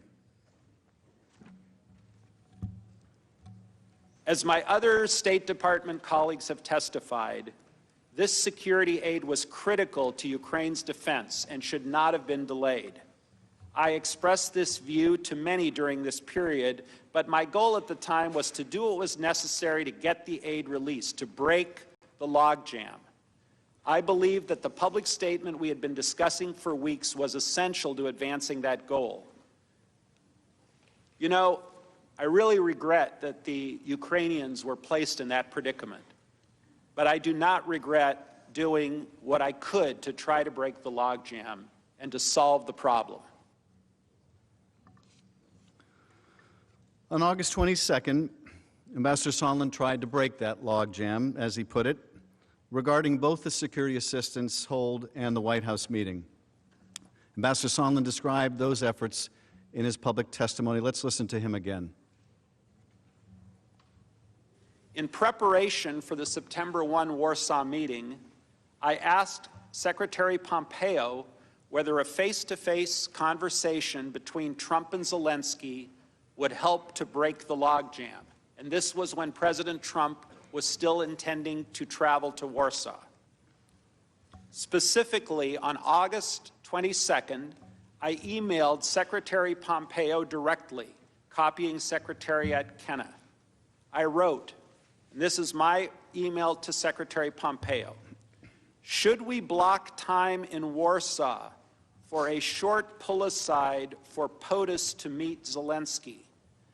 I would ask Zelensky to look him in the eye and tell him that once Ukraine's new justice folks are in place in mid-September, that Zelensky should be able to move forward publicly and with confidence on those issues of importance to POTUS in the U.S. Hopefully that will help break the logjam. The Secretary replied, yes. Sondland also explained that both he and Secretary Pompeo understood that issues of importance to the President were the 2 sham investigations the President wanted to help his re-election efforts, and that reference to the logjam meant both the security assistance and the White House meeting. At the end of August, National Security Advisor John Bolton arrived in Ukraine for an official visit. David Holmes took notes in Ambassador Bolton's meetings and testified about Ambassador Bolton's message to the Ukrainians. Shortly thereafter, on August 27th, Ambassador Bolton visited Ukraine and brought welcome news that President Trump had agreed to meet President Zelensky on September 1st in Warsaw. Ambassador Bolton further indicated that the hold on security assistance would not be lifted prior to the Warsaw meeting, where it would hang on whether President Zelensky was able to, quote, favorably impress President Trump. Well, let's think about that for a minute. Unless you have something further to say. Let's think about that for a minute. Bolton further indicated that the hold on security assistance would not be lifted prior to the Warsaw meeting, where it would hang on whether President Zelensky was able to favorably impress President Trump. Well, what do you think would favorably impress President Trump? What were the only two things that President Trump asked of President Zelensky? What were the two things that Rudy Giuliani was asking of President Zelensky and his top aides? What would favorably impress Donald Trump? Would Donald Trump be favorably impressed if President Zelensky were to tell him about this new corruption court or new legislation in the Rada, or how negotiations with the Russians were going, or how they're bringing about defense reform? Had any of those things ever come up in any of these text messages, any of these emails, any of these phone calls, any of these conversations? Of course not. Of course not. There was only one thing that was going to favorably impress President Trump in Warsaw, and that is if Zelensky told him to his face, I'm going to do these political investigations. I don't want to do them. You know I don't want to do them. I've resisted doing them, but I'm at war with Russia, and I can't wait anymore. I can't wait anymore. I'm sure that would have impressed Donald Trump. But the meeting between the two presidents never happened in Warsaw. President Trump canceled the trip at the last moment. Before Bolton left Kyiv, Ambassador Taylor asked for a private meeting. Ambassador Taylor explained that he was extremely concerned about the hold on security assistance. He described the meeting to us during his testimony. Near the end of Ambassador Bolton's visit, I asked to meet him privately, during which I expressed to him my serious concern about the withholding of military assistance to Ukraine while the Ukrainians were defending their country from Russian aggression. Ambassador Bolton recommended that I send a first-person cable to Secretary Pompeo directly, relaying my concerns. Now, in the State Department, sending a first-person cable is an extraordinary step. State Department cables are ordinarily written in the third person. As Ambassador Taylor testified at his deposition, sending a first-person cable gets attention because there are not many first-person cables that come in. In fact, in his decades of service in the diplomatic corps, he had never written a single one until now. Taylor sent that cable on August 29th. Would you like me to read that to you right now? I would like to read it to you right now, except I don't have it, because the State Department wouldn't provide it. But if you'd like me to read it to you, we can do something about that. We can insist on getting that from the State Department. If you'd like to know what John Bolton had in mind when he thought that Zelensky could favorably impress the president in Warsaw, we can find that out too, just for the asking, and a document called a subpoena. So Taylor sends that cable August 29th. The State Department did not provide that cable to us in response to the subpoena. But witnesses who reviewed it described it as a powerful message that described the folly of withholding military aid from Ukraine at a time when it was facing incursion from Russian forces in eastern Ukraine. That cable also sought to explain that U.S. assistance to Ukraine was vital to U.S. national security as well. Now, why don't they want us to see that cable? Why don't they want us to see that cable? Maybe they don't want you to see that cable because that cable from a Vietnam veteran describes just how essential that military assistance was, not just to Ukraine. Maybe they don't want you to see that cable because it describes just how important that military assistance is to us. To us. President's Council would love you to believe this is just about Ukraine. You don't need to care about Ukraine. Who cares about Ukraine? How many people could find Ukraine on a map? Why should we care about Ukraine? Well, we should care about Ukraine. They're an ally of ours. If it matters to us, we should care about the fact that in 1994, when we asked them to give up their nuclear weapons that they had inherited from the Soviet Union, and they didn't want to give them up, and we were worried about proliferation, We said, hey, if you give them up, which you don't want to do because you're worried the Russians might invade, if you give them up, we will help assure your territorial integrity. We made that commitment. I hope we care about that. I hope we care about that because they did give them up. And you know what? Just what they feared took place. The Russians moved across their border, and they remain occupying part of Ukraine. That's the word of America we gave. And we're breaking that word. Why? For help with a political campaign? Ambassador Taylor was exactly right. That's crazy. It's worse than crazy. It's repulsive. It's repugnant. It breaks our word. And to do it in the name of these corrupt investigations is also contrary to everything we espouse around the world. I used to be part of a commission in the House on democracy assistance, where we would meet with parliamentarians, and I know my Senate colleagues do much the same thing. And we would urge our colleagues to observe the rule of law, not to engage in political investigations and prosecutions. I don't know how we make that argument now. I don't know how we look our allies or these burgeoning democracies in the face, our fellow parliamentarians, and make that argument now. How do we make that argument now?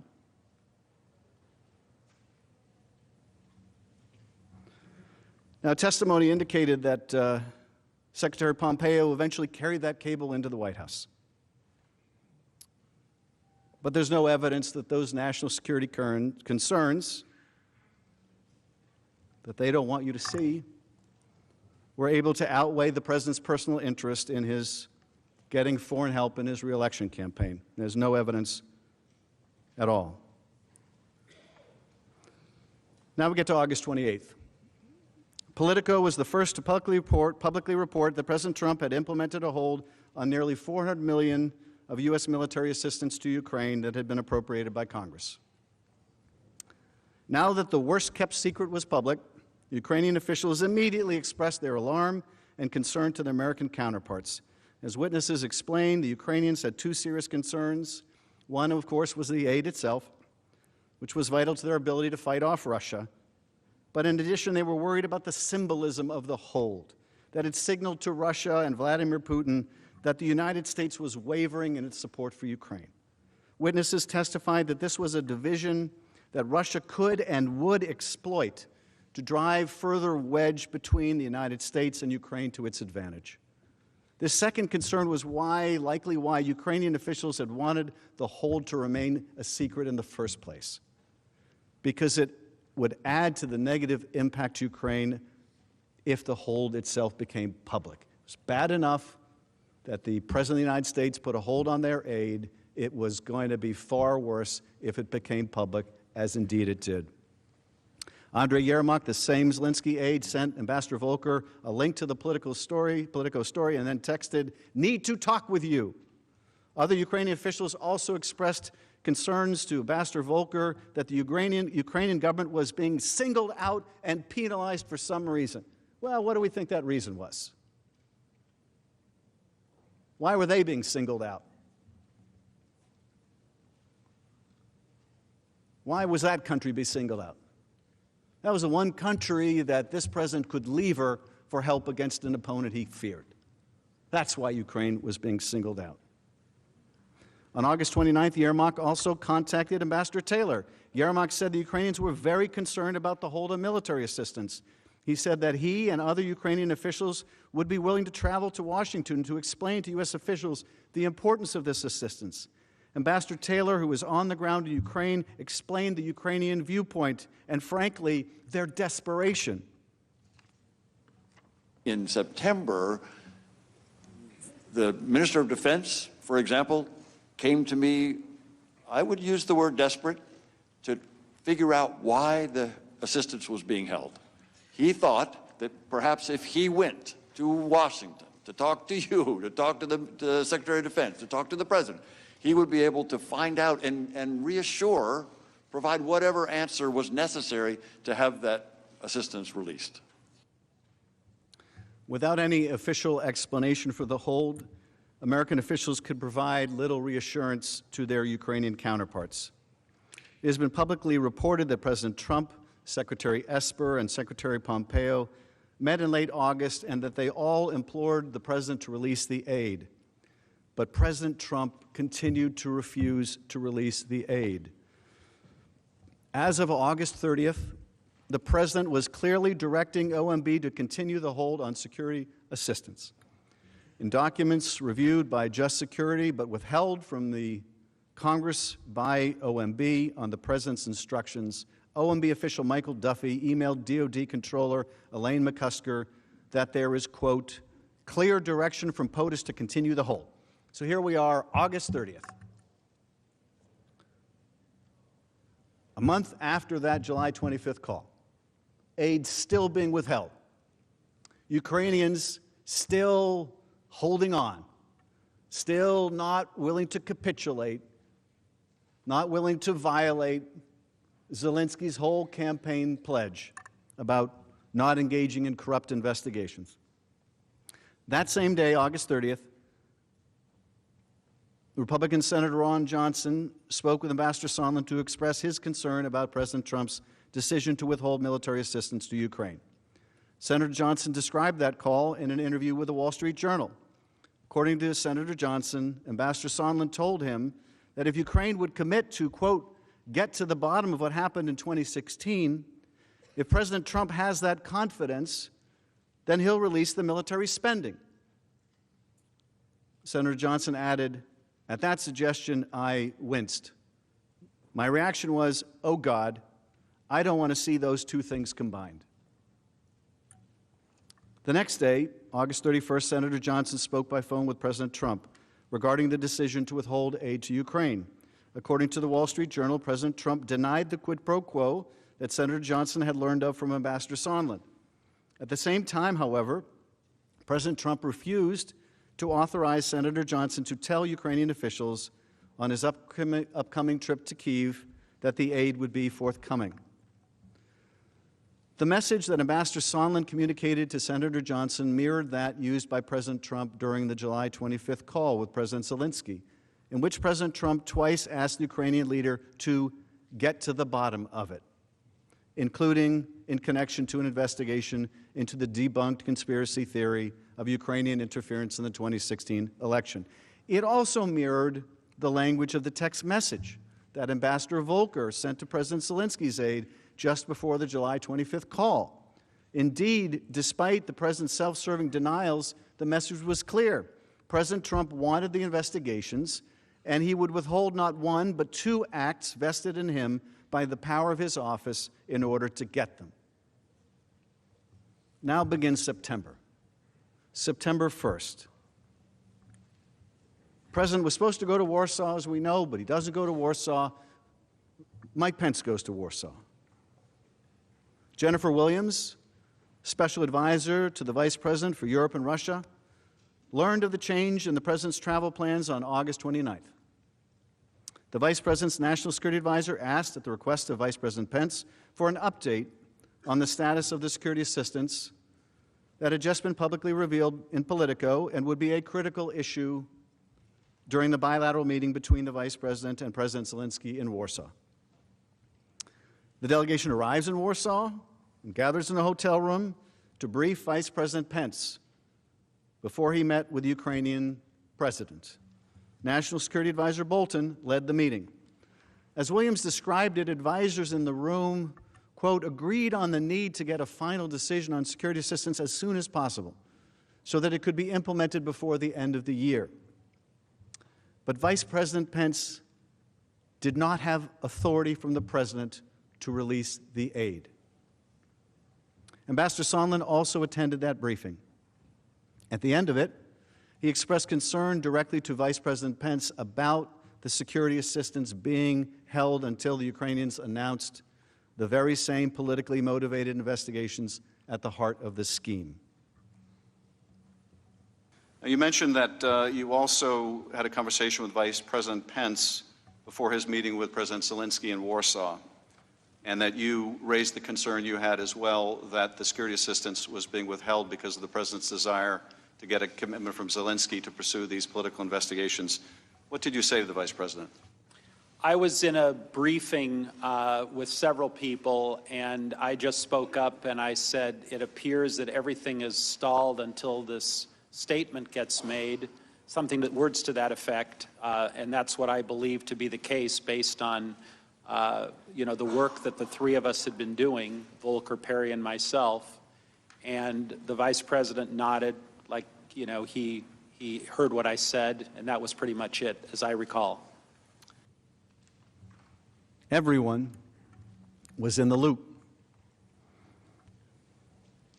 Ambassador Sondland testified that Vice President Pence was neither surprised nor dismayed by the description of this quid pro quo. At the beginning of the bilateral meeting between President Zelensky and Vice President Pence, as expected, the first question from President Zelensky related to the status of the security assistance.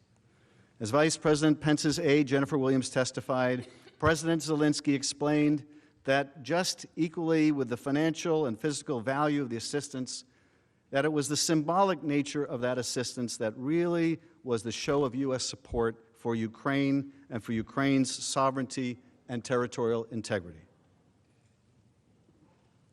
Later that day, Vice President Pence spoke to the President about his meeting with President Zelensky.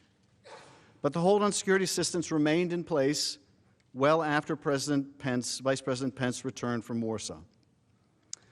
And after the meeting, the Warsaw meeting with Vice President Pence, Ambassador Sondland quickly pulled aside Andrei Yermak, Zelensky's top aide, and informed him that the aid would not be forthcoming until Ukraine publicly announced the two investigations that President Trump wanted. So here we are,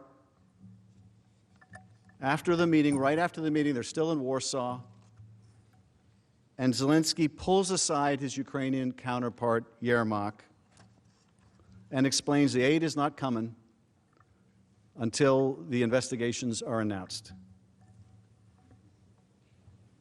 Based on my previous communication with Secretary Pompeo, I felt comfortable sharing my concerns with Mr. Yermak.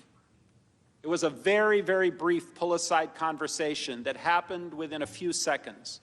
I told Mr. Yermak that I believed that the resumption of U.S. aid would likely not occur until Ukraine took some kind of action on the public statement that we had been discussing for many weeks. I mean, let's let that sink in for a minute, too. You've heard my colleagues at the other table say, Ukrainians felt no pressure. There's no evidence they felt any pressure. Of course, we've already had testimony about how they did feel pressure and they didn't want to be drawn into this political campaign. And you saw over and over in these text messages and emails, no, you go first. You announce, no, you go first. And we're supposed to believe they felt no pressure. And there it is. It breaks out in the open. The military aid is being withheld. And there's a connection between the holding of the military aid and these investigations. And the first thing they're asking about, they send the copy of the article, what's happening with this aid? They're ready to come to D.C. to plead for the aid. They go to Warsaw. They meet with the vice president. It's the first question is the aid. And what happens after that meeting? Now, that's a big meeting, by the way, with the vice president, the Ukrainian delegation. It's not like in front of all those people, the vice president is going to bring it up. And so Sondland goes up to his counterpart right after that on the sidelines of that meeting, and he says, basically, you ain't getting the money until you do the investigations. And we're to believe they felt no pressure? Folks, they're at war. They're at war, and they're being told you're not getting $400 million in aid you need unless you do what the president wants, and what the president wants are these two investigations. If you don't believe that's pressure, that's $400 million worth of pressure. I got a bridge I want to sell you.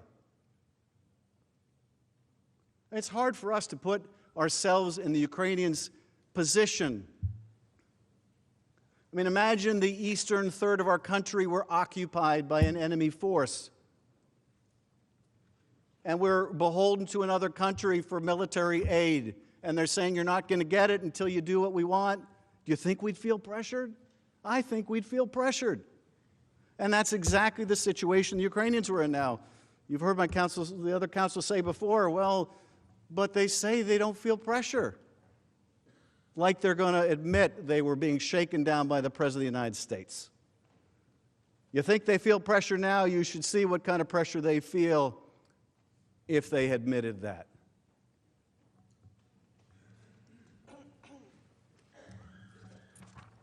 Tim Morrison, the NSC official, witnessed the conversation between Sondland and Yermak from across the room and immediately thereafter received a summary from Ambassador Sondland.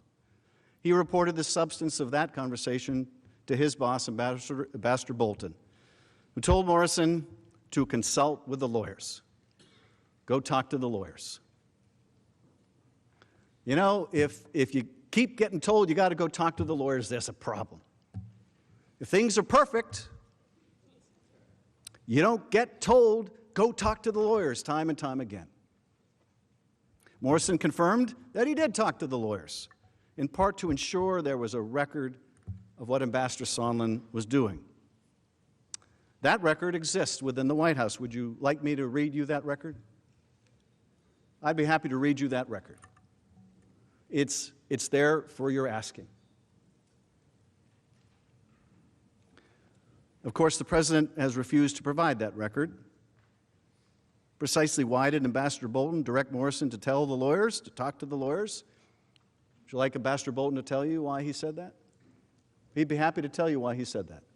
He's there for your asking.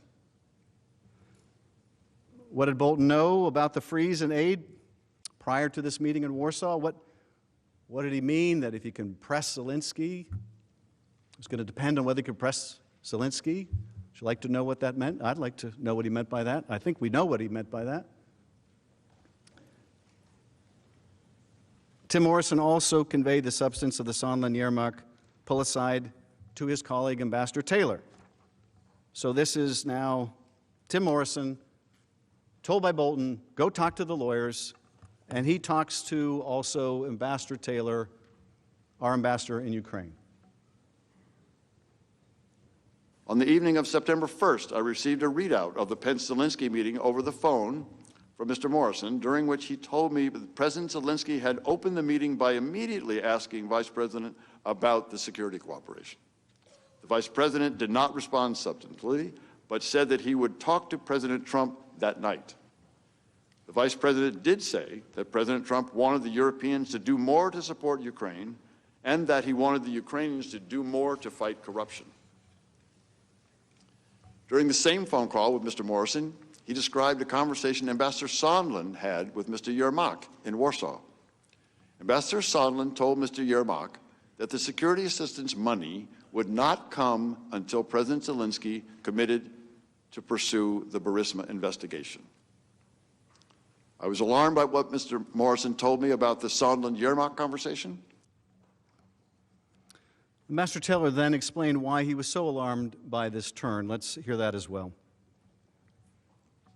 You said previously that you were alarmed to learn this. Why were you alarmed? It's one thing to try to leverage a meeting in the White House. It's another thing, I thought, to leverage security assistance to a country at war, dependent on both the security assistance and the demonstration of support. It was much more alarming. The White House meeting was one thing, security assistance was much more alarming. Upon learning from Mr. Morrison that the military aid may be conditioned on Ukraine publicly announcing these two investigations, Ambassador Taylor sends an urgent text message to Ambassador Sondland asking, are we now saying that security assistance and White House meeting are conditioned on investigations? And the response by Ambassador Sondland, call me. Well, you know what that means, right? You get a text message that's putting it in black and white. Are we saying security assistance and the White House meeting are conditioned on investigations? Call me. In other words, don't put this in writing. Call me. Ambassador Taylor did in fact call Sondland. Informed by notes he took at the time of the call, he summarized that conversation as follows. During that phone call, Ambassador Sondland told me that President Trump had told him that he wants President Zelensky to state publicly that Ukraine will investigate Burisma and alleged Ukrainian interference in the 2016 election. Ambassador Sondland also told me that he now recognized that he had made a mistake by earlier telling Ukrainian officials that only a White House meeting with President Zelensky was dependent on a public announcement of the investigations. In fact, Ambassador Sondland said, everything was dependent on such an announcement, including security assistance. He said that President Trump wanted President Zelensky in a public box by making a public statement about ordering such investigations. Ambassador Taylor testified that his contemporaneous notes of the call reflect that Sondland used the phrase public box to describe President Trump's desire to ensure that the initiation of his desired investigations was announced publicly. A private commitment was not good enough. The State Department has Ambassador Taylor's extensive notes, and of course, we would like to show them to you to corroborate his testimony. But pursuant to the President's instructions, the State Department will not turn them over. You might recall from the tape yesterday, Ambassador Taylor said, they'll be shortly coming, I'm told. Well, somebody countermanded that instructions. Who do we think that was? But you should see them. If you have any question about what Sondland told Ambassador Taylor, if the President's counsel tries to create any confusion about what Sondland told Taylor about his conversation with the President, and look, Sondland had one recollection in his deposition and another recollection in the first hearing and another recollection in the declaration. You want to know exactly what happened in that conversation when it was fresh in Sondland's mind and he told Taylor about it and Taylor wrote it in its notes. You're going to want Taylor's notes. In any courtroom in America holding a fair trial, you would want to see contemporaneous notes. This Senate should be no different. Demand those notes. Demand to see the truth. We're not afraid of those notes. We haven't seen them. We haven't seen them. Maybe those notes say something completely different. Maybe those notes say no quid pro quo. Maybe those notes say it's a perfect call.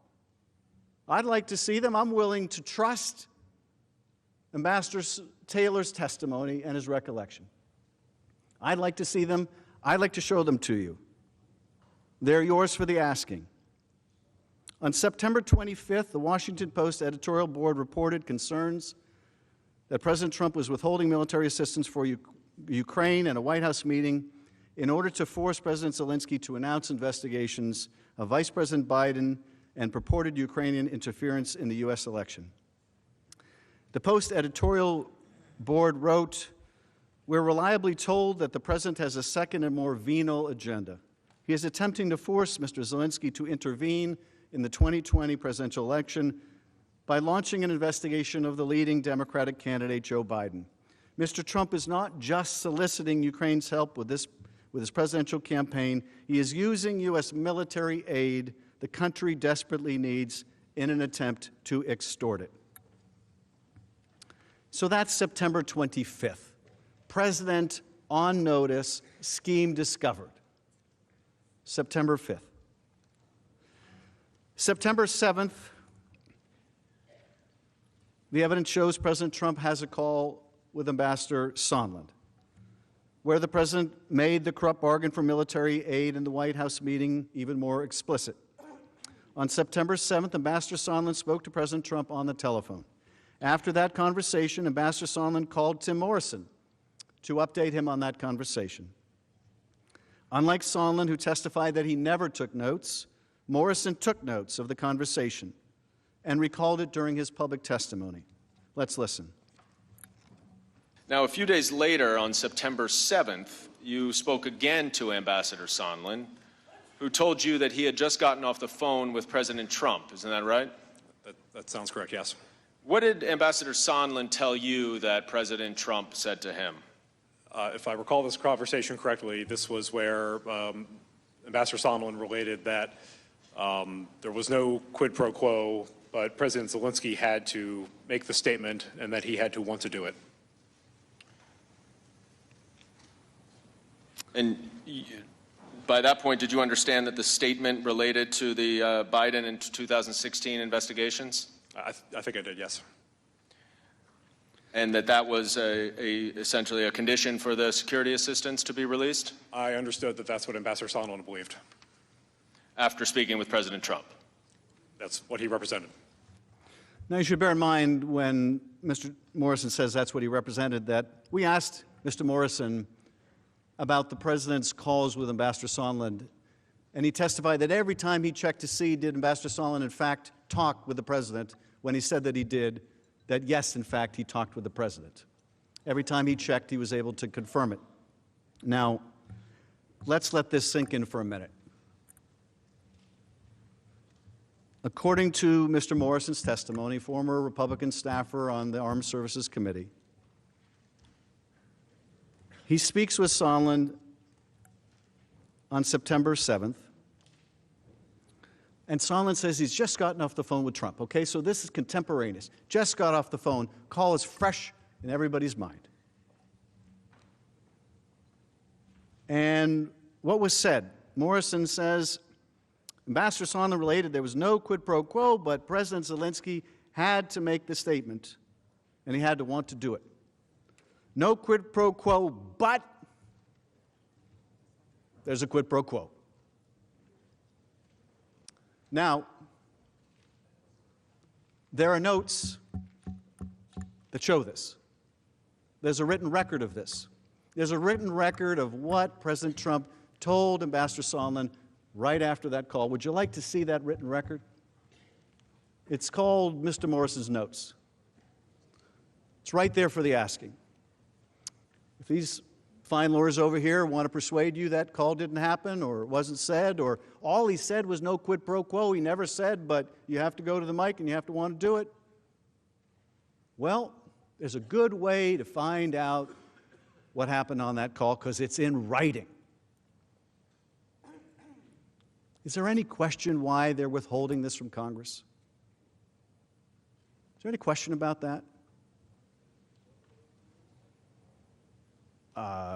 They didn't claim, well, Mr. Morrison didn't claim absolute immunity, and Mr. Sondland didn't claim absolute immunity. There's no absolute immunity over these notes, no executive privilege over these notes. The notes have already been described, the conversation's already been released. There's no even plausible, arguable, invented even excuse for withholding these notes. Wouldn't you like to see them? I could tell you in any courtroom in America you'd get to see them. This should be no different. Wouldn't be any different in a fair trial anywhere in America.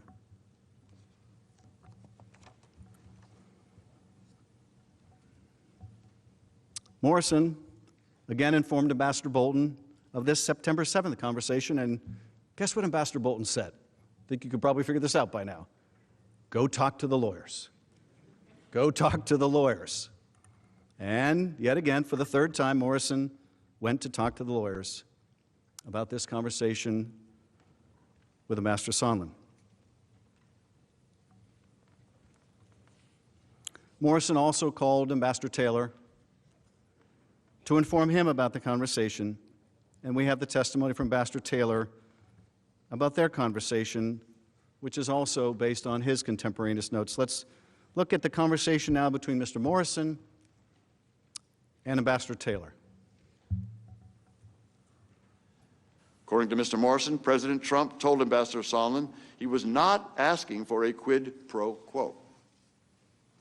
But President Trump did insist that President Zelensky go to a microphone and say he is opening investigations of Biden and 2016 election interference, and that President Zelensky should want to do this himself. Okay, so here we have two witnesses taking contemporaneous notes, both reflecting the same conversation.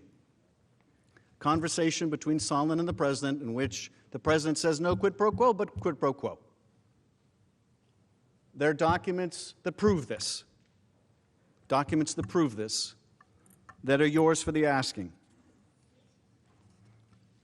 The following day, September 8th, Sondland texts Taylor and Volker to bring them up to speed on the conversations with President Trump and subsequently President Zelensky, whom he spoke to after President Trump. Guys, multiple conversations with Z, meaning Zelensky, POTUS, let's talk. Sondland spoke to Taylor, but not Volker shortly after this text. According to Ambassador Taylor, who testified again on his real-time notes, let's hear what he said. The following day, on September 8th, Ambassador Sondland and I spoke on the phone. He confirmed that he had talked to President Trump, as I had suggested a week earlier, but that President Trump was adamant that President Zelensky himself had to clear things up and do it in public. President Trump said it was not a quid pro quo. So it's all very consistent here. What the president said, no quid pro quo, but Zelensky must announce the investigations publicly, was what he was telling Sondland. No quid pro quo except for the quid pro quo. The president's attorneys rely on the first half of that sentence and would like you to forget the second half ever happened. But we don't have to leave our common sense at the door. We don't have to rely on an incomplete description of that call. We have instead the detailed notes of Mr. Morrison and Ambassador Taylor. But we also know what President Trump told Sondland because Sondland relayed that message to President Zelensky. During the same September 8 conversation with Taylor, Sondland described his conversation with President Zelensky. Here's Ambassador Taylor's account of it. Ambassador Sondland also said that he had talked to President Zelensky and Mr. Yermak and had told them that although this was not a quid pro quo, if President Zelensky did not clear things up in public, we would be at a stalemate. I understood a stalemate to mean that Ukraine would not receive the much-needed military assistance. Ambassador Sondland said that this conversation concluded with President Zelensky agreeing to make a public statement in an interview on CNN. So not only did Ambassador Sondland relate this conversation to Mr. Morrison and Mr. Taylor, not only did Ambassador Taylor, Mr. Morrison talk about it, but Sondland confirms that he's relayed this conversation to Zelensky himself. Everyone was now in the loop on the military aid being withheld for the political investigations.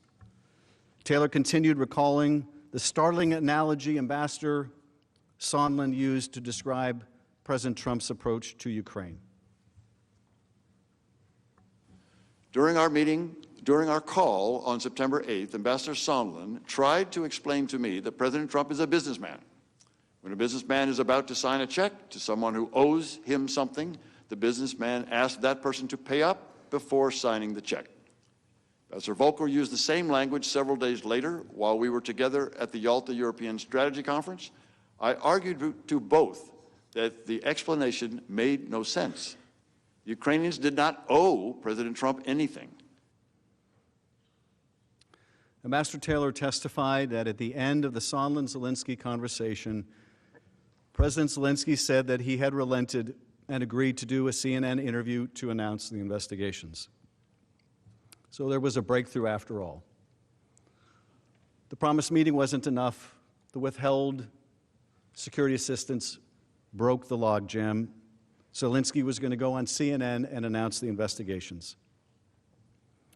Taylor, though, remained concerned that even if the Ukrainian leader did as President Trump required, President Trump might continue to withhold the vital U.S. security assistance in any event. Ambassador Taylor texted his concerns to Ambassador Volker and Sondland, stating, "The nightmare is they give the interview and don't get the security assistance. The Russians love it, and I quit."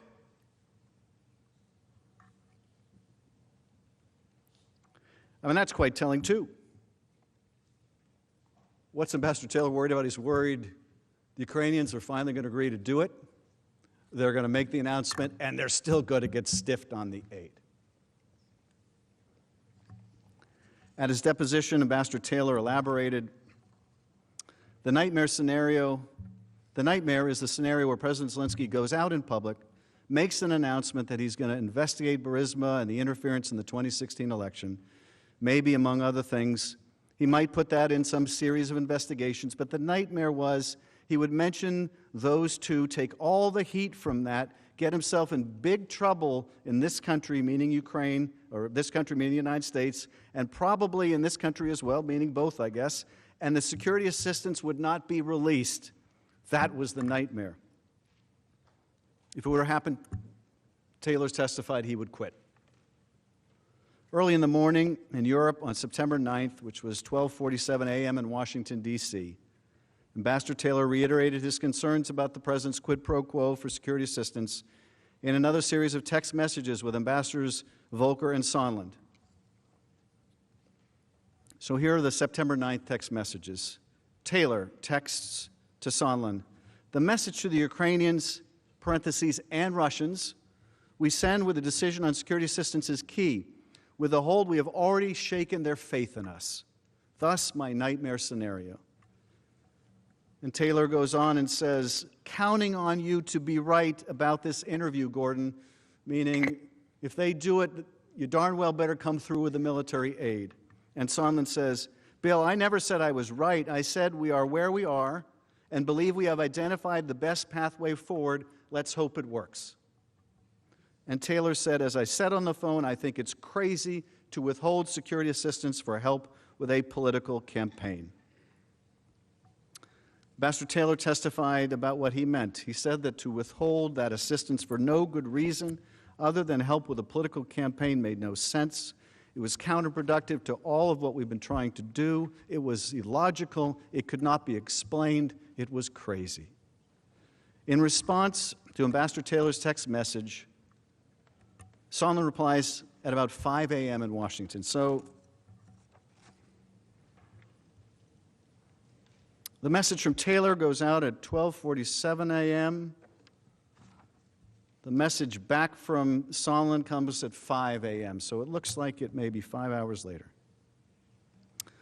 So Taylor has texted at 12:47 a.m., as I said on the phone, I think it's crazy to withhold security assistance for help with a political campaign.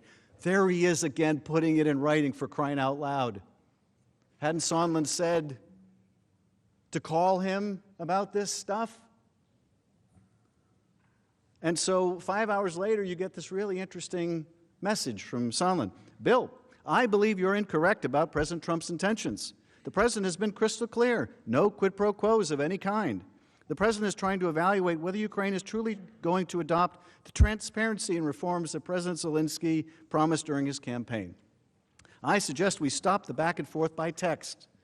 In other words, can you please stop putting this in writing? Congress may read this one day. If you still have concerns, I recommend you give Lisa Kenna or S a call to discuss them directly. Thanks. Now, as you can see, Ambassador Sondland's subsequent testimony revealed that this text and other denials of a quid pro quo were intentionally false and simply designed to provide a written record of a false explanation that could later be used to conceal wrongdoing. The text message says there were no quid pro quos of any kind. But you've seen his testimony. He swore under oath. He was crystal clear when he said there was a quid pro quo for the White House meeting, and he subsequently testified there was a quid pro quo for the security assistance as well, as confirmed by President Trump's direction to him on September 7th. Sondland's recollection of his conversation with President Trump, as I mentioned, has evolved over time.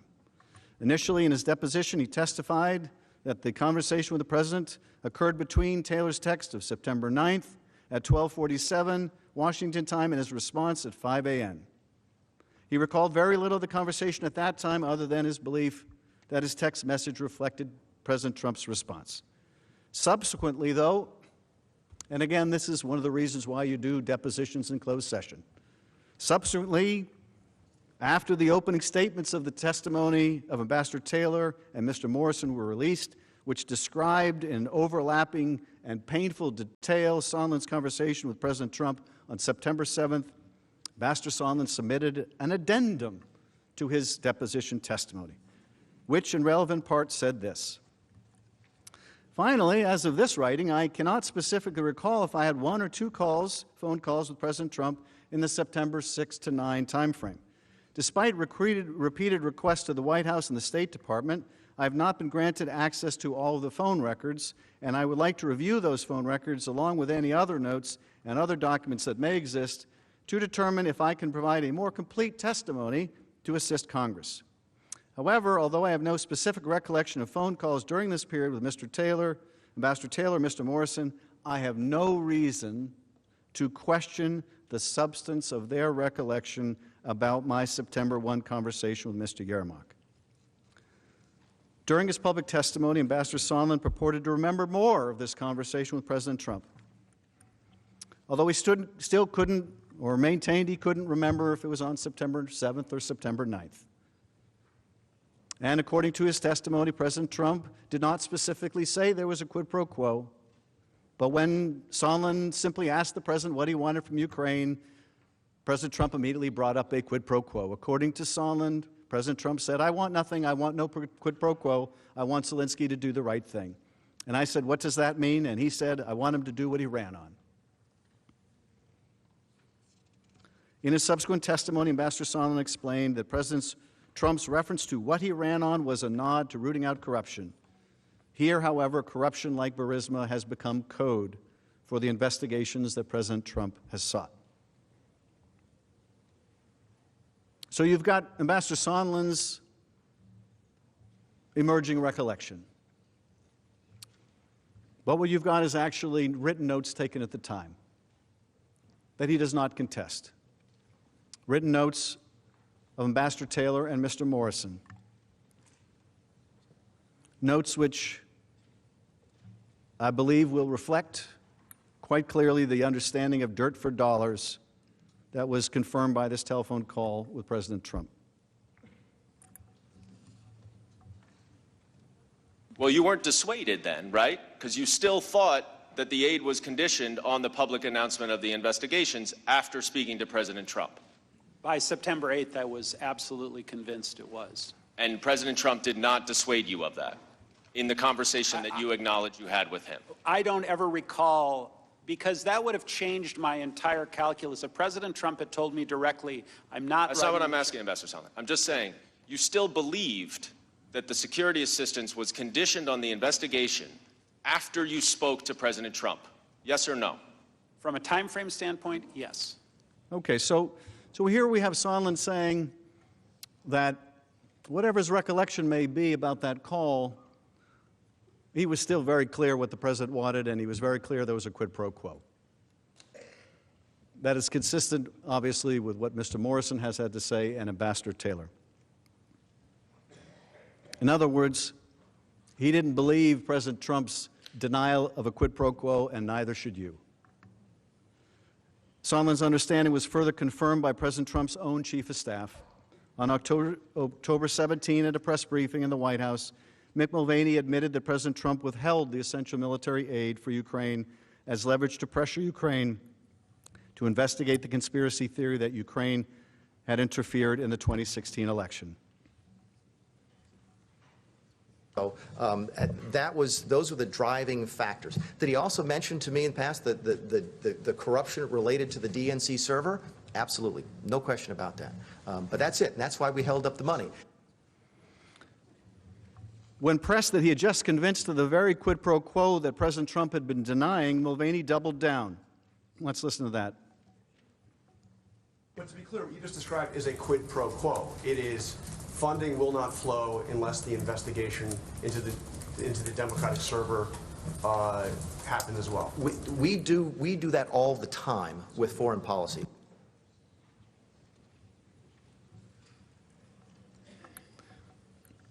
This evidence demonstrates that President Trump withheld the security assistance and the White House meeting with President Zelensky until Ukraine made a public statement announcing the two investigations targeted to help his political re-election efforts. But as you will learn next, he got caught, and the cover-up ensued.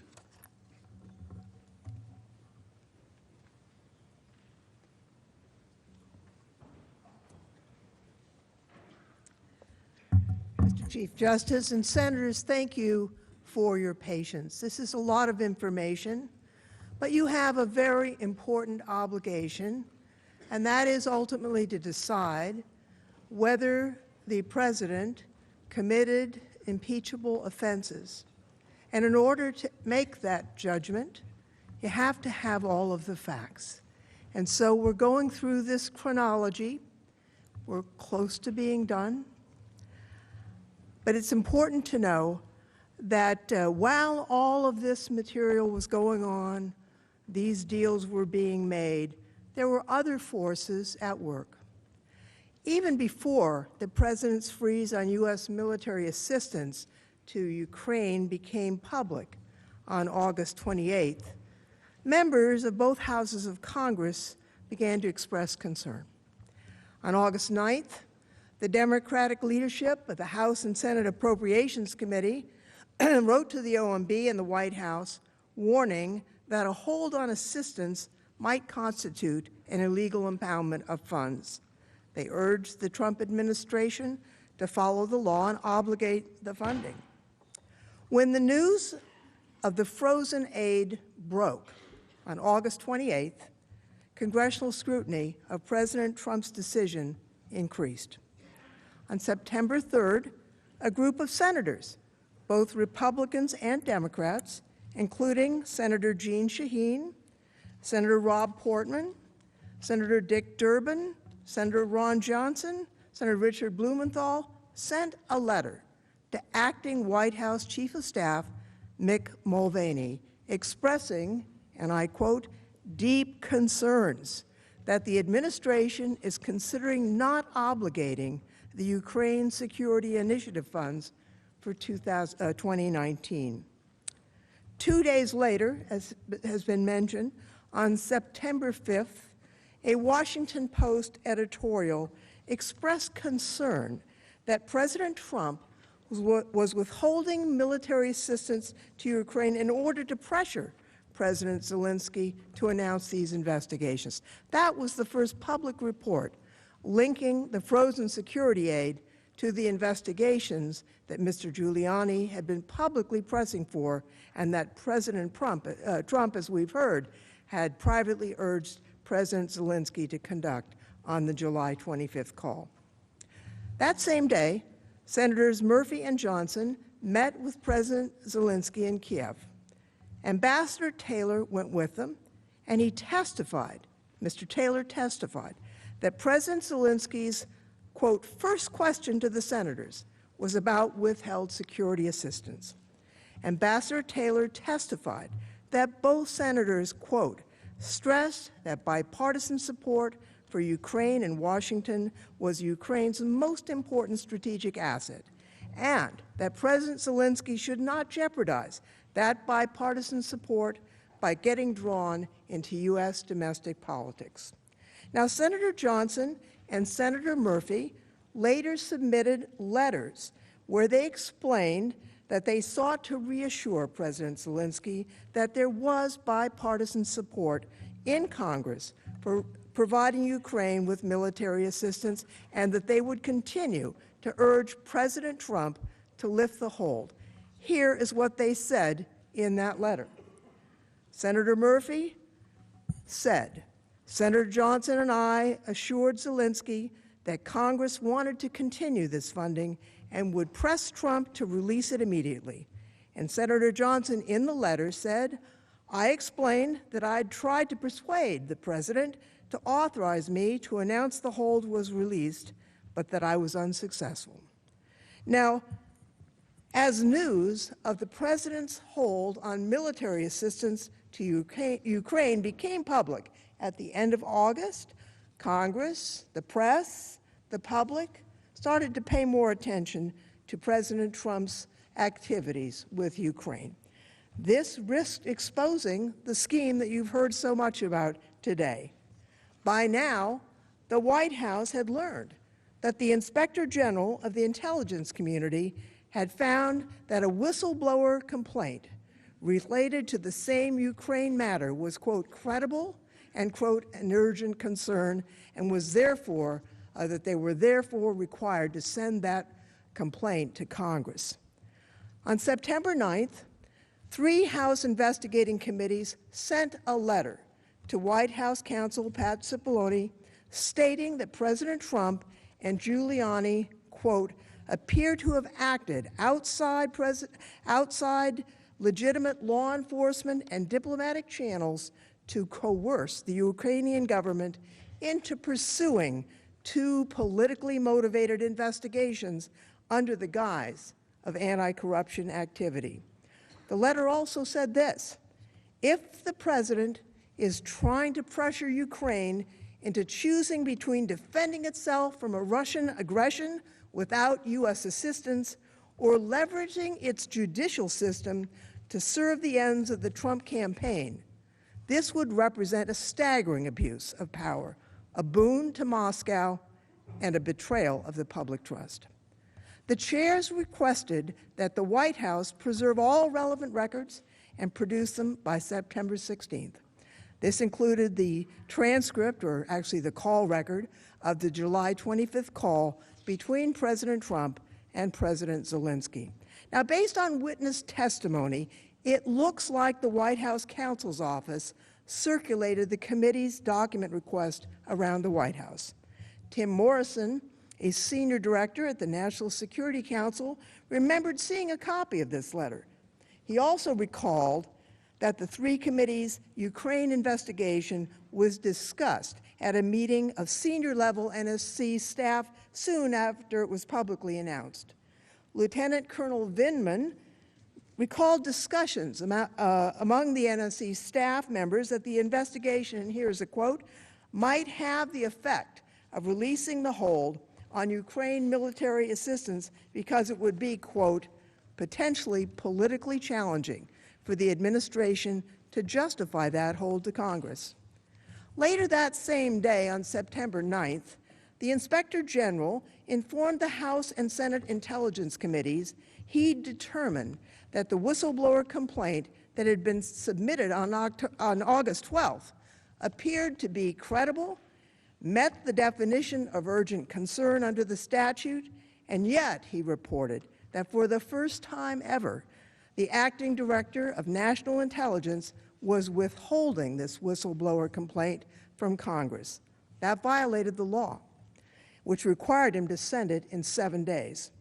The acting director later testified that his office initially withheld the complaint based on the advice from the White House and an unprecedented intervention by the Department of Justice.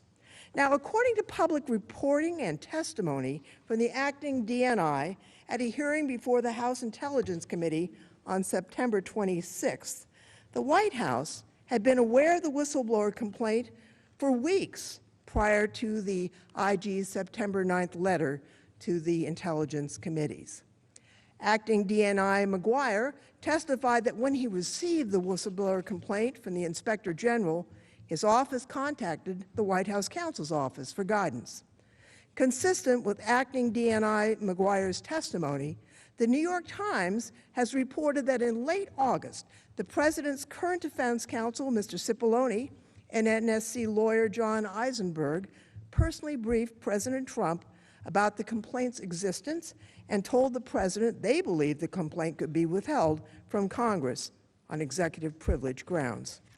Now, on September 10th, the next day, Ambassador Bolton resigned from his position as National Security Advisor.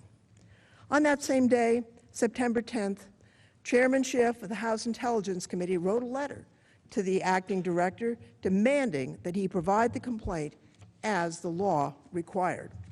The next day, on September 11th, President Trump lifted the hold on the security assistance to Ukraine. Now, numerous witnesses have testified that they weren't aware of any reason why the hold was lifted, just as there was no explanation for the hold being implemented.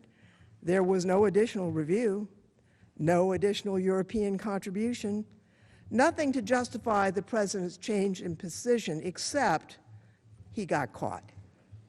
Just as there was no official explanation for why the hold on Ukrainian assistance was implemented, Numerous witnesses testified that they were not provided with any reason for why the hold was lifted on September 11th. For example, Jennifer Williams, who was the special advisor to Vice President Pence, testified that she was never given a reason for that decision. Neither was Lieutenant Colonel Vindman. Here's what he told us during the hearing. Are you also aware, however, that the security assistance hold was not lifted for another 10 days after this meeting? That's correct. And am I correct that you didn't learn the reason why the hold was lifted? That's correct. Colonel Vindman, you didn't learn a reason why the hold was lifted either, is that right? Correct. Colonel Vindman, are you aware that the committees launched an investigation into Ukraine matters on September 9th, 2 days before the hold was lifted? I am aware, and I was aware.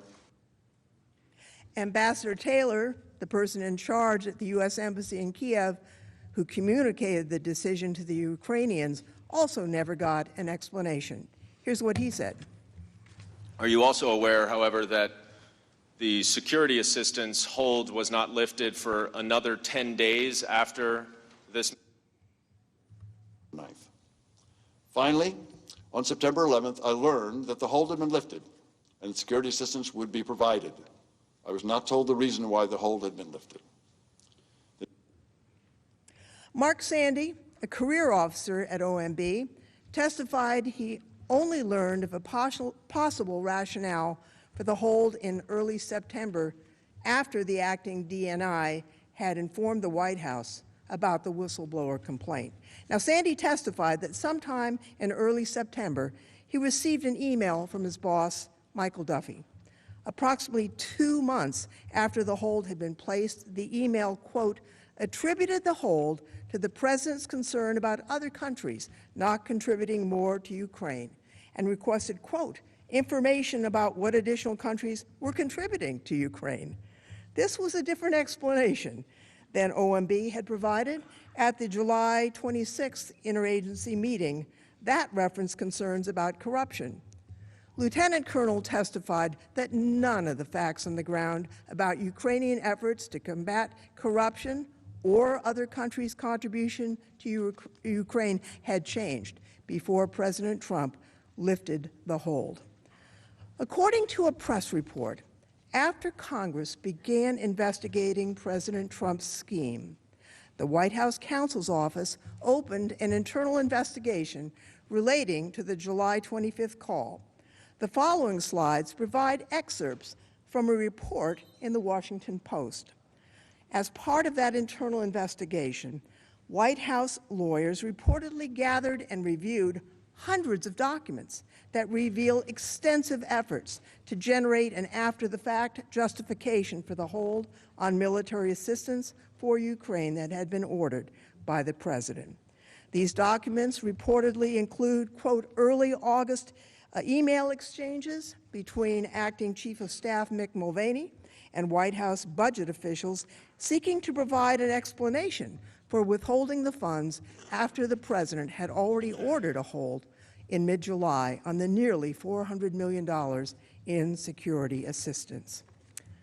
The Washington Post article also reported that, and this is a quote, emails show OMB Director Vaught and OMB staffers arguing that withholding the aid was legal while officials at the National Security Council and State Department protested.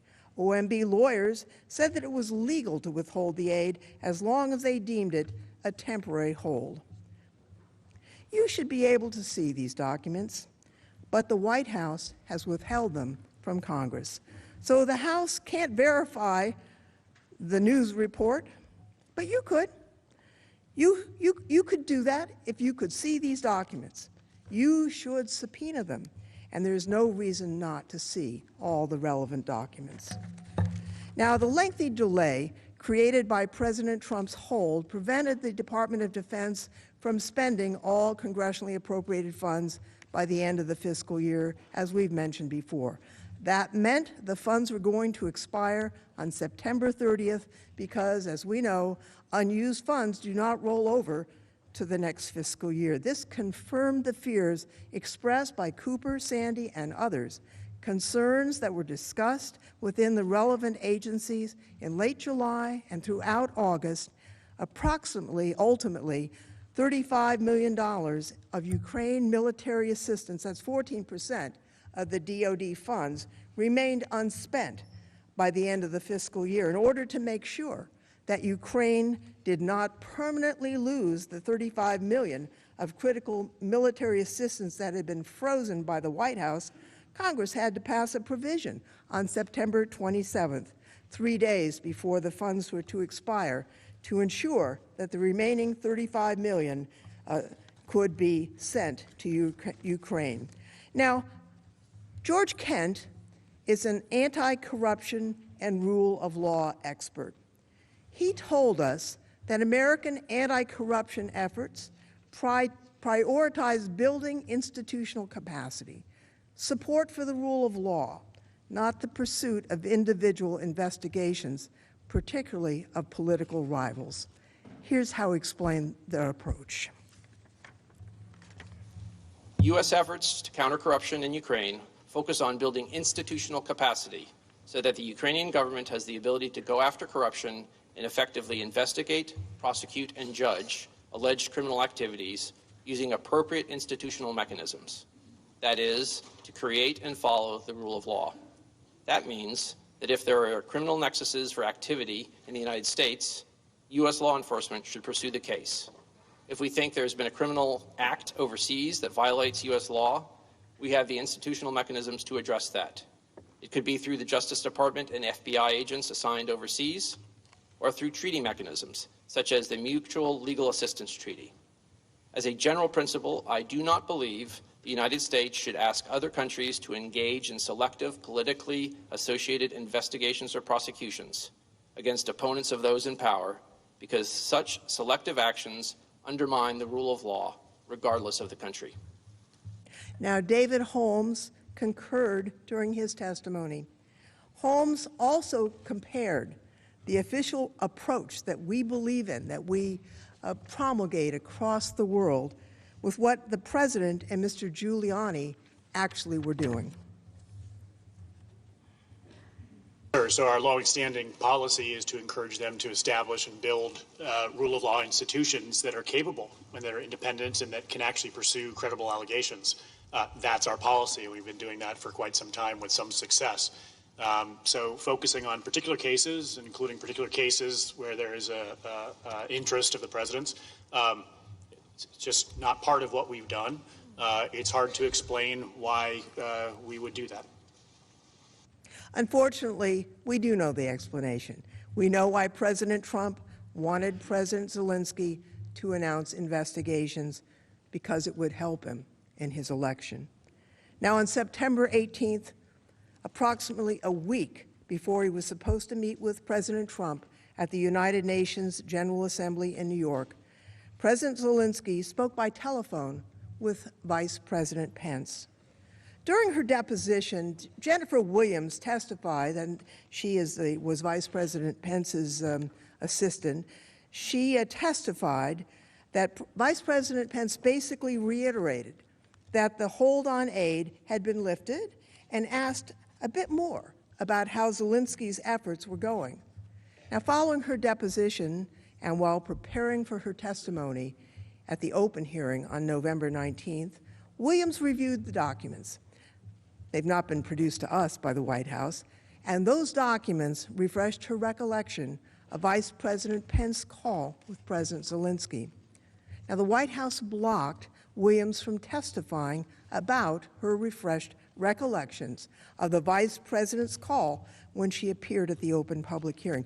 They claimed that certain portions of the September 18th call, including the information that Williams wanted to tell us about, were classified. On November 26th, she submitted a classified addition to her hearing testimony, where she provided additional information about the Vice President's September 18th telephone call with President Zelensky. The Intelligence Committee provided this classified addition to the Judiciary Committee. It has been sent to the Senate for your review.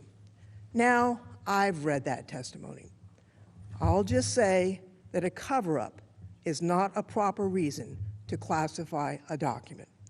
Vice President Pence has repeatedly said publicly that he has no objection to the White House releasing the actual transcript of his calls with President Zelensky, and yet his office has refused many requests by the committee to declassify Williams' addendum so the American people could also see the additional evidence about this call. We urge the senators to review it, and we ask again that the White House declassify it.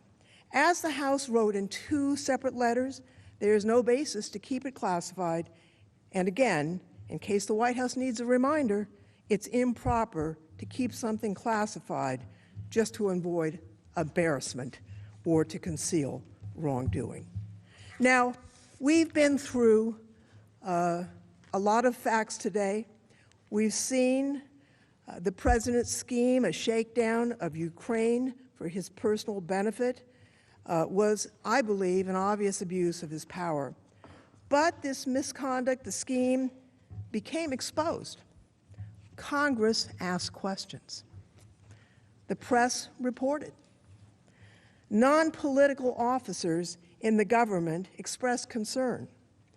The whistleblower laws were activated. As this happened, there was an effort to create an after-the-fact misleading record to avoid responsibility for what the president had actually been doing. These were not the only efforts to hide misconduct, and the misconduct continued. Congressman Schiff will review some of those items.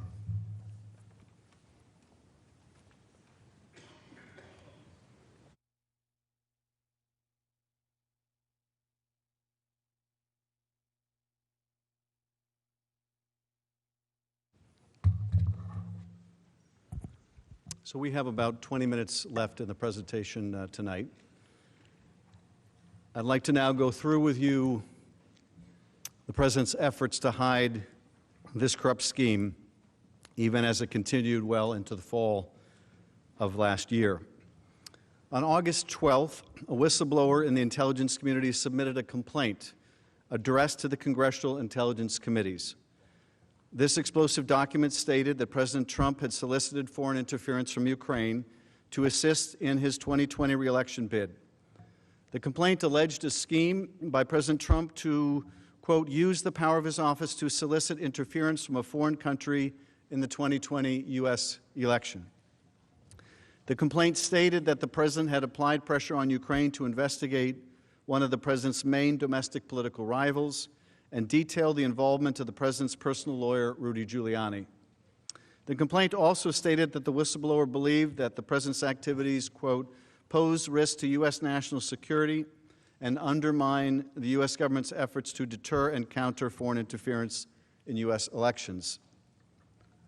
Under the law, the whistleblower was required to file the complaint with the Inspector General of the intelligence community, which was then required to vet and assess the complaint and determine if it warranted reporting to the intelligence committees. The law gives the Inspector General 14 days to conduct an initial review and then inform the Director of National Intelligence about his findings. On August 26, the Inspector General sent the whistleblower complaint and the Inspector General's preliminary determination to the Acting Director of National Intelligence. The Inspector General wrote that based on a review, his review of the complaint, its allegations constituted an urgent concern and appeared credible under the statute. The Inspector General confirmed that the whistleblower acted lawfully in bringing the complaint and credibly raised a legitimate concern that should be communicated to the intelligence committees of Congress. The Director of National Intelligence quickly informed the White House about the complaint. Under the law, the Acting Director of National Intelligence was required to forward the complaint and the Inspector General's determination to the Congressional Intelligence Committees no later than 7 days after he received it. The legal requirement is extremely clear. Upon receipt of the transmittal from the ICIG, that is the Inspector General of the Intelligence Community, the Director shall, within 7 calendar days of such receipt, forward such transmittal to the Congressional Intelligence Committees together with any comments the Director considers appropriate. Yet, despite the clear letter of the law, the White House mobilized to keep the information in the whistleblower complaint from Congress, including by inviting the Department of Justice to render an opinion as to whether the complaint could be withheld from Congress. The statutory deadline of September 2nd, when the Director of National Intelligence was required to turn it over to Congress, came and went, and the complaint remained hidden from Congress. Finally, on September 9th, a full week after the complaint was required to be sent to Congress, and once again, an urgent concern, the Inspector General, 1 week after it was required to be sent to Congress, the Inspector General wrote to the leaders of the intelligence committees to inform them that the Director of National Intelligence was withholding a whistleblower complaint in direct contravention of past practice and the law. On September 24th, Speaker of the House Nancy Pelosi announced that the House of Representatives is moving forward with an official impeachment inquiry. The next day, the House of Representatives passed a resolution calling on the Trump administration to provide the whistleblower's complaint immediately to the Congressional Intelligence Committees. Later that day, the White House publicly released the summary of the July 25th call between President Trump and President Zelensky and permitted the acting Director of National Intelligence to provide the whistleblower's complaint and related documents to the Congressional Intelligence Committees. The President himself was happy to discuss the motivations for the scheme in public. That day, in a joint press availability with President Zelensky at the United Nations General Assembly, President Trump reiterated that he wanted Ukraine to investigate the Bidens.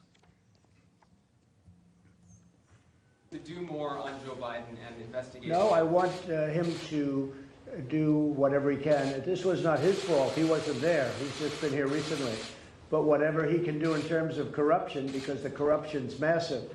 Now, when Biden's son walks away with millions of dollars from Ukraine and he knows nothing, and they're paying him millions of dollars, that's corruption.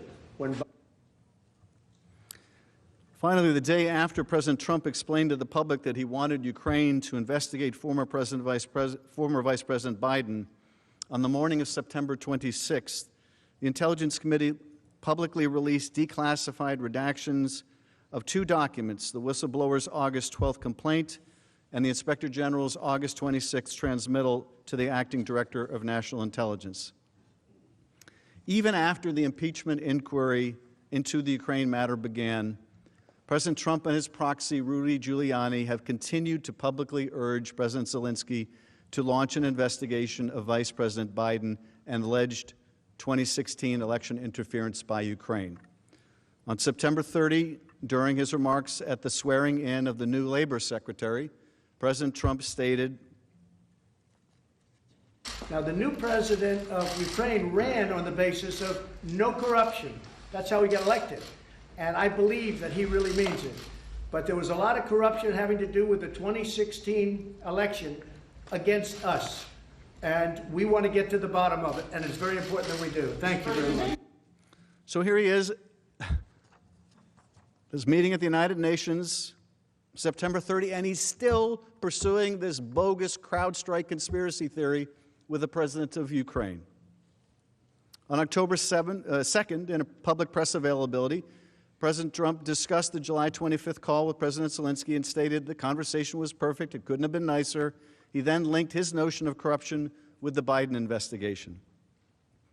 On October 3rd, in remarks before he departed on Marine One, President Trump expressed his hope that Ukraine would investigate Vice President Biden and his son.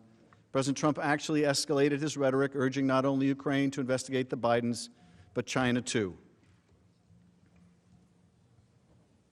Mr. President, what exactly did you hope Zelensky would do about the Bidens after your phone call? Exactly. Well, I would think that if they were honest about it, they'd start a major investigation into the Bidens. It's a very simple answer.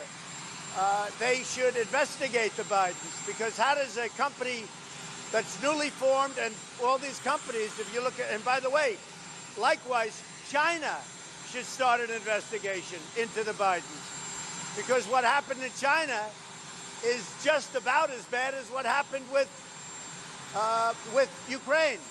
So I would say that President Zelensky, if it were me, I would recommend that they start an investigation into the Bidens. The same day, President Trump tweeted that he has an absolute right to investigate corruption. That really means is he feels he has an absolute right to investigate or get foreign countries to investigate his political opponents. The president sent a similar tweet the next day, once again linking corruption with the Biden investigation. As president, I have an obligation to end corruption, even if that means requesting the help of a foreign country or countries. It is done all the time. This has nothing to do with politics or a political campaign against the Bidens. This does have to do with corruption. Give him credit for being so obvious.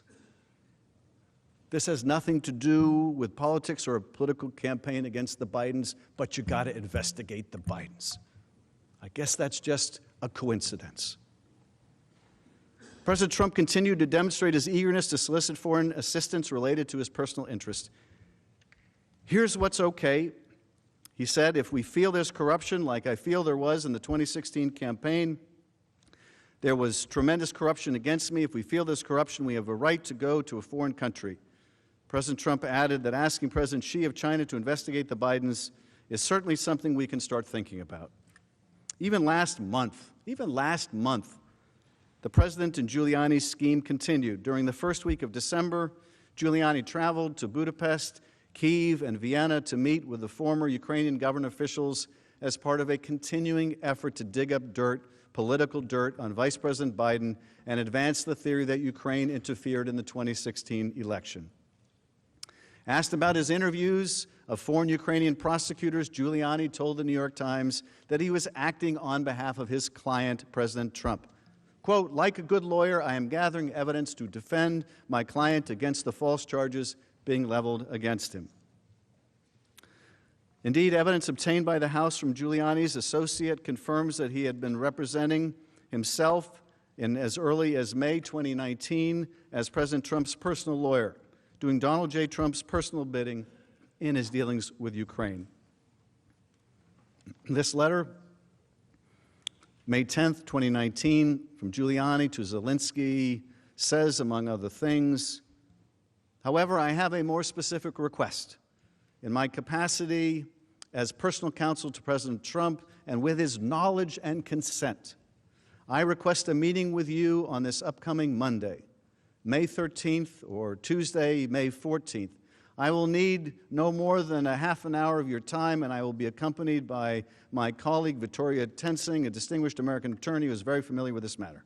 Please have your office let me know what time or times are convenient for you, and Victoria and I will be there. So this is evidence recently obtained showing his effort to get that meeting in May with Zelensky. Giuliani told the Wall Street Journal that when he returned to New York from this most recent trip on December 7th, President Trump called him as his plane was still taxiing down the runway. What did you get? He said, President Trump asked.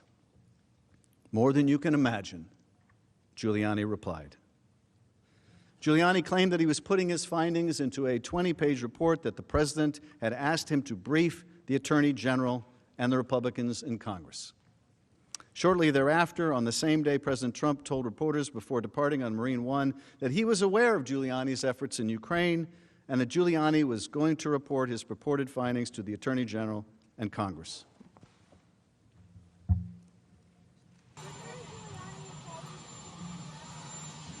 Well, I just know he came back from someplace and he's going to make a report, I think, to the Attorney General and to Congress. He says he has a lot of good information. I have not spoken to him about that information, but Rudy, as you know, has been one of the great crime fighters of the last 50 years. And he did get back from Europe just recently, and I know he has not told me what he's found, but I think he wants to go before Congress and say, and also to the Attorney General and the Department of Justice, I hear he's found plenty. Yeah. 3 days after that, those remarks, on December 10th, Giuliani confirmed to the Washington Post that President Trump had asked him to brief the Justice Department and Republican senators on his, quote, findings, unquote, from his trip to Ukraine. Giuliani stated, "He wants me to do it. I'm working on pulling it together and hope to have it done by the end of the week." That Friday, December 13th, Giuliani reportedly met with President Trump at the White House. And on December 17th, Giuliani confirmed to CNN that President Trump has been very supportive of his efforts to dig up dirt on Vice President Biden in Ukraine and that they are on the same page. The following day, on December 18, 2019, the House of Representatives approved the 2 articles of impeachment you are considering in this trial. Since the House voted on these articles, evidence has continued to come to light related to the President's corrupt scheme. Among other things, Freedom of Information Act lawsuits, press reporting, and documents provided to Congressman Rudy Giuliani associate Lev Parnas further corroborate what we already know about the President's scheme. As Giuliani again said on December 17th, President Trump has been, quote, very supportive, unquote, of his efforts to dig up dirt on Vice President Biden, and they are, quote, on the same page. Parnas further corroborated what we already know about President Trump's scheme, that he was responsible for withholding military aid and sustaining that hold, and that his personal attorney, Mr. Giuliani, was working at the direction of President Trump himself.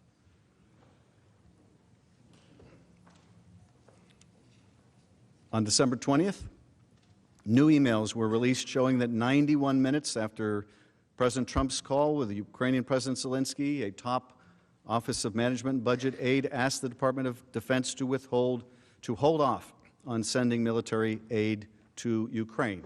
So those were new documents that came on December 20th. On December 29th, revelations emerged from OMB Director and Acting Chief of Staff Mick Mulvaney's role about that role in the delay of aid and efforts by lawyers at OMB, the Department of Justice, and the White House to justify the delay and the alarm that the delay caused within the administration. Those records just became available on December 29th. On January 2nd, newly unredacted Pentagon emails which raised serious concerns by Trump administration officials about the legality of the President's hold on aid became available. On January 6th, former Trump National Security Advisor John Bolton announced that he would comply with a Senate subpoena compelling his testimony. His lawyers stated that he has new relevant information. On January 13th, reports emerged that the Russian government hacked the Ukrainian gas company Burisma, almost certainly in an effort to find information about Vice President Joe Biden's son in order to weaponize that information against Mr. Biden and in favor of Mr. Trump, just as Russia did against Secretary Clinton in favor of then-candidate Trump in 2016. That brings us up to January 13th of this year. Last week, House committees received new evidence from Lev Parnas that further demonstrates that the President was a central player in this scheme to pressure Ukraine for his political gain. And also last week, the Government Accountability Office found that President Trump violated the law when he withheld that aid. Last night, we had a further development when more redacted emails from the Office of Management and Budget were produced. I think Representative Crow showed you these. These are among the documents that were just released. I'm sure that if we could read under those redactions, it would be a very perfect email. But you have to ask, what is being redacted here? What is so important to keep confidential during the course of an impeachment inquiry? As you can see, right up until last night, evidence continues to be produced. The truth is going to come out. Indeed, the truth has already come out, but more and more of it will. More emails are going to come out. More witnesses are going to come forward. They're going to have more relevant information to share. And the only question is, do you want to hear it now? Do you want to know the full truth now? Do you want to know just who was in the loop? Sounds like everyone was in the loop. Do you want to know how broad this scheme was? We have the evidence to prove that President Trump ordered the aid withheld. He did so to coerce Ukraine to help his re-election campaign. He withheld a White House meeting to coerce the same sham investigations. We can and will prove President Trump guilty of this conduct and of obstructing the investigation into his misconduct. But you and the American people should know who else was involved in this scheme. You should want the whole truth to come out. You should want to know about every player in this sordid business. It isn't within your power to do so. And I would urge you, even if you're prepared to vote to convict and impeach and remove this president, to find out the full truth about how far this corruption goes. Because I think the public has a right to know. Now, yesterday we made the case for why you should hear this additional evidence and testimony. This morning I introduced you to the broad sweep of the president's conduct. And then during the course of today, we walked you through a factual chronology in real time about how this plot unfolded. And during that factual chronology today, you saw that in March of this year, Giuliani began that smear campaign against Ambassador Yovanovitch in order to get her fired by President Trump, something he would later admit was necessary to get her out of the way because she was going to be in the way of these two investigations. This is the supposed anti-corruption effort by the president to get rid of a woman who has dedicated her career to representing the United States, often in dangerous parts of the world, to fighting corruption and to promoting the rule of law. This plot begins with getting her out of the way, with the president saying that she's going to go through some things. This anti-corruption reformer, this U.S. patriot, this plot begins with getting her out of the way. And tellingly, and this says so much about the administration, tellingly, it wasn't enough just to recall her or fire her. The president could have done that any time. No, they wanted to destroy her because she had the audacity to stand in their way. So we heard in March about the effort to get rid of her, and it succeeded. And guess what message that sent to the Ukrainians? About the power the president's lawyer has. The Ukrainians were watching this whole saga. They were hearing his interviews. They were seeing the smears that he was putting out. And this attorney for the president, working hand in hand with these corrupt Ukrainians, was able to get a UN ambassador yanked out of her job. Proof positive. You want a window to this president, you want entree to this president, you want to make things happen with this president, you go through his lawyer. Never mind the State Department, never mind the National Security Council, never mind the Defense Department, you go through his lawyer. That's March. April, Zelensky has this huge victory in the presidential election. He gets a congratulatory call from the president. The president assigns Vice President Pence to go to the inauguration.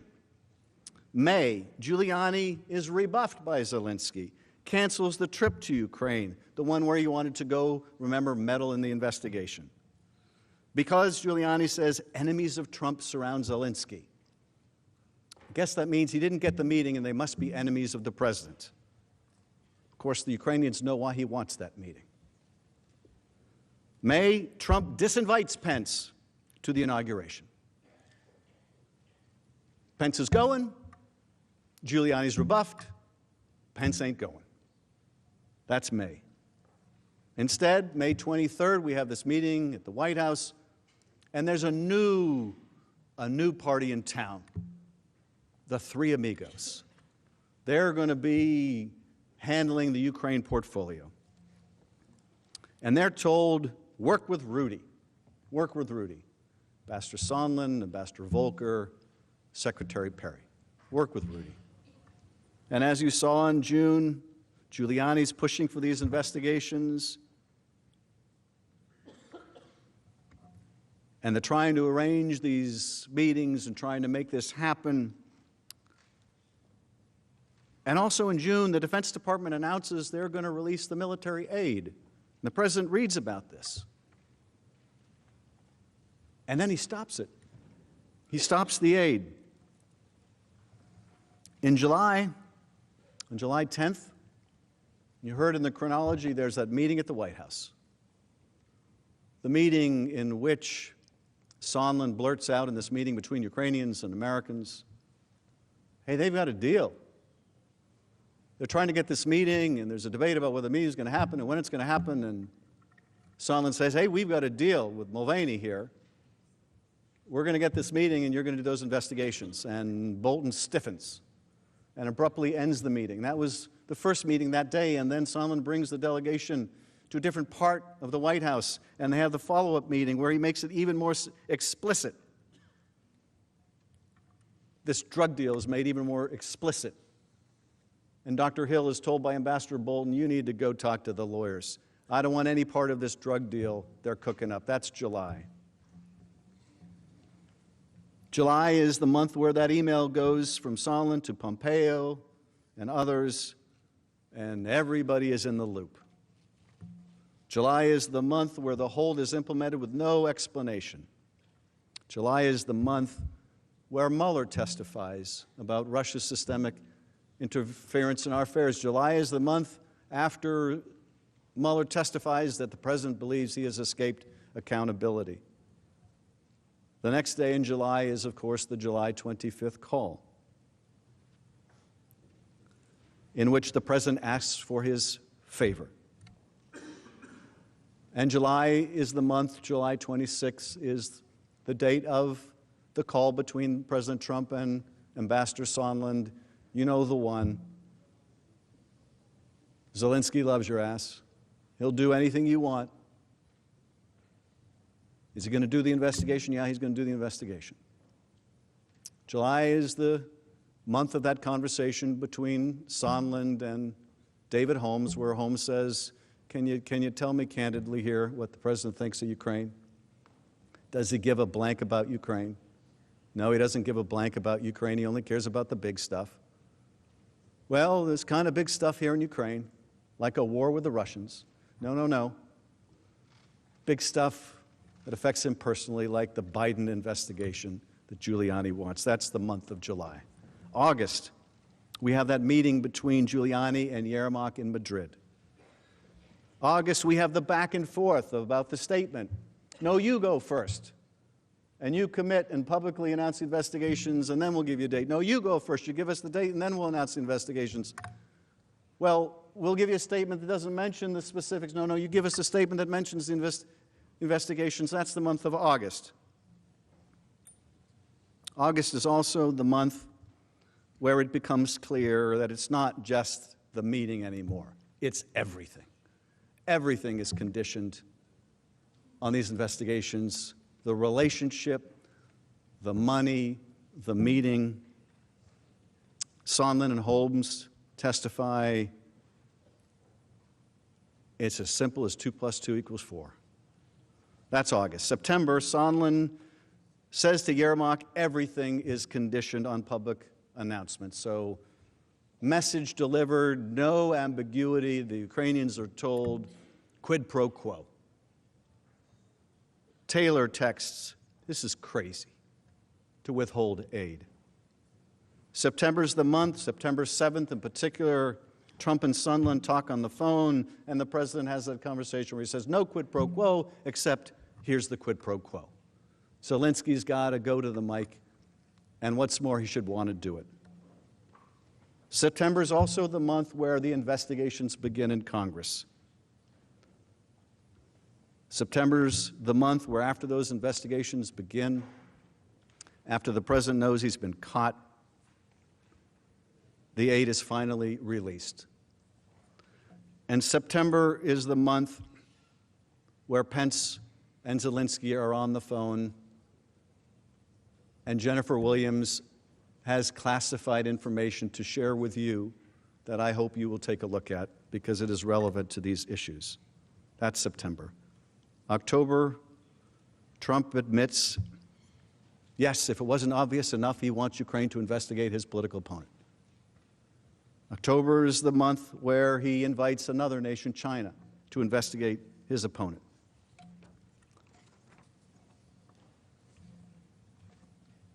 This is the broad outline of the chronology that we went through today. Tomorrow, we will go through the law, the Constitution, and the facts as they apply to Article 1. That is the plan for tomorrow. We've introduced the case, we've gone through the chronology, and tomorrow we will apply the facts to the law as it pertains to the President's abuse of power.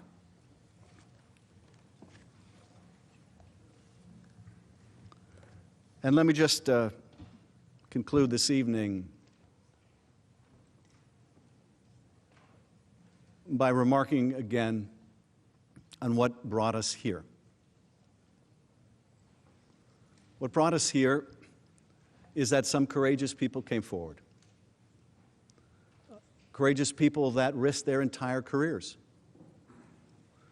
And one of the things that's been so striking to me about that as I watch these witnesses like Maria Yovanovitch and Ambassador Taylor and David Holmes and others, Dr. Hill,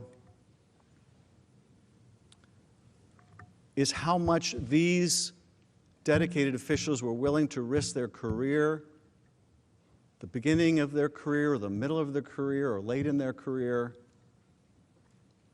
when they had everything to lose. But people senior to them who have every advantage, who sit in positions of power, lack that same basic commitment, lack that same basic willingness to put their country first and expose wrongdoing.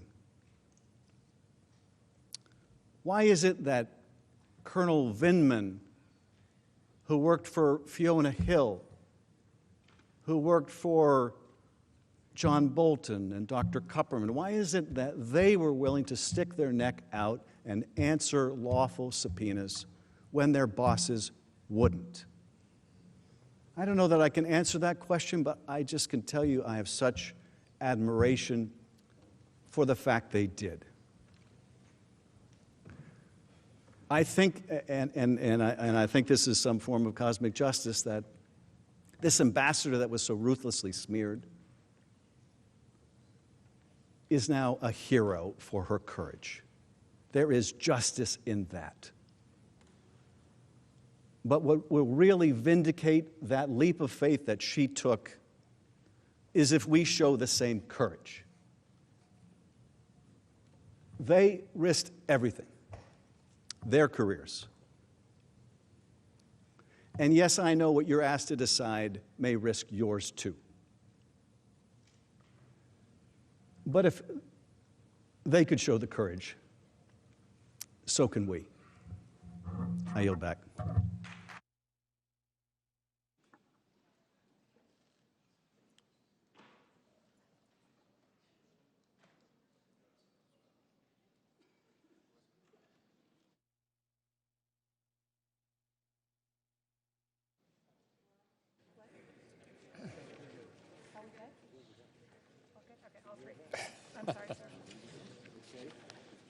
Pursuant to the provisions of Senate Resolution 243 of the 100th Congress, a single one-page classified document identified by the House managers for filing with the Secretary of the Senate that will be received on January 22nd, 2020, shall not be made part of the public record and shall not be printed, but shall be made available pursuant to the standing order from the 100th Congress. The Majority Leader is recognized. Mr. Chief Justice, colleagues, we're almost through for the evening. We'll convene again at 1 o'clock tomorrow. Before we adjourn, I'd like to acknowledge that tomorrow is the official last day for this term's Senate pages. This group of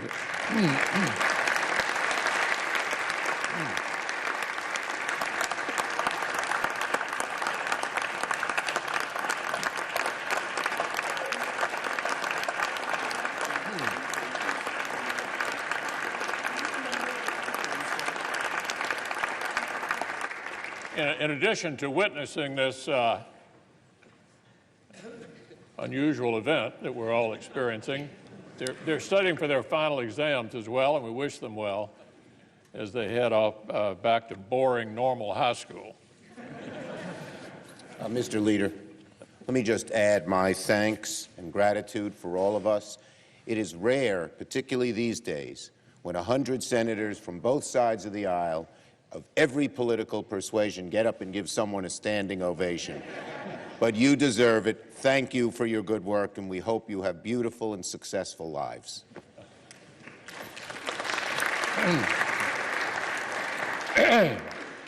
So, Mr. Chief Justice, I ask unanimous consent that on Tuesday, January the 28th, from 10 a.m. to 11 a.m., while the Senate is sitting as a court of impeachment, and that notwithstanding the Senate's adjournment, the Senate can receive House messages and executive matters, committees be authorized to report legislation and executive matters, and senators be allowed to submit statements for the record, bills, resolutions, and co-sponsor requests, and where applicable, the Secretary of the Senate, on behalf of the presiding officer, be permitted to refer such matters. Without objection, so ordered. Finally, I ask unanimous consent that trial adjourn until 1 p.m. Thursday, January 23rd, and this also constitute the adjournment of the Senate. Without objection, so ordered. Senate is adjourned.